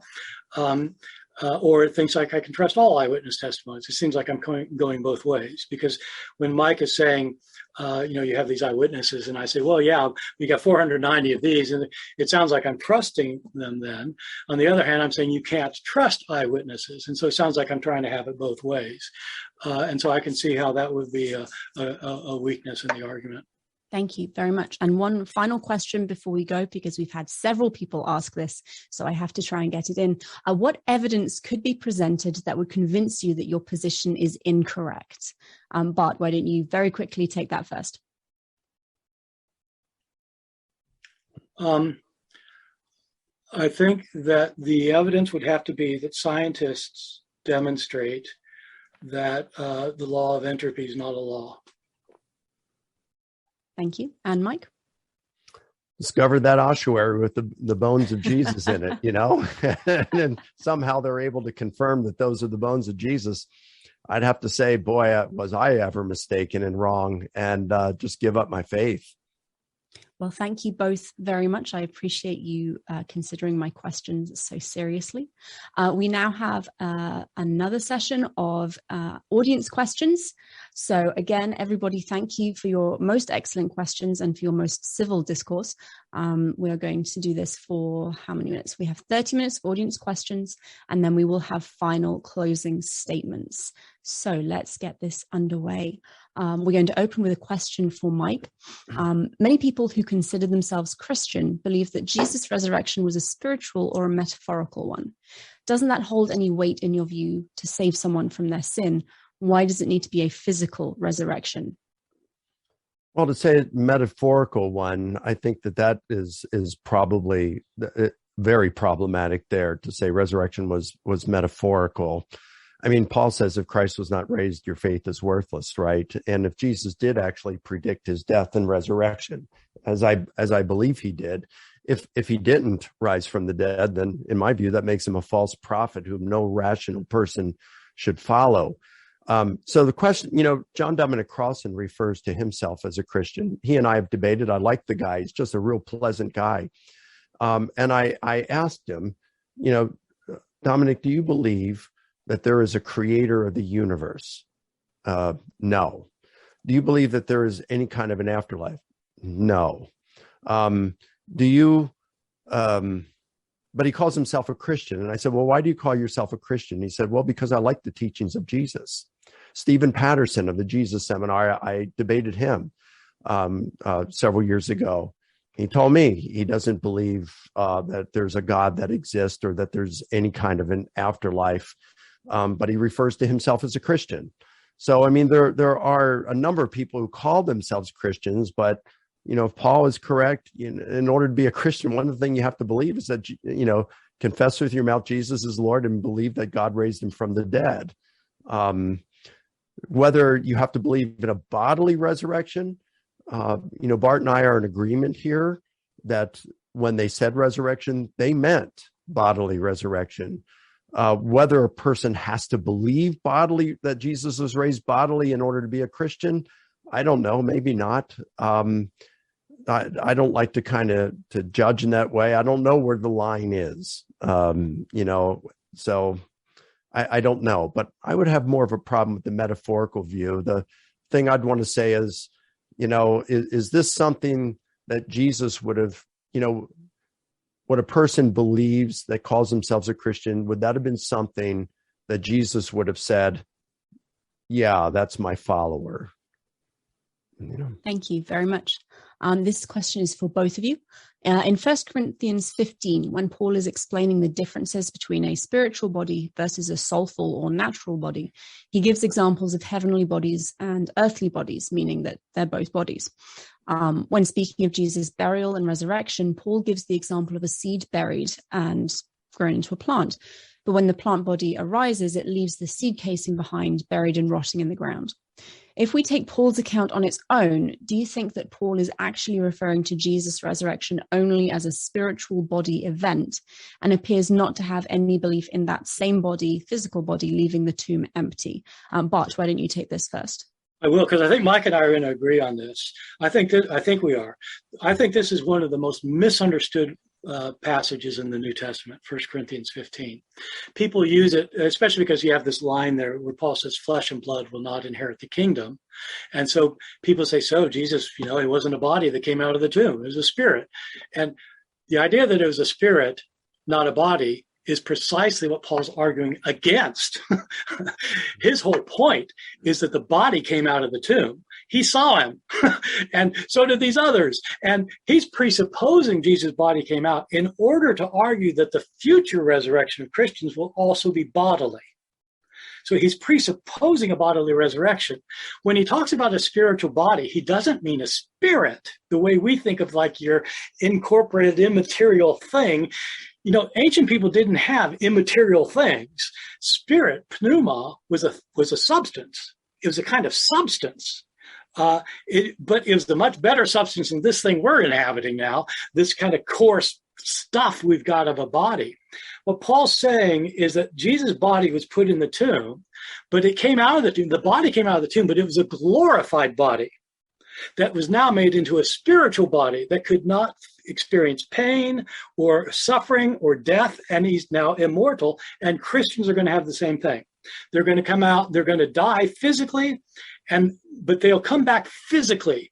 It's not that your soul is going to go to heaven. You are going to be brought back into a physical body to experience eternal life, but it'll be an immortal body.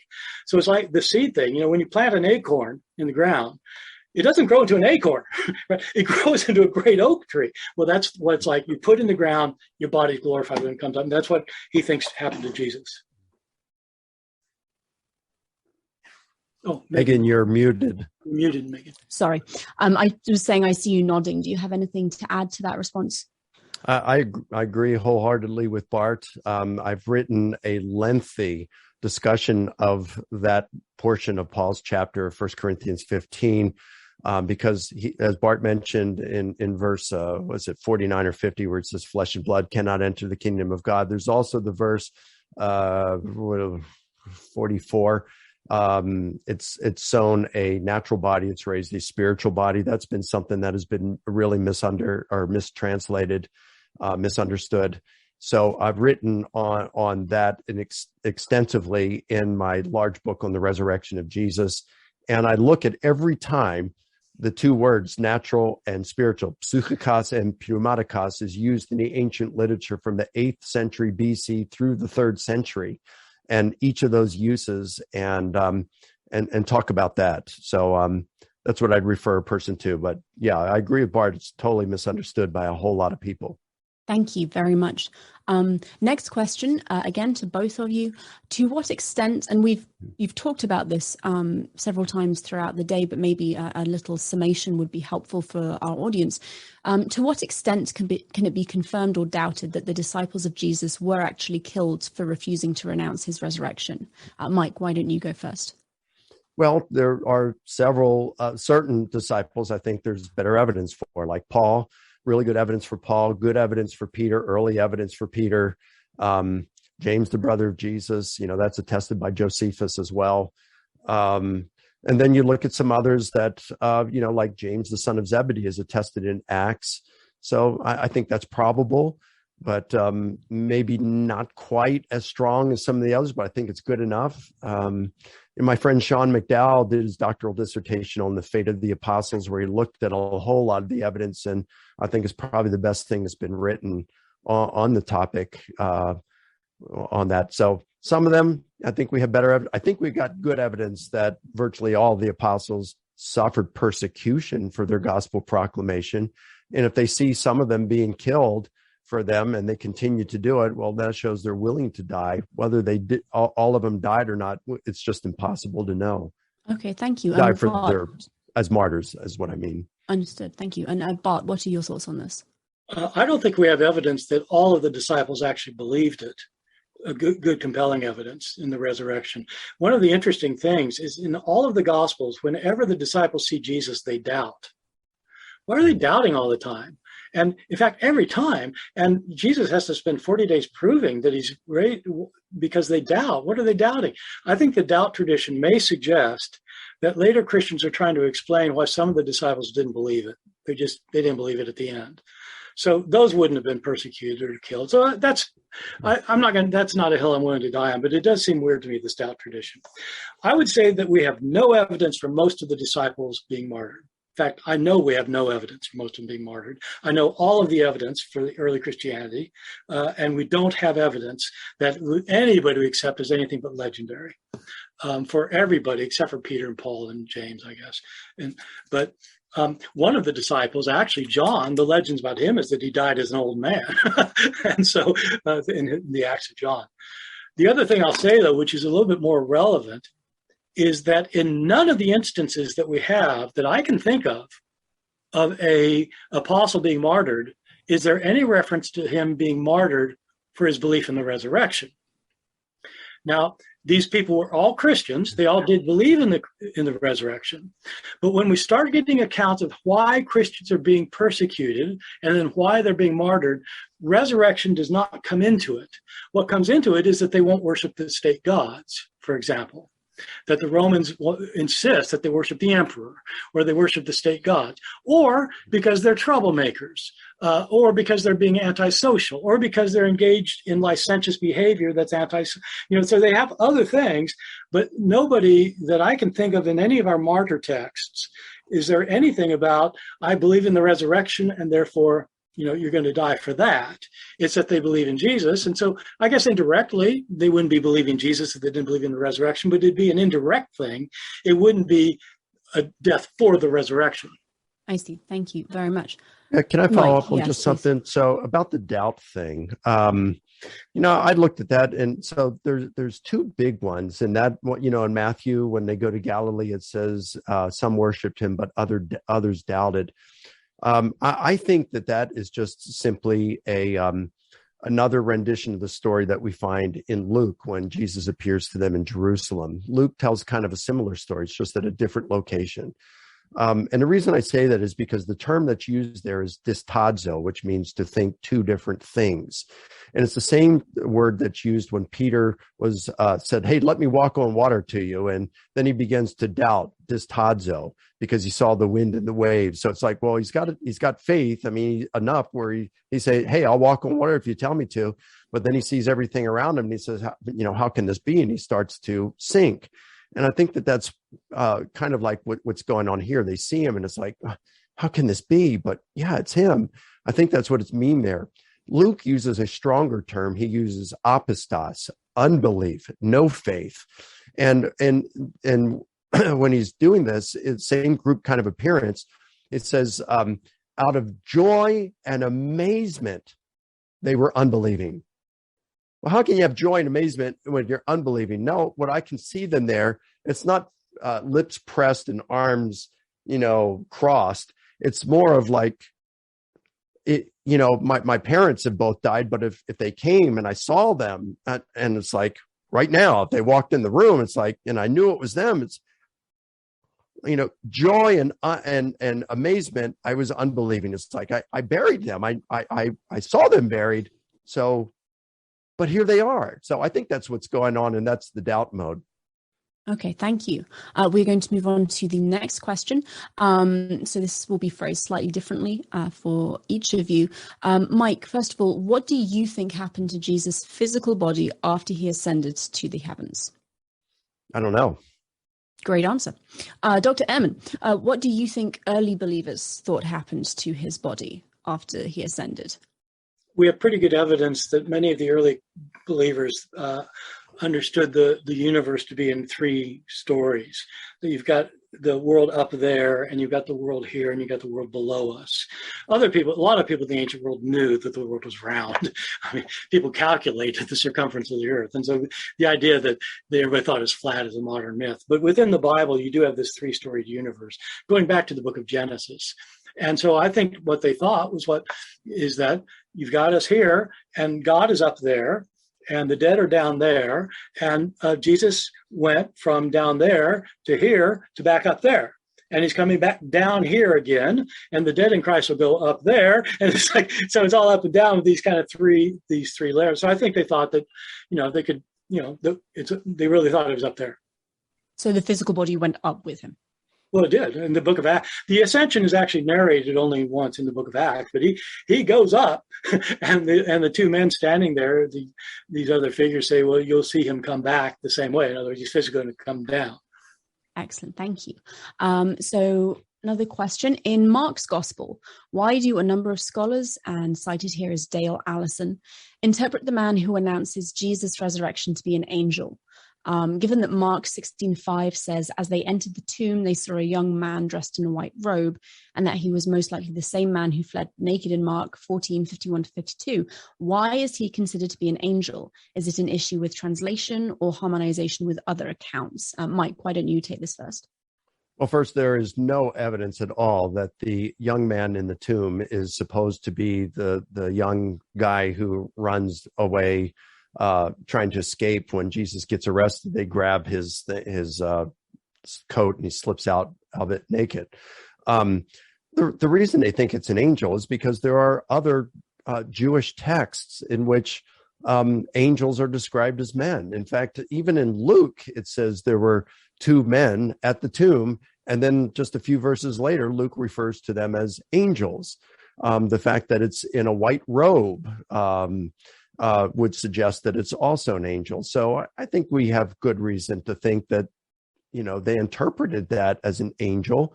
I don't think there's any reason to think that that was just a human and that someone mistook that as an angel later on. Thank you. Bart, what are your thoughts? I agree with that pretty much. I'll just point out that that guy running around in Mark 14 is the only streaker in the New Testament, but there was one in the Old Testament as well, Isaiah also. So he was the second streaker in the Bible. Wonderful, thank you. This is again a question for both of you. How can we be sure that Paul's interpretation of the resurrection is based on the eyewitness testimony with the other apostles in Jerusalem, when we know that Paul and the apostles disagreed on doctrine and that Luke's account contradicts the account in Galatians? Bart, why don't you go first? I don't think we can know. And I agree with Mike that it seems, I agree to this extent that it seems unlikely that Paul would spend time with Jesus on disciples and not at least ask him, what about that? What did you see? This is what I saw. What did you, it's possible, but it's hard for me to imagine that. I don't think, though, that when Paul summarizes the others seeing Jesus, that he's necessarily summarizing something that he heard from these apostles. And if you want to, several times Mike has mentioned Dale Allison's recent book on resurrection. He goes through stories like that and considers all the possibilities, and usually comes away saying he's not quite sure, or like this or that. Just like, and so that if somebody's really interested in that kind of thing, they can see various options. Paul, as I said earlier, Paul says he got it from somebody. He doesn't say from whom. It's a formula. It looks like he's quoting something and so it doesn't look like it's something he's composed. It's something, and so it's not clear who's composed it, on what basis. And so he may have heard it earlier in his ministry. He may have heard it before he even converted. I don't think we know that it comes from the apostles. Thank you, Mike. Yeah, well, I don't, when we say no, beyond a reasonable doubt or beyond all doubt, okay. But I think the most plausible explanation by far would be that it is rooted in what the apostles were teaching. Paul had met with them. He'd met with Peter. He met with James. He saw the other apostles when he'd go up to meet with them. We see from Paul's undisputed letter, especially like Galatians, and how he treated tradition, going back to his days as a Pharisee, and then even as a Christian, how much weight he placed on tradition. Tradition would have come out of Jerusalem. God's people were to have one law. That law was to proceed from Jerusalem. We have every reason to believe that the church, early apostolic leadership followed that. They were headquartered in Jerusalem. Decisions made by the apostolic authority in Jerusalem applied equally well to the churches outside. Paul, again, he tells them, if anyone doesn't follow the traditions, you're not even to eat with such one. We look at how Paul treats tradition in 1 Corinthians 7 when he's dealing with marriage, divorce with a non-believer, and how he's very careful to distinguish tradition and Jesus' tradition from his own apostolic rulings, which he regards as equally binding to the believers. So Paul is very careful about tradition. He's not going to be just taking this haphazard testimonies that's floating around. It's almost certain that he got this from the apostolic leadership in Jerusalem, in my opinion. Can I respond to that? If that were the case, it would have been written in Aramaic. And I don't think there's any good evidence to think this creedal statement was written in Aramaic. He uses the word Cephas, that's Aramaic. He uses Cephas normally. He only uses the name Peter twice. Normally, he uses the name Cephas because that's the name he knew him by. So there's nothing to indicate grammatically, syntactically, that this is an Aramaic composition, unlike some of the other traditions Paul quotes. I think it's certainly a Greek composition, and so it wasn't written by the Jerusalem apostles. Mike? So you have Cephas, you've got parallelism, long, short going on. Paul says, I delivered to you what I also received. Now, yeah, that could have been Greek in that sense. But it wouldn't have had to have been, even the Jerusalem leadership wouldn't have had to have done it originally in Aramaic, because a lot was going around in Greek at that time. I probably disagree with Bart in the sense that I think that the disciples probably were conversant in Greek. I think there's some good evidence for this. No, we completely disagree on that. So, okay, well, we will move on to the next question regardless. So this is for Bart. If you affirm the assassination of Julius Caesar despite differences in accounts, how do the differences between the Gospels impact the truthfulness of the resurrection? I don't think that the differences have any effect on whether the resurrection happened or not. I think the differences show that you can't trust the Bible to tell you exactly what happened, but it has no bearing on whether there was a resurrection or not. And so I've never tried to argue that there couldn't be a resurrection because they contradict each other. That's a crazy argument. And you've never heard me make it. Thank you very much. And one from Mike. Have you considered the possibility that, for example, Peter said he saw the risen Jesus and another person, not wanting to be left out, replies, I saw him too? Studies have been done to say that people usually go along with the group. Okay, so let me see if I'm understanding this. So Peter says he sees Jesus and then others want to go along with the group. I mean, I guess that you have to look at that as a possibility, but then, what about when these disciples, these apostles start beginning persecuted and life gets difficult? Are you still wanting to be with that, stay with that group at the time? And then what do you do with Paul? And then something we really haven't talked much about is James, the brother of Jesus. If we're looking at the accounts in the Gospels, it would seem to suggest that his brothers didn't believe in him, even up all the way to the time that Jesus died. I mean, Mark 3 says his brothers thought he was beside himself. John 7 says none of his brothers believed in him. At the cross, Jesus entrusts his mother to the beloved disciple. Well, why not James or any of his brothers at the time? It just seemed to suggest that they were not followers then. But then shortly after, according to the book of Acts, we find Jesus' mothers and brothers all gathered with the other disciples. Later on, you find James as the head of the Jerusalem church. Josephus and some others report James's martyrdom because he won't deny that his brother's the Messiah. And then in that ancient creed that Bart and I have been discussing, another thing is Paul does refer to it as kerygma, which would be apostolic, go back to it's the official proclamation. It's like it says, then he appeared to James. And that just seems to be the best explanation, that you go from a non-believer to a believer because you think you have this experience that you think the risen Jesus appeared to him. Thank you very much. Dr. Ehrman, why do you contend that the testimony or the turnaround of Paul, a former persecutor of the Christian church, does not count as amazing evidence?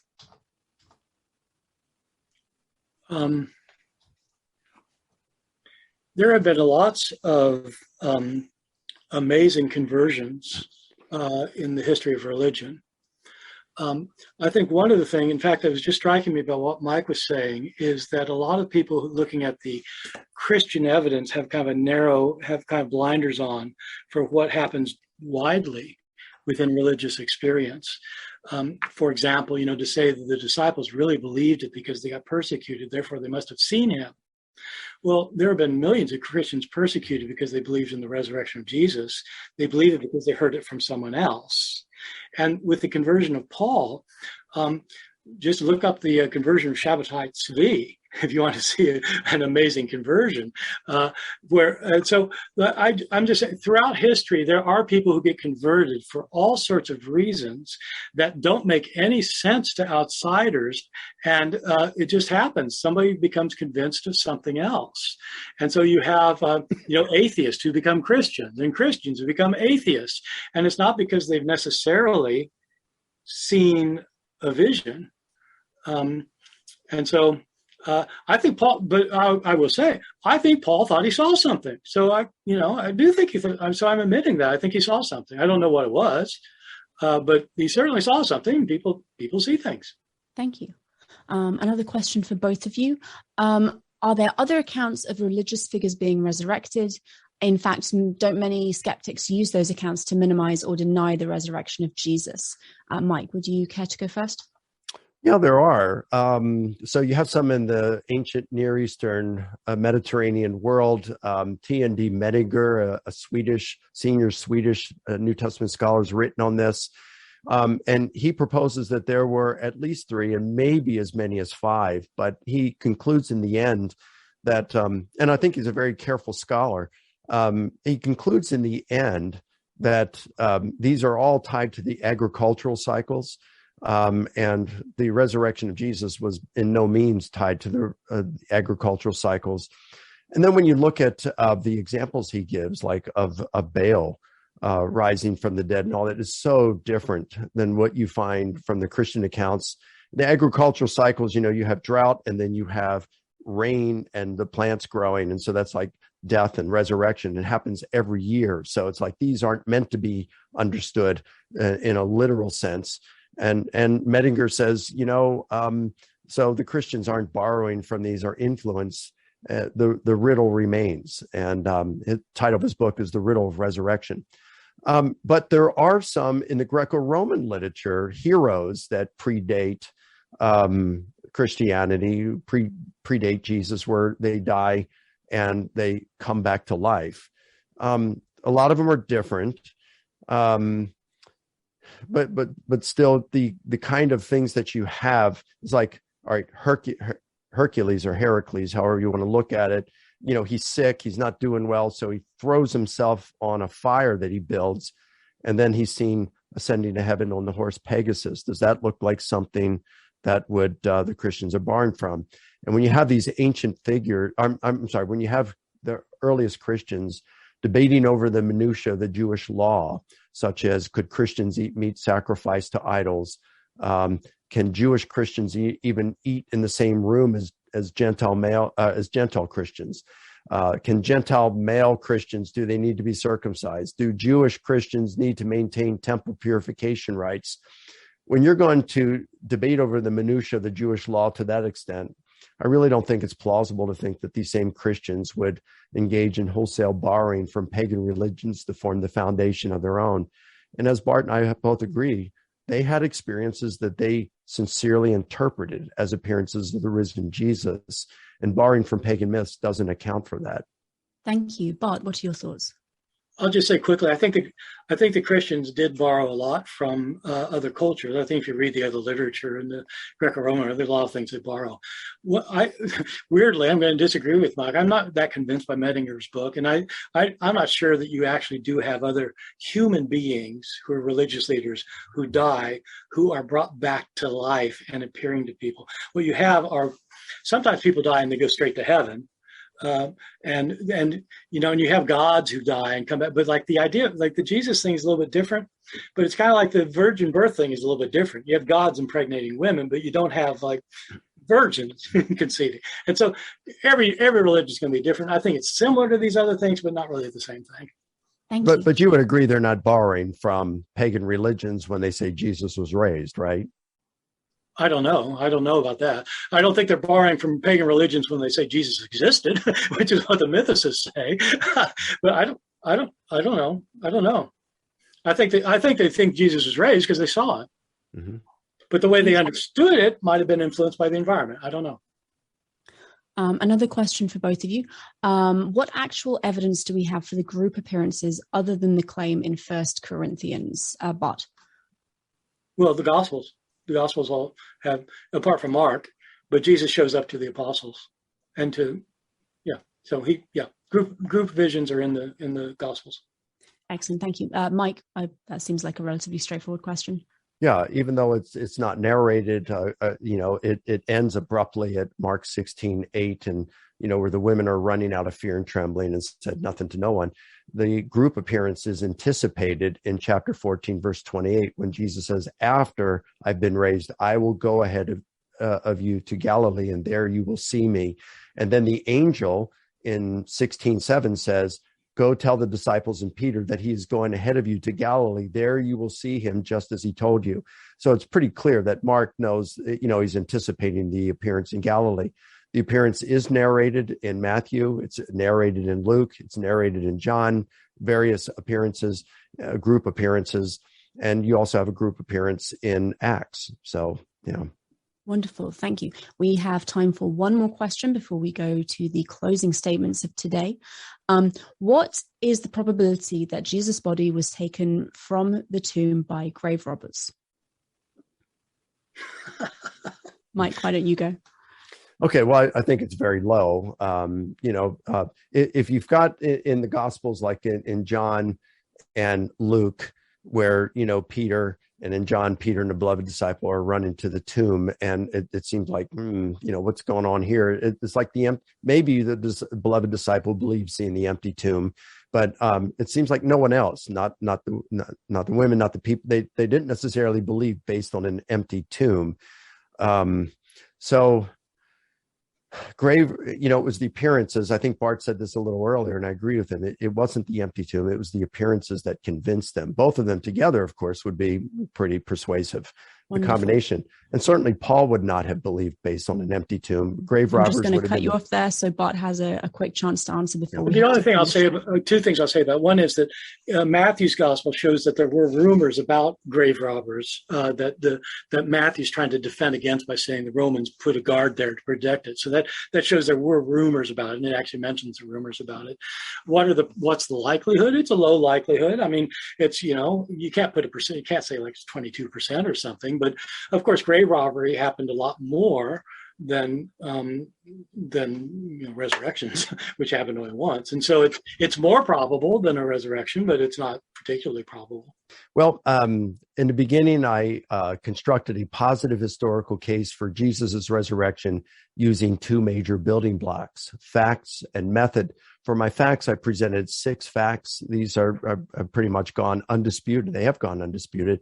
And then when it comes to the method, I presented arguments of inference to the best explanation using 4 important criteria: explanatory scope, explanatory power, less ad hoc, and plausibility. The hypothesis that best fulfills these criteria is regarded as what probably occurred, and I demonstrated that the resurrection hypothesis is better than a lot of different hypotheses. And in fact, I think it's better than than any other hypothesis out there. And the neat part about this is, look, if Jesus rose from the dead, you can have all these other objections like to the Gospels or even stuff in the Old Testament or whatever. But if Jesus rose from the dead, it's game over. Christianity's true, period. And so that gives me hope. It talks about eternal life. It talks about a loving God. And I get excited about that. I'm not appealing. Please notice that I did not appeal to God as the cause of the resurrection. I tried to keep this all worldview independent, worldview neutral, and just look at the facts and say, all right, I'm not going to appeal or presuppose God, but likewise, I'm not going to a priori exclude the possibility either. I don't think that is being a good historian to take either of those positions. And if you just look at the facts, I think the best explanation is the resurrection hypothesis. Yes, faith is required for it. Even if we conclude Jesus rose from the dead, you'd have to say, well, how do we know God did it? How do we know it wasn't an alien that was, performing an experiment or just trying to get his PhD in a parallel universe? He had to come and deceive people to thinking that he was God. Well, I can't disprove that. So there is a degree of faith, no matter what you do. And there's a degree of faith with every world view. Even atheists must have faith. They have to account for things such as, how the universe came into existence out of nothing, which is what most cosmologists believe today. They have to account for the strong appearance of design in the universe that has been discussed by molecular biologists and astrophysicists. Even Carl Sagan, atheist astronomer, when he got together with Francis Crick, the agnostic molecular biologist who discovered DNA, they said the chances of life evolving on Earth by just natural causes they estimated at 1 in 10 to the 2 billionth power. Richard Dawkins even says that this seems to point to some life from another planet coming here. Well, maybe, but that's faith. And then you have the problem of consciousness, which has been recognized as a problem for atheism for some time. How is it you have inanimate, non-conscious beings evolve into conscious beings? Colin McGinn is an atheist philosopher of mind. He's taught at Oxford, and he's written a book, The Problem of Consciousness, and he says it's insoluble. So I guess finally, it's all going to require some degree of faith, but I think that believing in the resurrection of Jesus is a reasonable faith. I think it's reasonable for Christians to believe. I think it's the best explanation of the data. Finally, I'd like to just thank Bart for just another great debate. I just love this guy. I think he's a great guy. He's a great scholar, and he's a friend. And despite our disagreements, it's always fun doing this with him. I want to thank Chris for setting this up. And I want to thank Megan for just being a great moderator, and thank all of you who have been viewing this. It's just been delightful. And thanks that you have shown the interest and paid to participate in this and to view it. I hope you found it both interesting and entertaining. I want to end by saying what is ultimately at stake for me in this kind of back and forth. Why would I care if conservative evangelical apologists think that they can demonstrate that their faith claims are true, with the implication that the faith claims of everyone else are wrong? Why don't I just say, no, I don't think so? Well, here's why. We live in a remarkably diverse world. There are some people who celebrate our diversity. Not everyone has to be the same. I agree with that attitude and the actions that result from it. All people are equally valuable, and no one should be opposed for who they are, for their race, sex, gender identity, nationality, economic status, political party, philosophical ideas, life choices, or religious beliefs and practices. I'm a huge fan of live and let live, with one caveat. I draw the line in harming others. You have no right to do that. What has that to do with this debate? Many of the people I love and hold dear, family and friends, are believing Christians. None of them thinks they can prove they are right and that others are wrong. If they did, they would not be my closest loved ones. Throughout the course of history, religious people who are passionately persuaded that their views are right and others are wrong have opposed those of other persuasions because they were different. Christians against Jews, Protestants against Catholics, Sunnis against Shiites, Hindus against Muslims, evangelicals against Mormons, and religious people against those different from them in race, sex, gender identity, national origin, or anything else. The big problem I have with conservative evangelical apologetics is that it is an attempt to demonstrate that its views are not only acceptable and helpful, but that they are factually right and they alone are right. That means everything else is false. Those who think they can prove the resurrection may not be meaning to put other people down and to be marginalizing and insisting that they conform to their version of the truth, but in fact, they are doing just that. Even if they are really nice guys and gals otherwise who claim otherwise. For them, all other religions are wrong in their various ways. Islam, Hinduism, Buddhism, Judaism, Shintoism, Jainism, and go on and on. And for the evangelical Protestants who take this approach, all other Christians are wrong. Catholics, Greek Orthodox, Mormons, Jehovah's Witnesses, and those liberal mainliners, and on and on. They're not only wrong, they are destined to eternal punishment, either torment or annihilation, as Mike himself has alluded to. These other people are opposed to God, so ultimately God is opposed to them. God favors the ones who agrees with the apologists who will have eternal bliss. Few people know what this kind of exclusivism has done throughout the course of Christian history, but the stories are not good.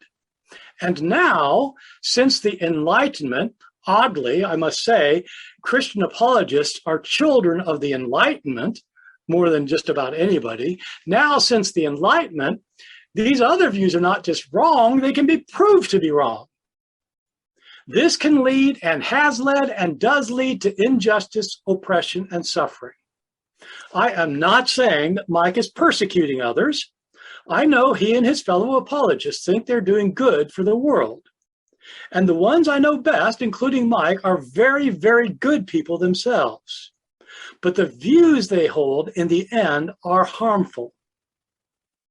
Even in our day, whether it's their intention or not, these views have led and continue to lead to suffering for women, opposition to people of color, gays, lesbians, bisexuals, transsexuals, and others with non-traditional gender identifications. They have led and continue to lead to opposition, sometimes violent opposition, to good, decent people of other religions and even of other kinds of Christianity. That's not right, and it's not Christian. Often I get asked why I do these debates, and this is why. And after I debate, I get asked, why did I get passionate about it? And this is why.